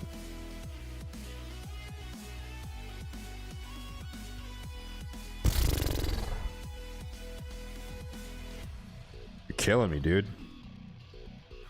That's atrocious. Jesus. They're the weakest faction in the game. Alright, that's fine. I guess we gotta run Lammasu, Ugo, obviously.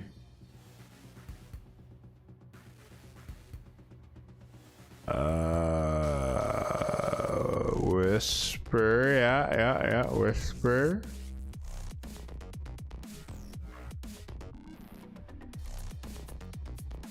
Double Whisper. How do we stay alive though? Oh, Bayek for the leech. No crits. Increase accuracy so we can actually on the weekend. Wait.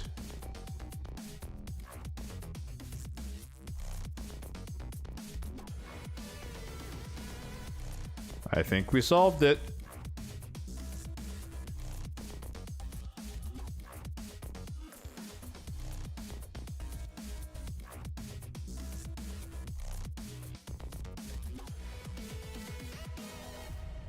Oh, this is that bug they were talking about, eh? Where like you select a champion and it goes to the top. I didn't know what they were referring to in the patch notes. Like I read it and I was like, I've never seen that bug before. Like this is the bug. Okay, I guess I just haven't built a team since that bug's been in the game. Interesting. I'm super late game. Oh, absolutely, dude. I've been playing for 5 years. Yeah. I am most certainly late game. Yes, sir. I will not deny that one bit. I am the most endgame of endgame free-to-plays. Where's Ugo? I recently demoted my Ugo to the vault, which is a very sad day, but actually he's near the top. Venalicia is a 1-to-1 upgrade for her for Hydra, so Ugo got booted, unfortunately.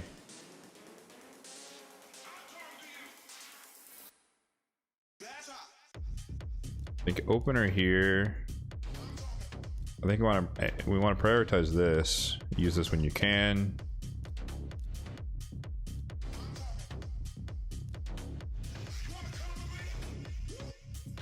How do you get books for all the champions? You play for a long time. But no, I mean, you farm tomes from events, tournaments, Demon Lord clan boss.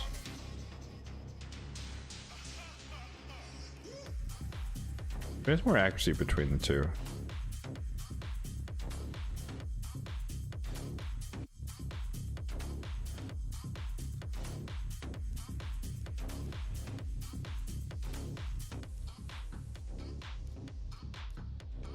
Oh, I forgot Ugo has leech too.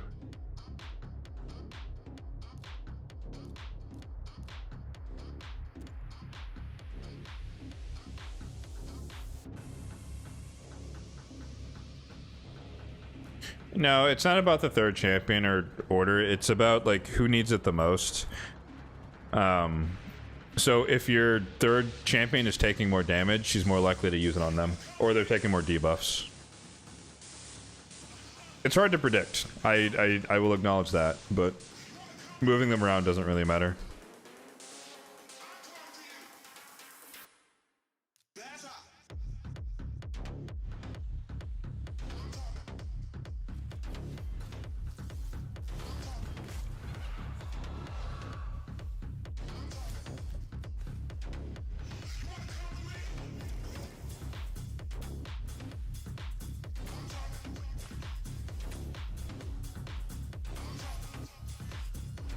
Nobody had damage or debuffs?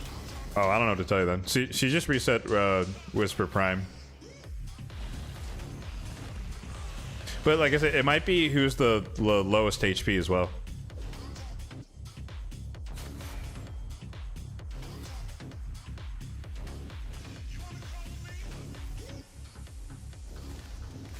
I don't know. Is there a reason to use YXA2?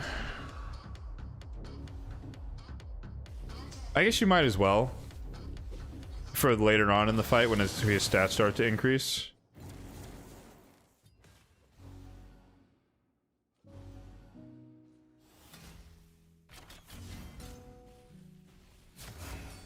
Although I do love that he got a 3% resist there.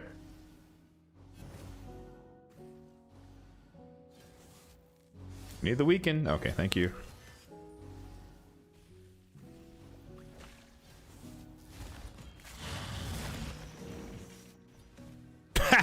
The wand. Nice. I forgot that. I always forget that's a thing in PvE. Or it's a possibility, I should say, in PvE. Actually, he's going to get stunned a lot because he's veiling everyone else for the most part. Well, we're not doing so bad here, guys. We're at a 4-to-1, or no, 3 to... Math is hard. Yeah, 3-to-1 ratio turns to damage.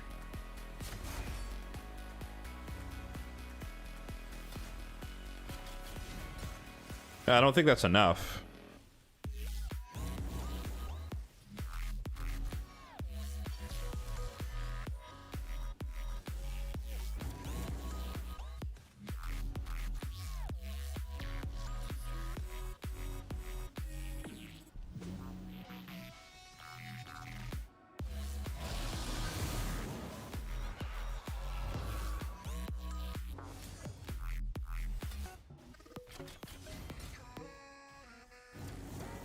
How is he landing the block buffs?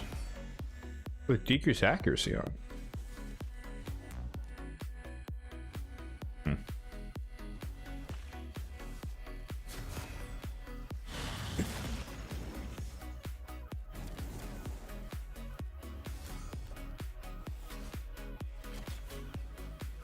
When you play back in 2022, you felt there were not many legendaries to book. I disagree. I think. I mean, it depends who you pulled, right? But for me, I had a massive backlog of champions who I wanted to book way back in the day, and right now I have no one to book.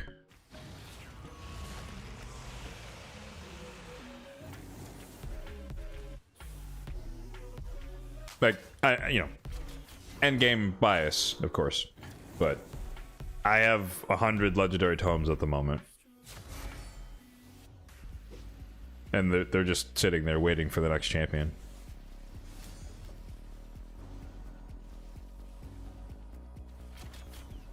Oh, builds.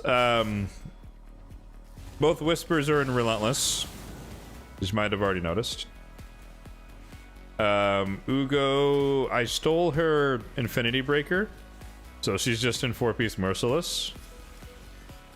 Lammasu is in Provoke gear for Hydra Clan boss, and then obviously Bayek is in Protection, as you can see with the protected buffs. Oh, the Intercept blocks the stuns. Oh, that's good too. I didn't think about that.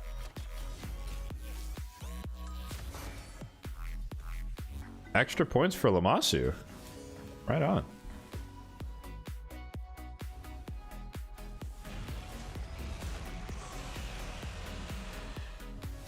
Do I get the CC packs? I do not. I'm not in the program.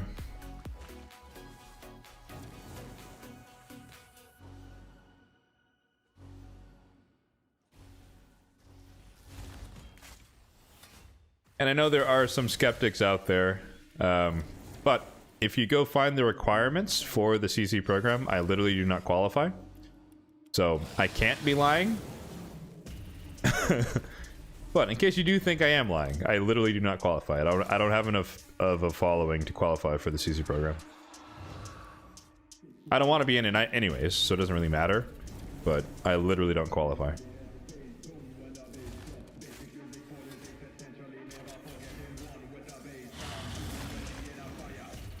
Ah, Rip Wand didn't work.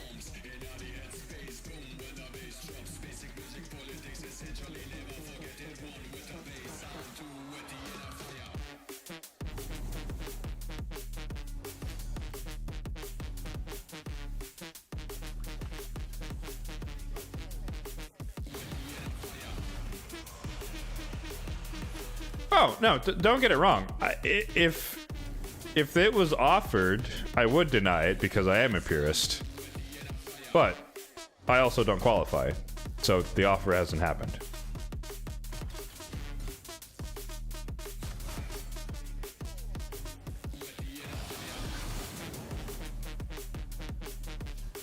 Yeah, Tampon, that's 100%. That's where I agree with that.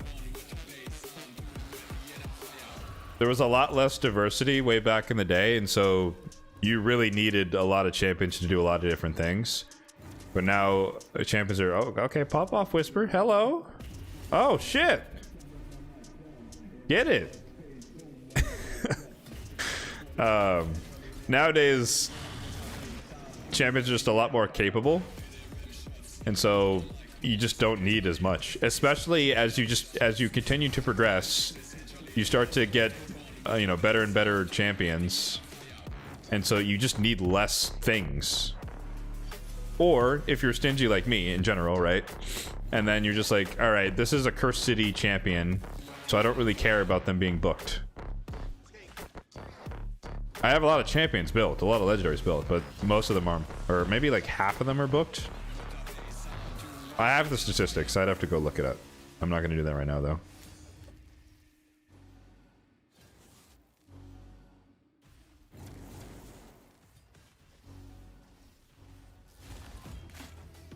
Oh, Whisper Prime, which is on the right hand side of your screen, which is, or i.e. Whisper 1. She is she has 6-star crushing run, so she is going to win this DPS battle. She's also +2. And Whisper 2 on the left hand side is just base. I think she has 2 stars of Awakening, so she has the attack.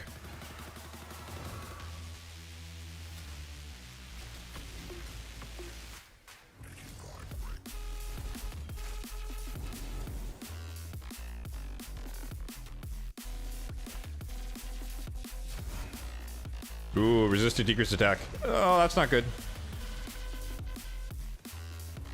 That's not good. Lamasu, wake up, honey. Come on now. Can't be thrown here right at the end. That'd be tragic. Yeah, like there's a big difference in damage when we have decreased attack on and when we don't. Like, can't be dropping that right here. Right at like turn 19. Ah, damn it. I wish he would stop stunning him. Like, I wish the... obviously the Veils, but, like, I wish the wand would proc.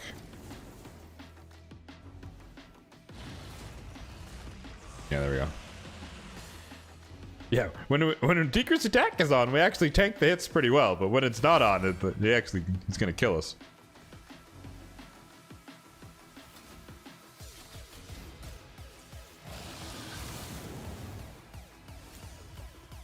Oh, we lost our decreased defense. Okay, we're good.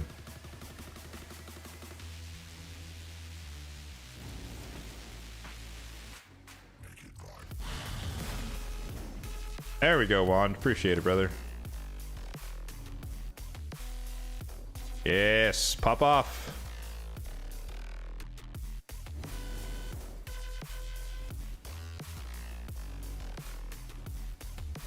$70 mil.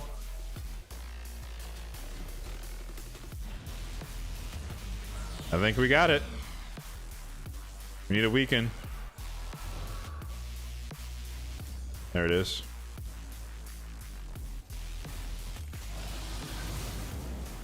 I think Thor would work. I don't know how well he does on single target encounters compared to AoE, but I know he just does a lot of damage, so I think you'd be in a good spot.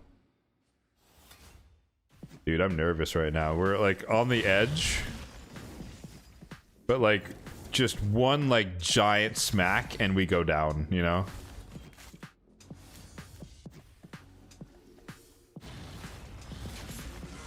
Okay. We got decreased attack for at least one more turn. Reset, perfect. Big hit. 74. We got healed. Ooh. Don't have any debuffs. We're starting to get our buffs blocked. This is not good. Don't have decreased defense or weaken. Clutch wand, decreased attack. No weaken, resisted, decreased defense. Don't kill! Oh! Whisper 2 is down. Whisper 2 is down. Uh-oh. Ah, damn. 74.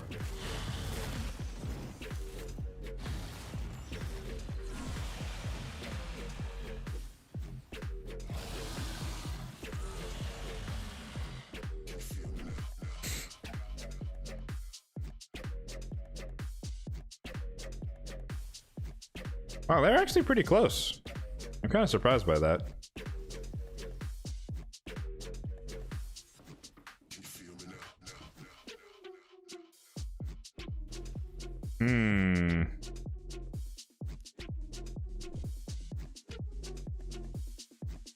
Oh, look, guys. I single-handedly brought us above the 1.5 multiplier. What a beast.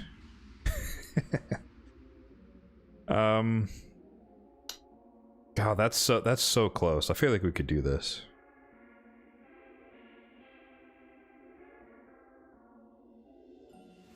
The other option is I run Kymar here, obviously.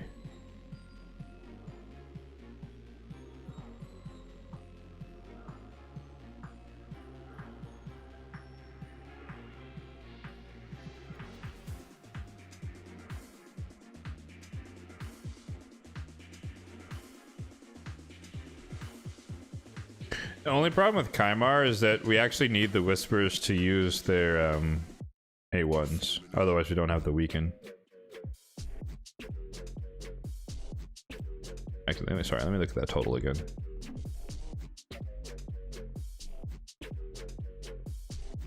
Because Bayek, he drew the aggro for the stun, which was helpful. He prevented us from being crit, which is also helpful, but at the end of the fight, it doesn't really matter. Like, the normal hits are going to kill you anyways.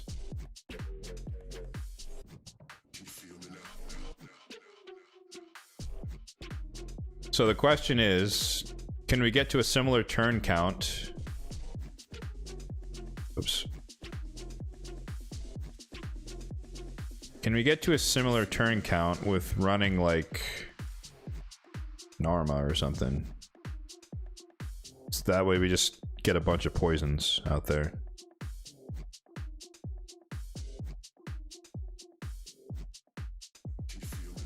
Not too many poisons.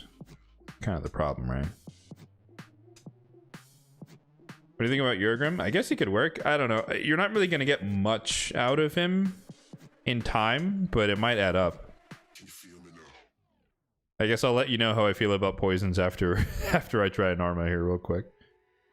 Do I have Merciless for either Whisper? I do not. I don't have... I want 9-piece Merciless long term, but I don't have the accessories.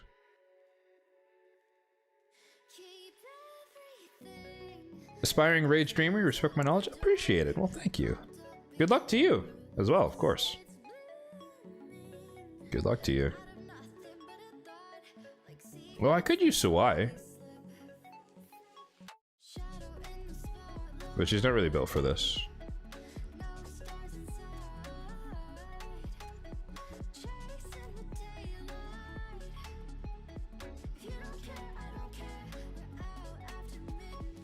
This is also another situation where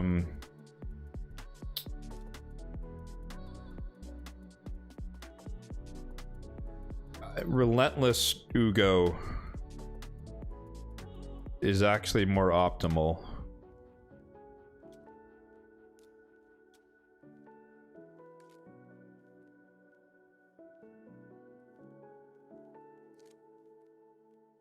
But excuse me. I'm trying not to rebuild people.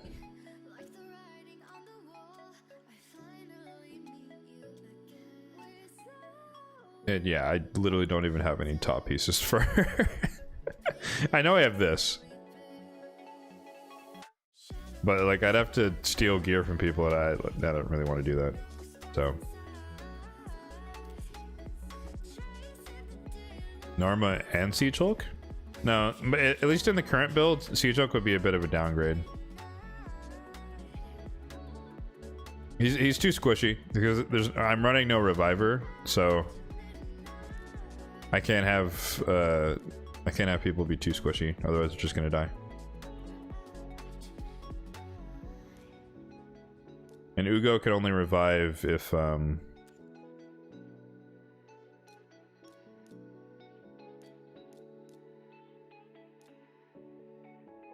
if everyone else is dead, which you really don't want to happen either.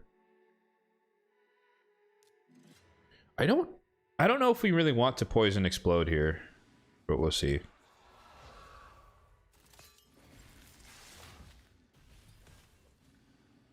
Oh, actually, the other problem is that they're not going to land the weaken without the increased accuracy. Oh shit, I always forget about her passive.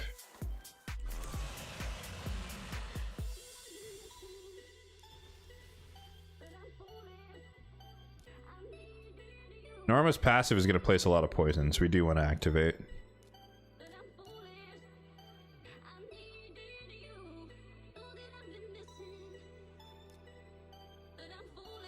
What about Skrank?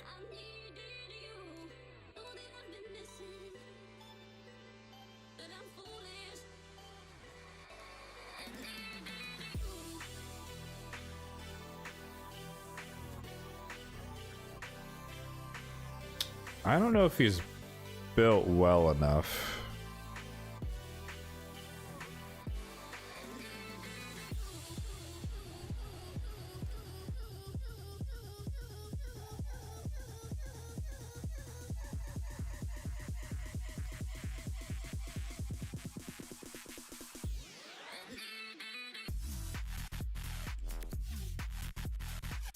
I'm also thinking, can we drop one of the whispers we bring back in Bayek?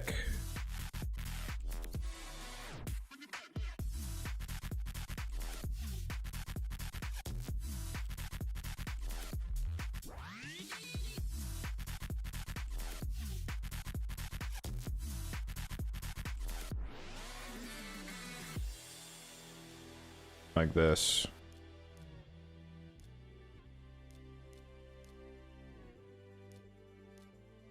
I hate testing two variables at once, just because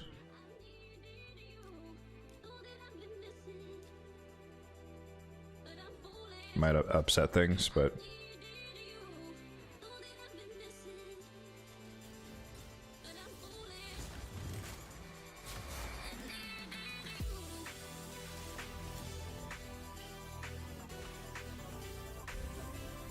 we have a lot of leech here.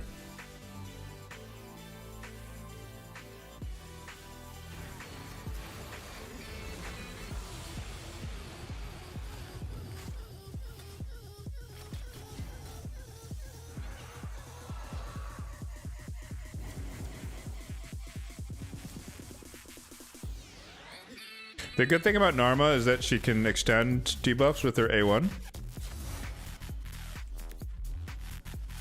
Actually,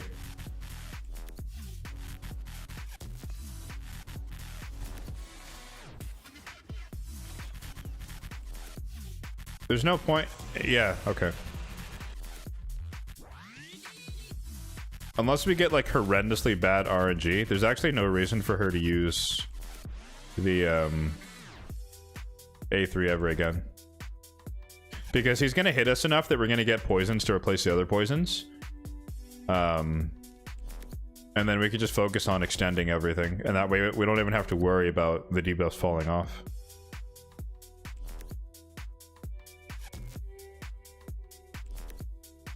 So maybe we can get away with a double whisper. If we get, like, as long as we just get the ball rolling early enough with the abilities, we should be good to go.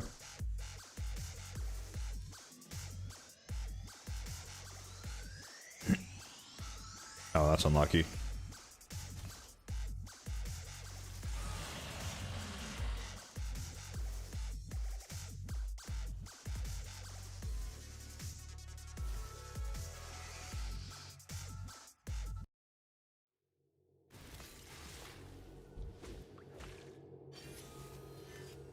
Didn't place the weekend, did we?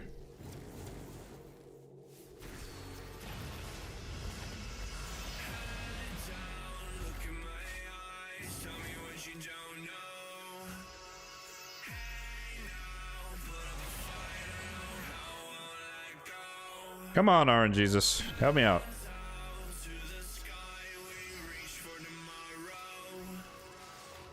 There we go.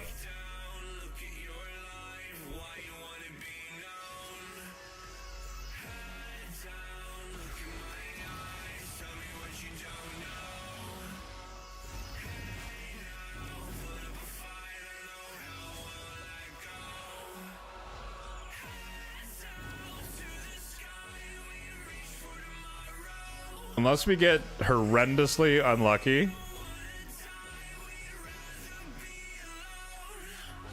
we should be able to keep the debuffs up the whole time.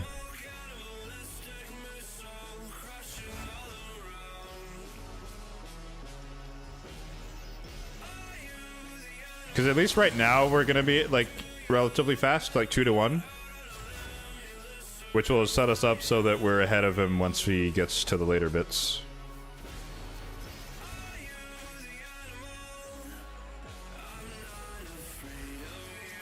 Oh, well, that's stupid.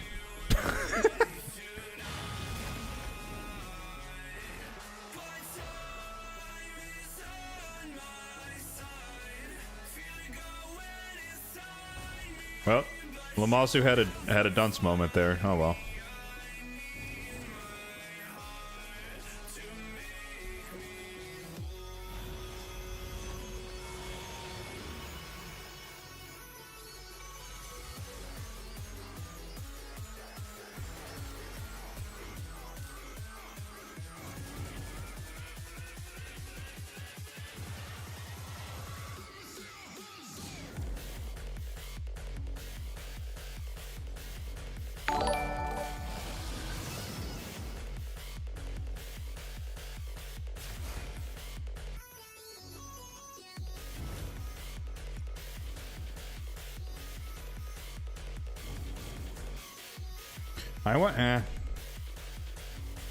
I feel like it would take more effort than I care to put into it to really optimize what's the best way to play Narma here.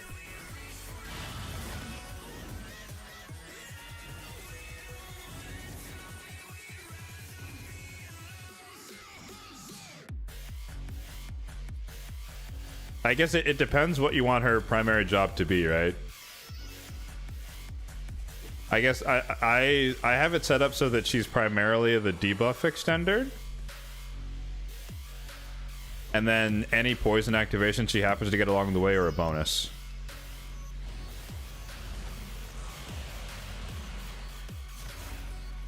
Because I could also see an alternative where you don't have her activate ever, and you just have her use her A3 and the A1. But then I don't really see a point of using the A3 after the start, because you're never gonna, the poisons are never gonna run out. So maybe you would just open with the A3, turn off the A2, and then just spam the A1 the rest of the time. Because he's gonna poison himself. Like he did just there. But even if you don't activate them, then you're always gonna replace the poisons. But I could also see the argument that it's either you activate the poisons and you let him place new ones, or you just permanently extend your poisons and then just let them tick every time he takes a turn. I'm not sure what's better long term. And I don't really care enough to do an A/B test. Greetings from Mexico. Hello. Or should I say hola? I do not speak Spanish.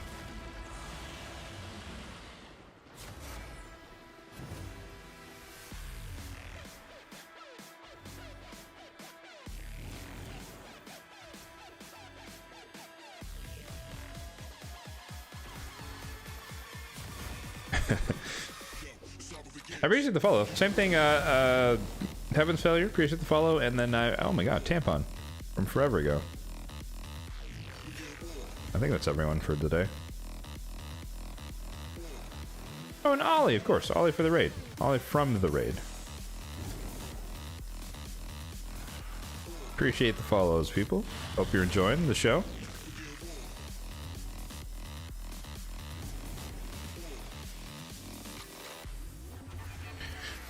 A proper gear cleanse means only keeping 6-star that has speed or crit rate roll. I don't know if that's necessarily true. I don't know if there's really a blueprint for a proper, air quotes, gear cleanse. I think it just depends on what you need from your gear, which only you can realistically answer as the individual.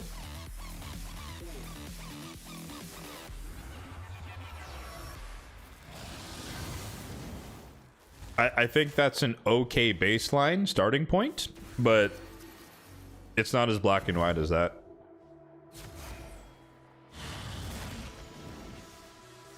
Because I guarantee you there are plenty of people in the chat and just in the game who would not apply that rule to some of these more restrictive content sets. Like, they're happy to put a 5-star stone skin on someone to get their stone skin savage set done. And I guarantee you there are plenty of people running 9-piece Mercurial with a bunch of 5-star pieces just to get the set bonus. So it depends on the set, potentially.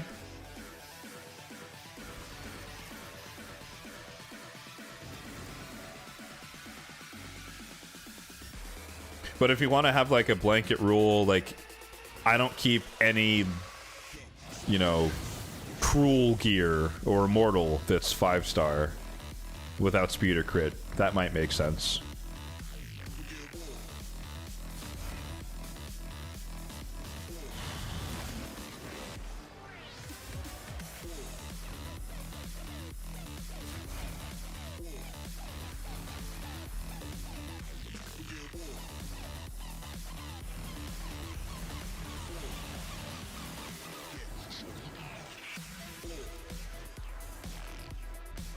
Oh, we lost Weaken. Uh-oh.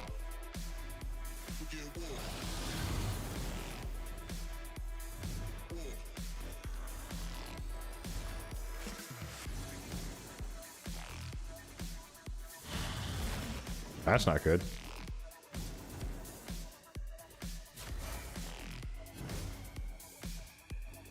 I mean, that's all of our damage is gone now.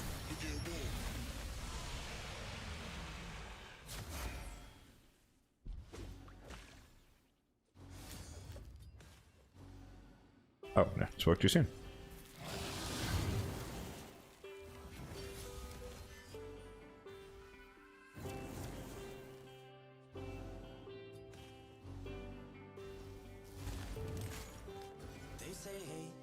I didn't think we had enough accuracy to replace the weaken. But now that we did, I'm not going to complain. Unfortunately, though, he's gonna stack himself out with poisons again.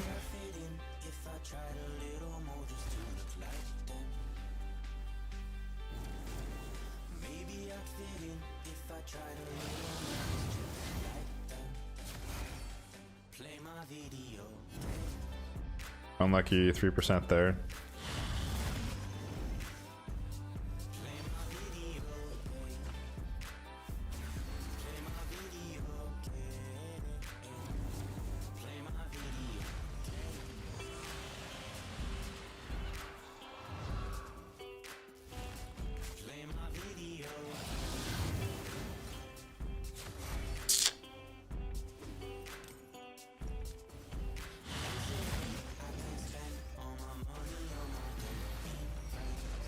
Yeah, I mean, his stats are too high at this point.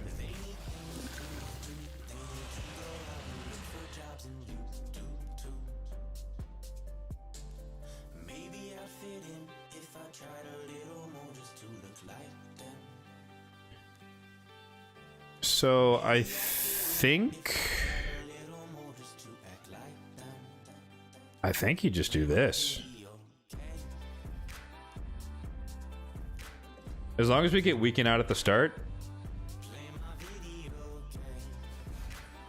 and decrease attack, which we didn't.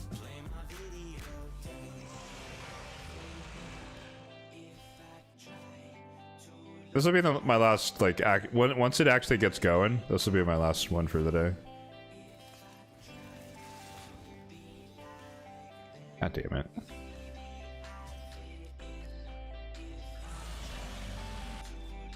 Come on.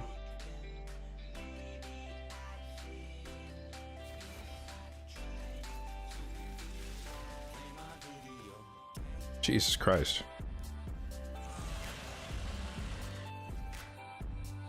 Isn't it literally like a 50% chance to place it on array 1? That's crazy.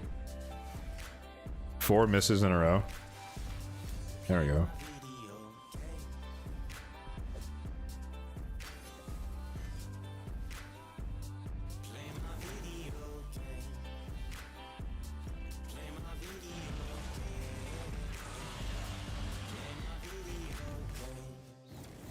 I guess we're not out of the woods yet, because Norman has to extend it.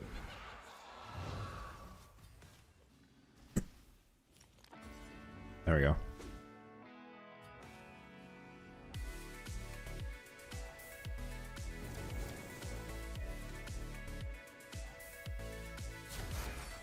Well, I guess we ended up doing the A/B test. 75% chance? We missed it 4 times in a row? That's insane. That's crazy. I mean, RNG is RNG, man. It's undefeated, eh? Wow.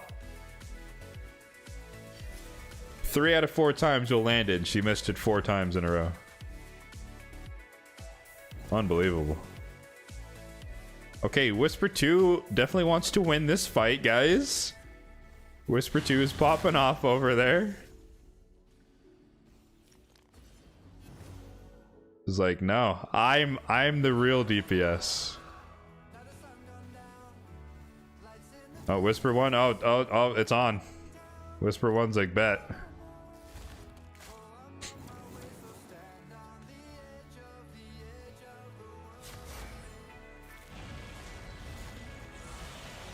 I really would love, though, to get the 9-piece Merciless Whisper up and running alongside the 9-piece Merciless Ninja.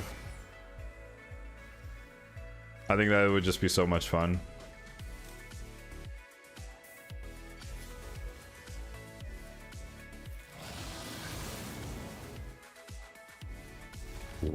Excuse me.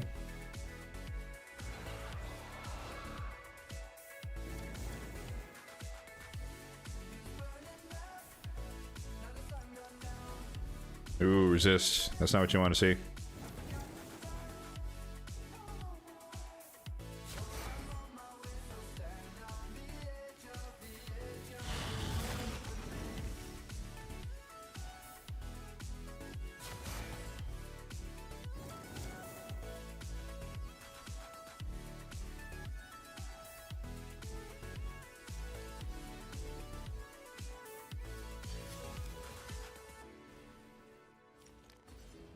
Stage kicking your ass, you just want 85. I do. I want it too. I'm like so close. I think this is the winner, but we'll have to wait and see. My goal here is to get the stacks like really high, like 10 or 12 or some shit. And then by the time we get to turn 20 or whatever, when he starts hitting really hard, it's just like do all the damage you can at the last second and then hope for the best. Oh, did we lose the leech? Oh, I think we lost leech.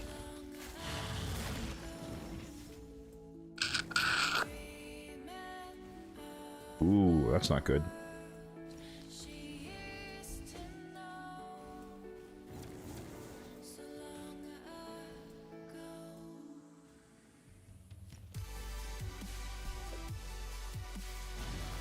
How did that happen?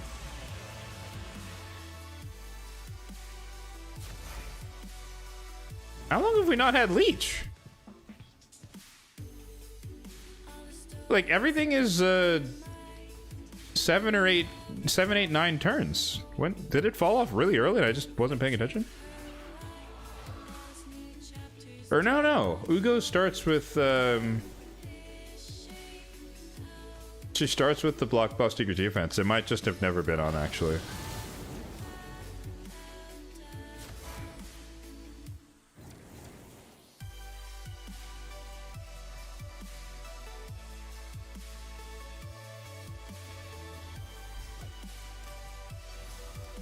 Okay.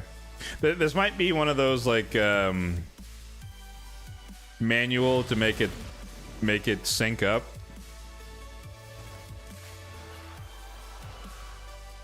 And then you kind of let it run. No, Narma's abilities are off. She's just spamming her A1.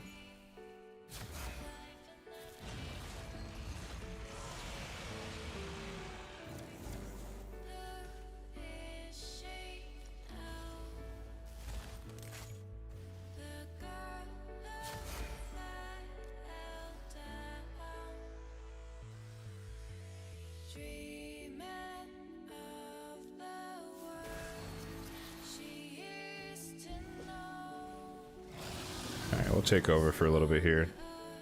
Yeah, see, that's the problem. It's like as soon as I cleanse the table, she's just gonna fill it up with poisons. So maybe I should have done that after he was gonna do the I have to do it when he's gonna do the stun, and then hope that Ugo's actually gonna land her leech on the A1 afterward.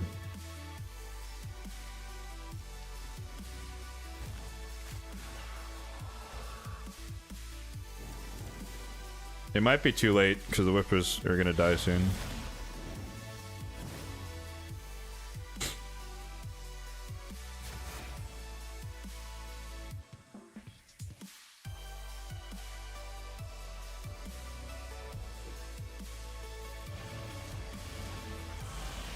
We need to survive another cycle somehow.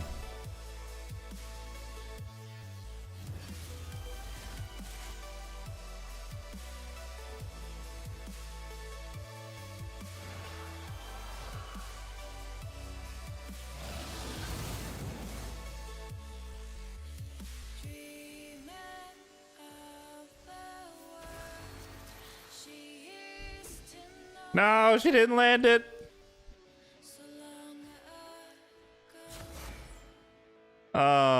Rip.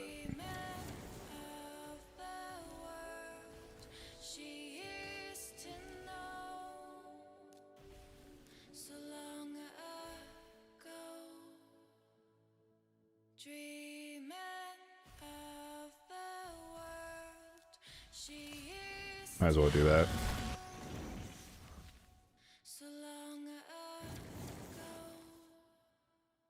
Oh, wait. Shit. 1, 2, 3, 4, 5, 6, 7, 8, 9. There's still a chance.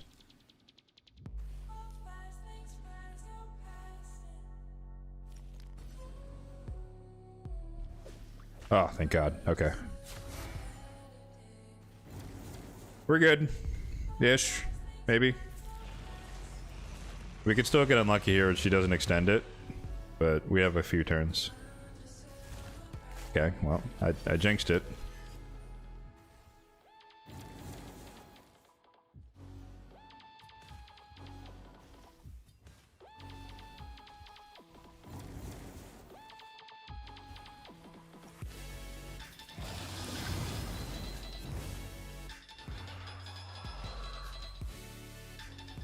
All right, crunch time.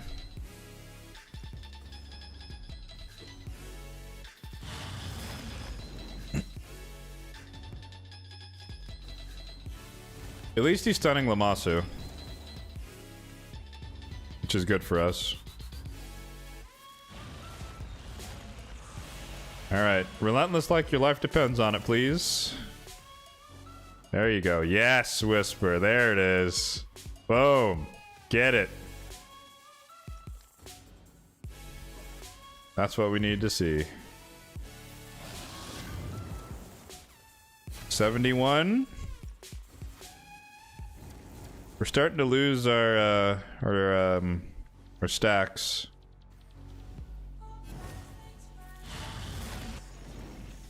Okay, blocked. Extended.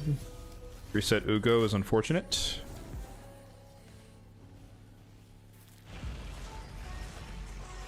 Bunka S. Did not extend. That's not good.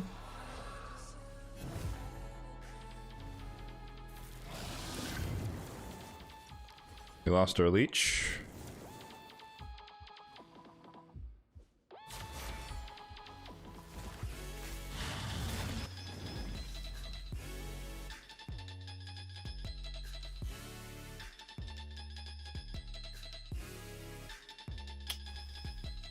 Problem here, I could put leech on, but we might lose the weaken, so I have to go for the extension, and we didn't get it.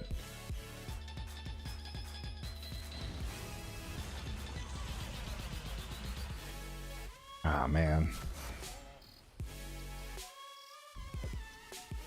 We didn't get it there either. And now he's, yeah, now he's too high. Ah, so close. Okay.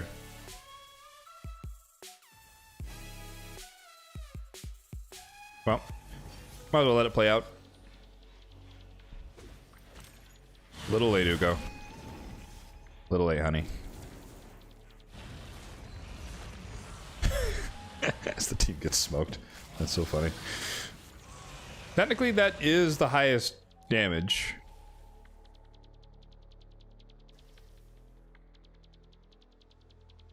I think that could work.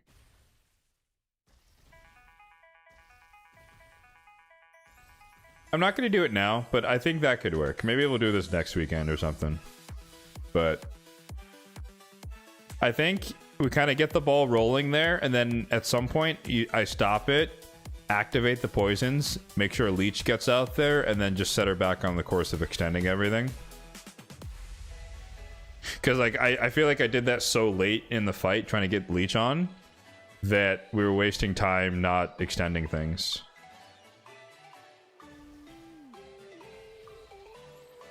On manual, yeah, but like if I was at like 60 million, I would go full manual.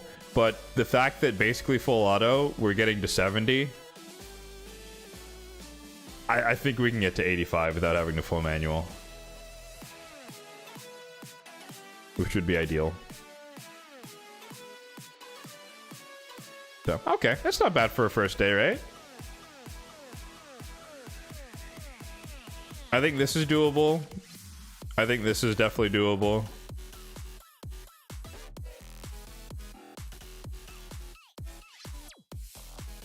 This is done.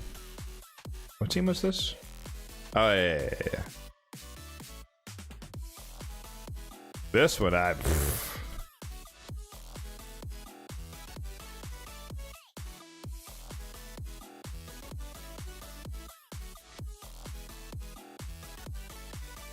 like, I'd be keen to try out Mashold versus Fenax, but I think Mashold is going to do worse. He should do worse. Because it's single target. Void Shard, nice. Relic Fragments, this. And the Avatar Frame. You guys like this Avatar Frame?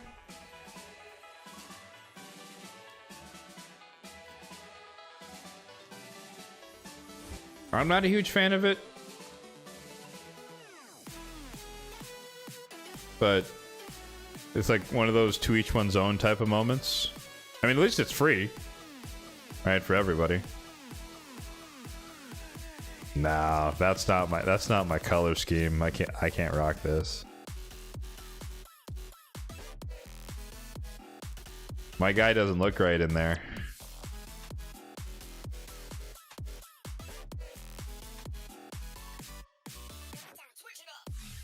Plus, I gotta flex. I gotta flex my Assassin's Creed golden... My golden, Avatar frame, you know? It's in my contract.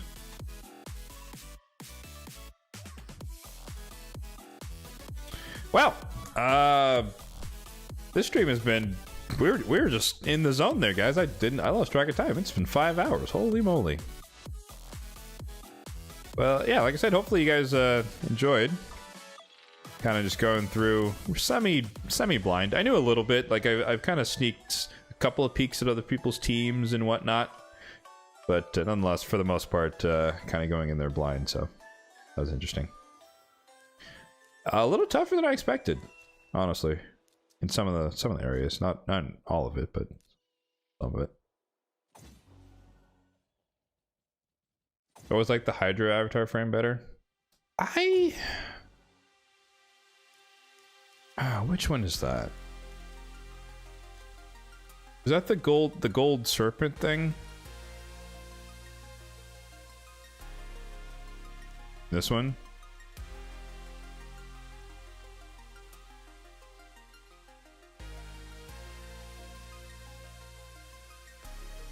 I wish they told you like the ones you have, where they're from, because I don't remember them all.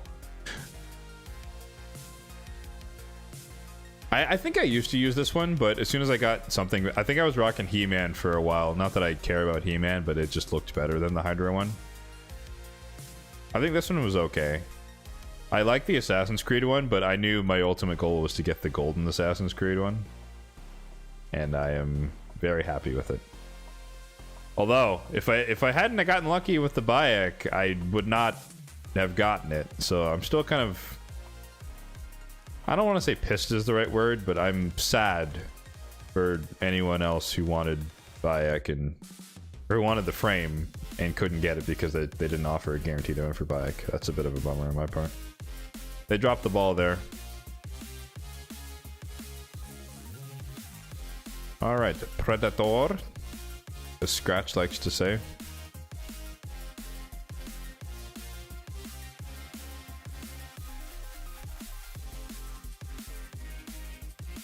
Oh, it's an instrumental version. I was like this song has lyrics. What's happening?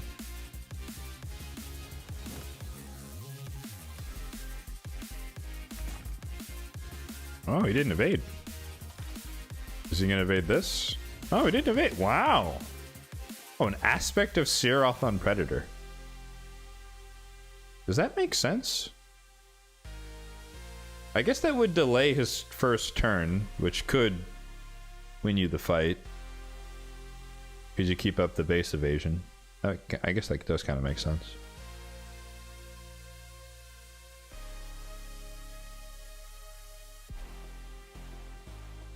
Alright, last thing I will do, I believe we have the last set of rares to power level.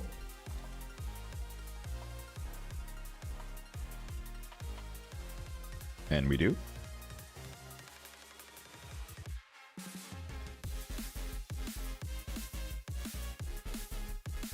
One, 2, 3, 4, 5, 6, 7, 8, 9, 10,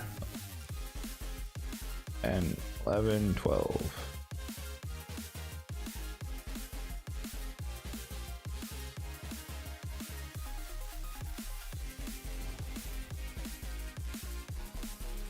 And I explained this earlier, but for anyone who wasn't here earlier, why I'm doing it this way is I have way too many rares on my account at the moment because I've been pulling a lot of shards, relatively speaking, recently. So this is just a way of churning through rares really quickly. So rares feed into rares and they all become chickens.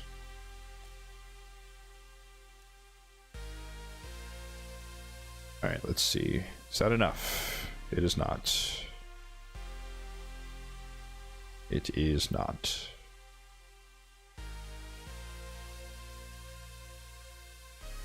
$12.2. Okay, which does mean we need to make the 5-star.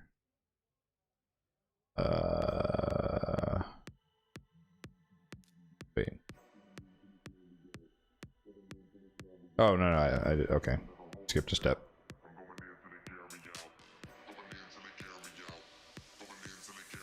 How many each are these worth? 60?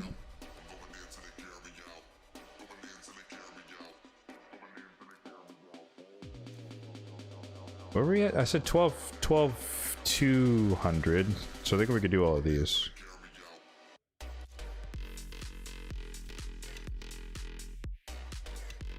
And that should do it. No?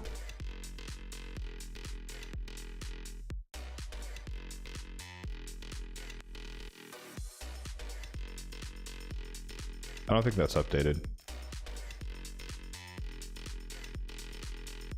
We might have to make the 5-star anyways. What's up, SMZ? How's it going, man? No, I didn't get all the rewards. I'm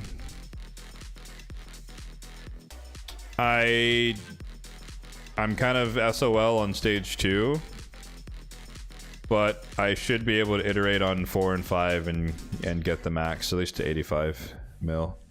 I think those are doable.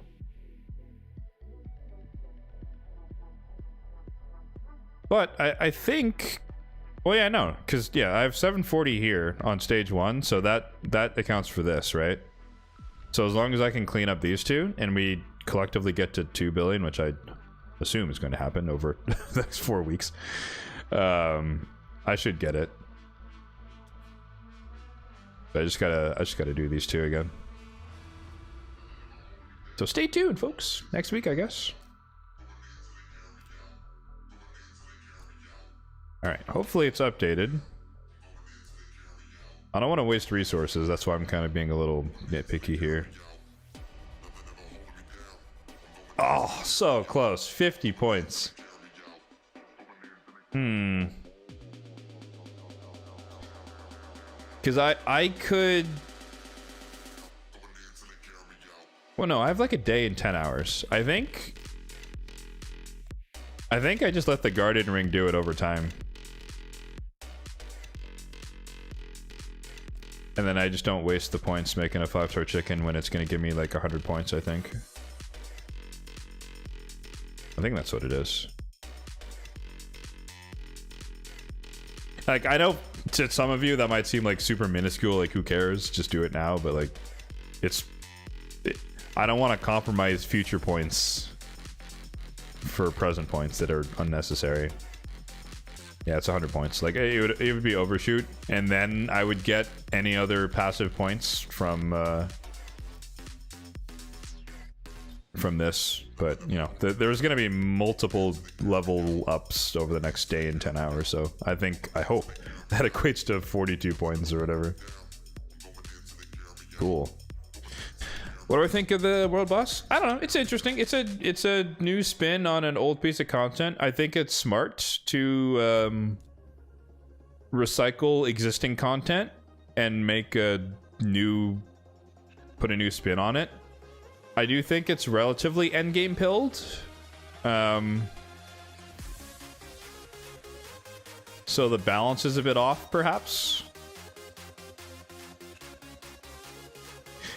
Like, if I'm struggling to do some of these stages, then, you know, someone who's 2 years in, this is not even a thing, right?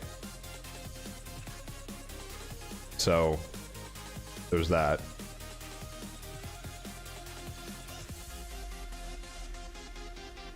Wait, what?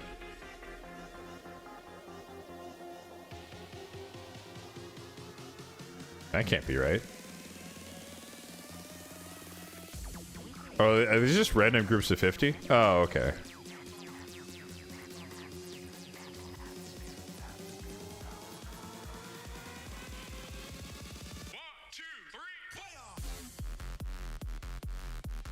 Oh, I was like, how am I 12th? Wait, what? Okay. I think I'm winning my clan for non-Toshiro teams.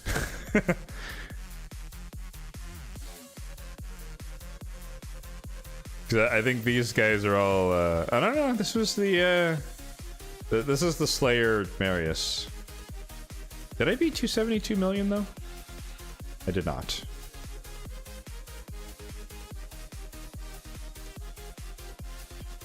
Ah, he has Enchanza. Oh, he has Laz. Oh, I guess you don't really use Laz in that capacity here. That's the secret, though. The Yinchenza or the Grand Oak for stage 2. That's the way to victory there with a strong enough Fenax. Yeah, Packmaster, Crocad. Oh, Garrel. Yeah. That's surprising. A Thor? Oh, it's a Slayer. Okay. Once again, 9-piece Slayer. This dude's rocking. He has multiple people in 9-piece Slayer. That's busted. There's Ortholan. There's the Mikey doing work. Oh, Turvold. The return of Turvold? Wow. Okay. Well, there's your inspo, guys, if you have Turvold. There's anyone who's thinking about Thor, there's your Thor.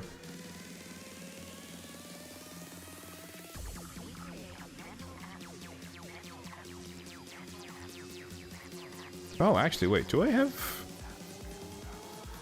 No, I don't have an attack aura.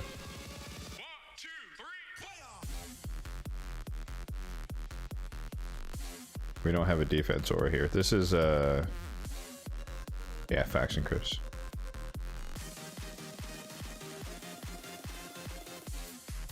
I'll take that. I'm like king of the ninjas. I'm losing to Shiro's. But I've won the ninja battle, it looks like, for stage 1. Maybe. And then, of course, you got the Sennas. Just to put things in perspective, guys. The #1 player in the game. Oh, he failed. What is this? 2.04 billion? Get out of here. Unbelievable. Let's find a real veteran. There you go.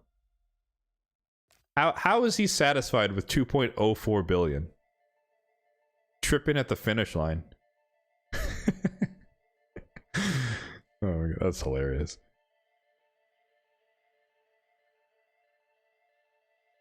But yeah, double Teox, Draco, Patrick. Another Garrel. Oh, sorry, double Garrel with the Fina. Oh, double Mikage. I do have 2 Mikages, actually. Although that Blade Master did work. That's actually kind of impressive.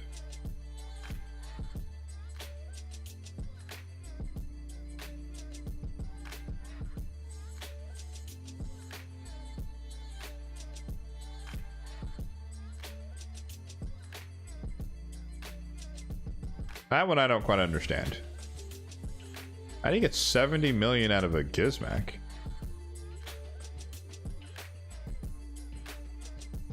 Well, I guess if you have Vizig and he's always extending the burns, you just keep Gizmac in form 2, you get your pain link out there. Reflect a bunch of damage, maybe.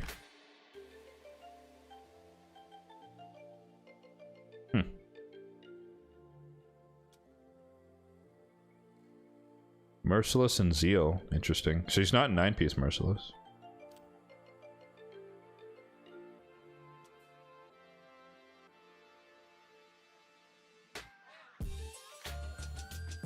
Oh, I guess if you win your... Oh, okay, that's cool. So if you win your group, you actually get stuff. I guess that's more of an incentive to actually kind of put some effort in, eh?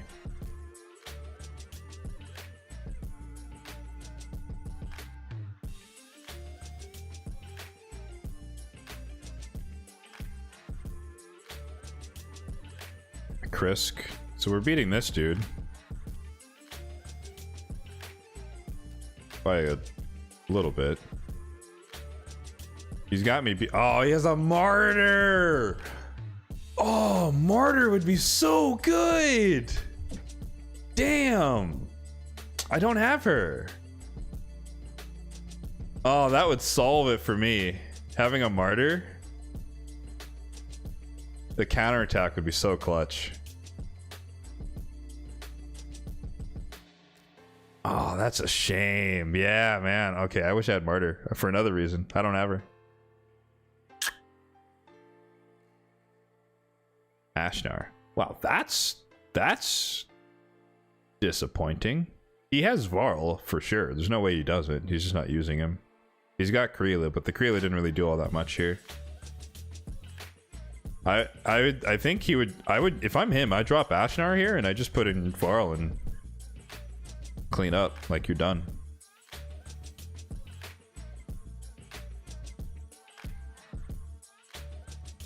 Double Newt.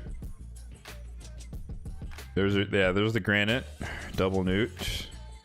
Gwendolyn doing work. I don't have her either. That's pretty impressive though. I forget all that she does. What does she do? She does decrease accuracy, decrease speed, and leech or something? Debuff extension on the A1? I'll look it up. I forget what she does. Another Grisor.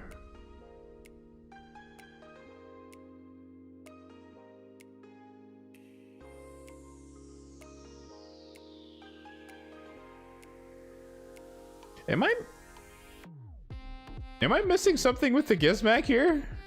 I mean, that's not as much as the other one. Because this one you don't have permaburn. Is he switching back and forth?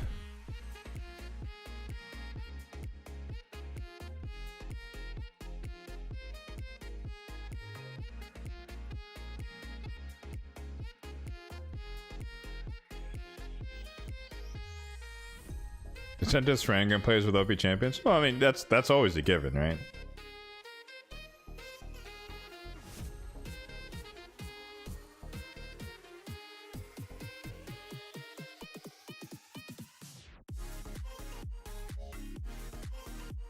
$31. How much damage did my Whisper do? Okay, so I'm not much better than other Whispers. But it is good to see though, like side by side. Look how much of a, obviously there's a lot of RNG in Relentless, but like the difference between 6-star Crushing Rend versus 2-star Phantom Touch. It's worth 10 million. It, you know, roughly, right? I do not have Operdin. I do not.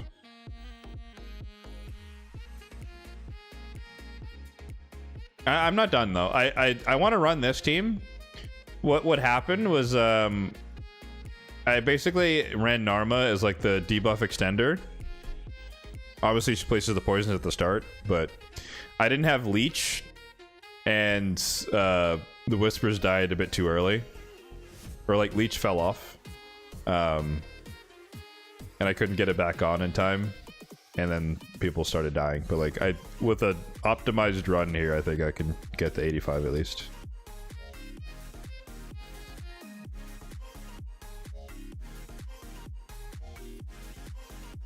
I mean, from what I'm seeing, it looks like people, like he's running a Melga. He ran a Hilvy. Oh, he's got the chicken though. He's running a Hilvy. He's got Uka. People are running Revivers. I thought about Wukong. He's running an Uka.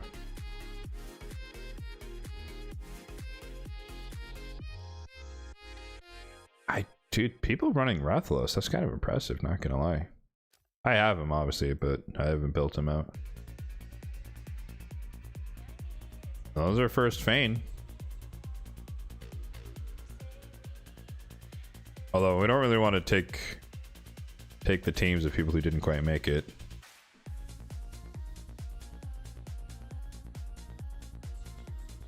And Naya is a choice. Not gonna judge. We're not gonna judge. Okay, yeah, these guys aren't really getting to the thresholds we're looking at.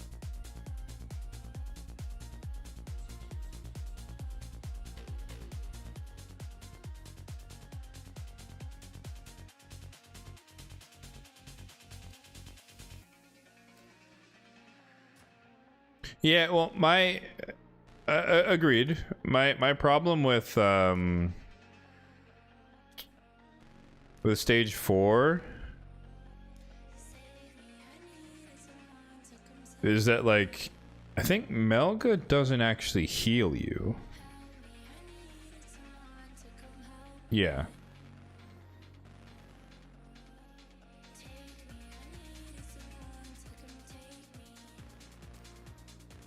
And then once he starts landing block buffs, like, Melga's literally not going to do anything.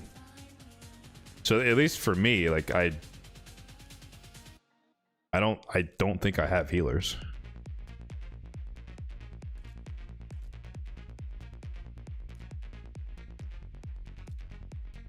Yeah, like I'm running Steel Skull for the increased defense. Molly's a reviver, she doesn't heal.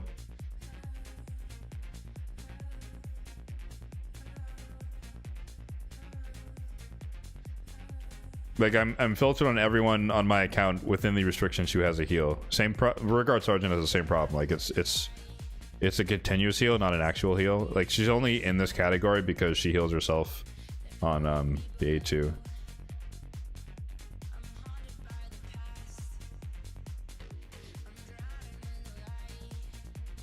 I mean, it'd be fun to try just run Mesmo just because, eh? She could be our decreased defense.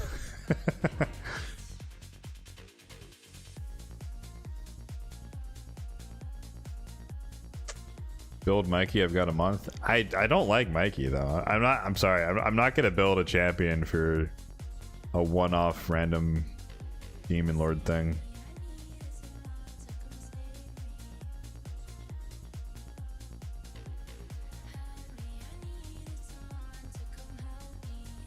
Especially, like, you know, when I'm my baseline is this, do it for content. No, absolutely not.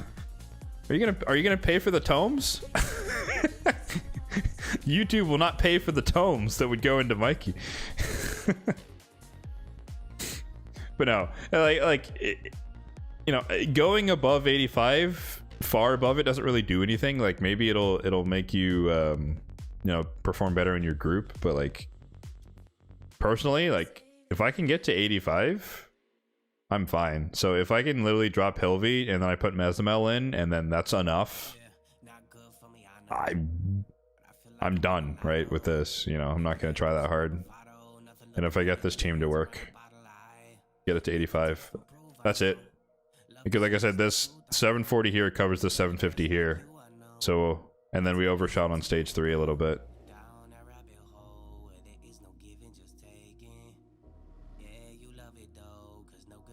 How many tomes am I hoarding?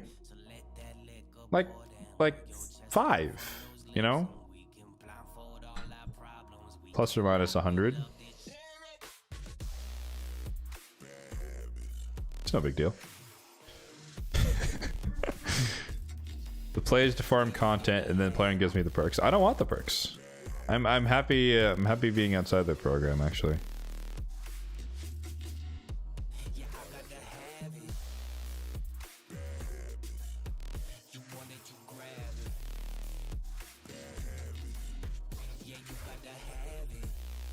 Nope, I have to stick to my guns, and my guns tell me that Mikey is not a good champion, and I am so sad. I've not been convinced otherwise.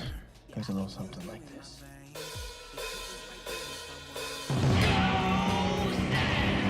Yep. Thank you.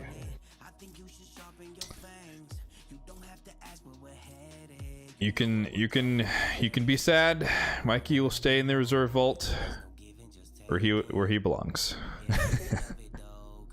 No, like I've said in the past, I don't think Mikey's terrible. I just think for my level of account, I'm so far beyond his utility that there's just no point building him.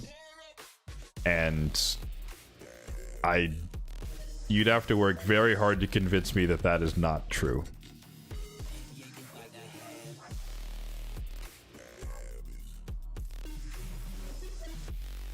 No, I don't run the turtles.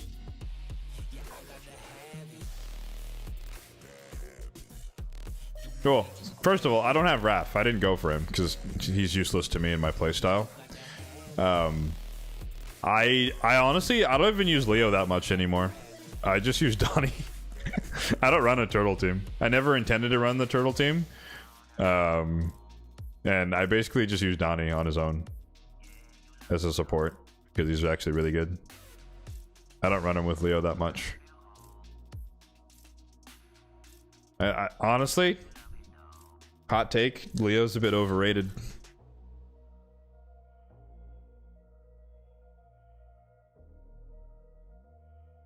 Raph is block revive, not my style. Yes, but the thing about Raph is the only way you can actually keep him alive in a fight is with Swift Parry or Stone Skin, both of which I don't use. And so he just dies. In most fights, he just dies because he's squishy, because he's Raph. So if he had a survivability mechanic like Leo's, I'd be more inclined. Or I would have been more inclined to go for a Raph way back when.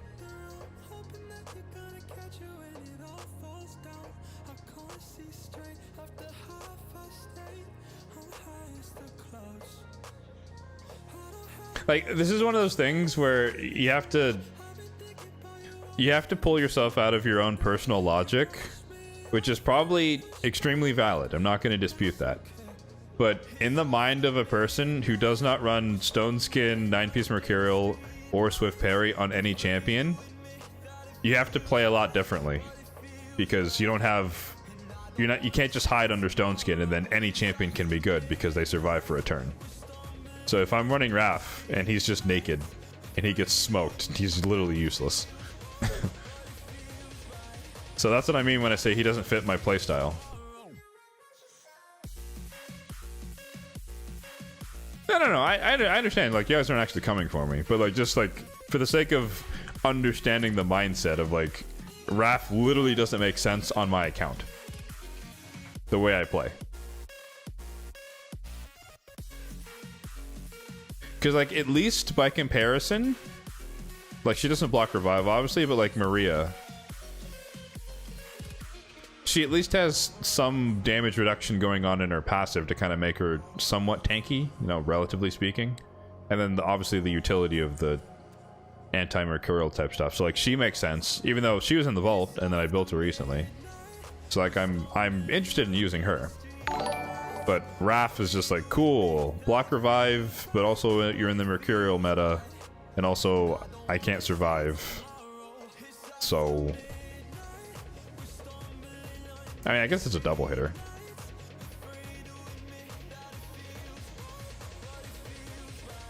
Oh, I mean, it doesn't really matter, right? The event's over, so. That's in the camp of, like, it doesn't really matter, so there's no point regretting it. Because it can't be undone.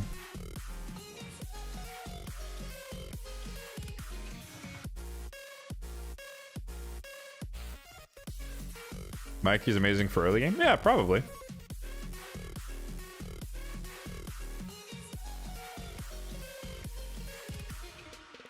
I think it, you know, it's all relative, right? It's like you know, look at all these champions, right? I got tons of champions. Like if you're gonna come into my account, I need more than a taunt, leech, decrease attack on a single target. Now, if they had done him proper and came in here, right? Where's this guy? If he had an AoE stun, alright, now we're talking. But the fact that you can't spread the stun on the AoE, I'm like, oh, I don't really care. Because he has an AoE-ish decreased defense, and it's like, cool. Give me Stagnite.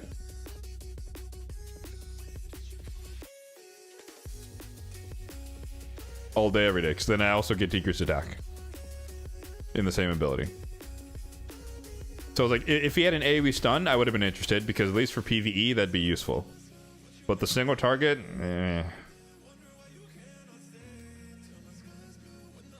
not convinced. Anyways, I'm rambling. You guys got me rambling. / defending myself. Alright. Well, champion training is done, which means Minotaur. Hooray! I forgot who I was leveling with Bayek. Let me check my list.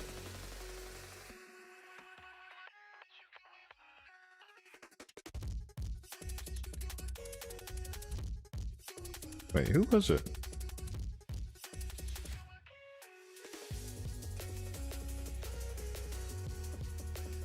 What else did I get recently?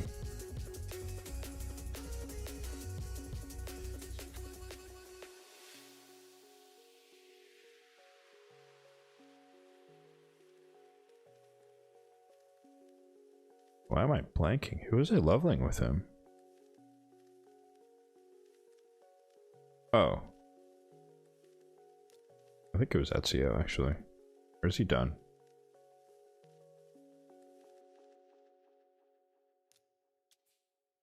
Oh, Ezio's done. What the heck? It was Mikey Trust. No. Nice try. No, not quite. Who the heck was it? Maybe I was running Renelisir already. Oh, I was. Oh, okay. It was her. My list was correct. I doubted myself. I doubted past me. Silly mistake. Alright, anyways. Let's wrap things up here, folks. Shameless plug. If you are interested in following more of my type of content, i.e. endgame free-to-play, showing you what is possible to do in the endgame despite not spending any money, just spending some blood, sweat, tears, and time in this game, then you can check out the YouTube channel, link there, down there, for anyone who is curious. No pressure, of course, but if you're interested, there's the link. And then also, shameless promo number 2. We do takeovers now, once a month. So, as you can see there in the upper left, we have 19 days before the next one. It is the last Saturday of the month. I think that's the 21st? 5th? 25th. So plenty of time to sign up, fill out the form there if you're interested, and you can potentially win the PvE takeover for the month of April. So hope to see you guys there as well. And yeah, that is going to do it for today's stream. So let's hop on to Twitch and let's find some lovely streamer to send you guys to. Who be streamin'? Who be streamin'?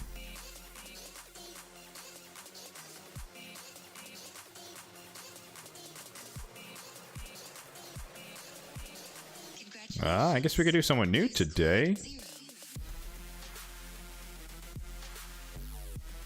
Ye old Tachi?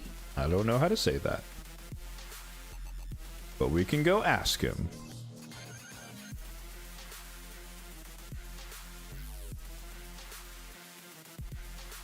I mean, my dude's got a cowboy hat. He's legit. Alright. I guess I will throw it out there. There will not be a bonus stream tomorrow. We're not going to be pushing for Tag Team Arena Gold 4. I might still try offline, but I'm not going to stream it. Because I do have to go into work, unfortunately, on Monday morning like normal. So, shame. But we'll see if that changes. But normal stream or normal time for these streams are 10 a.m. Pacific time, just like today, Saturday mornings, once a week. So hope to see you guys next week on the next stream. So appreciate all of you, as always, for hanging out with me. Appreciate it. And yeah, we'll catch you guys on the next stream next Saturday morning. Have a good one.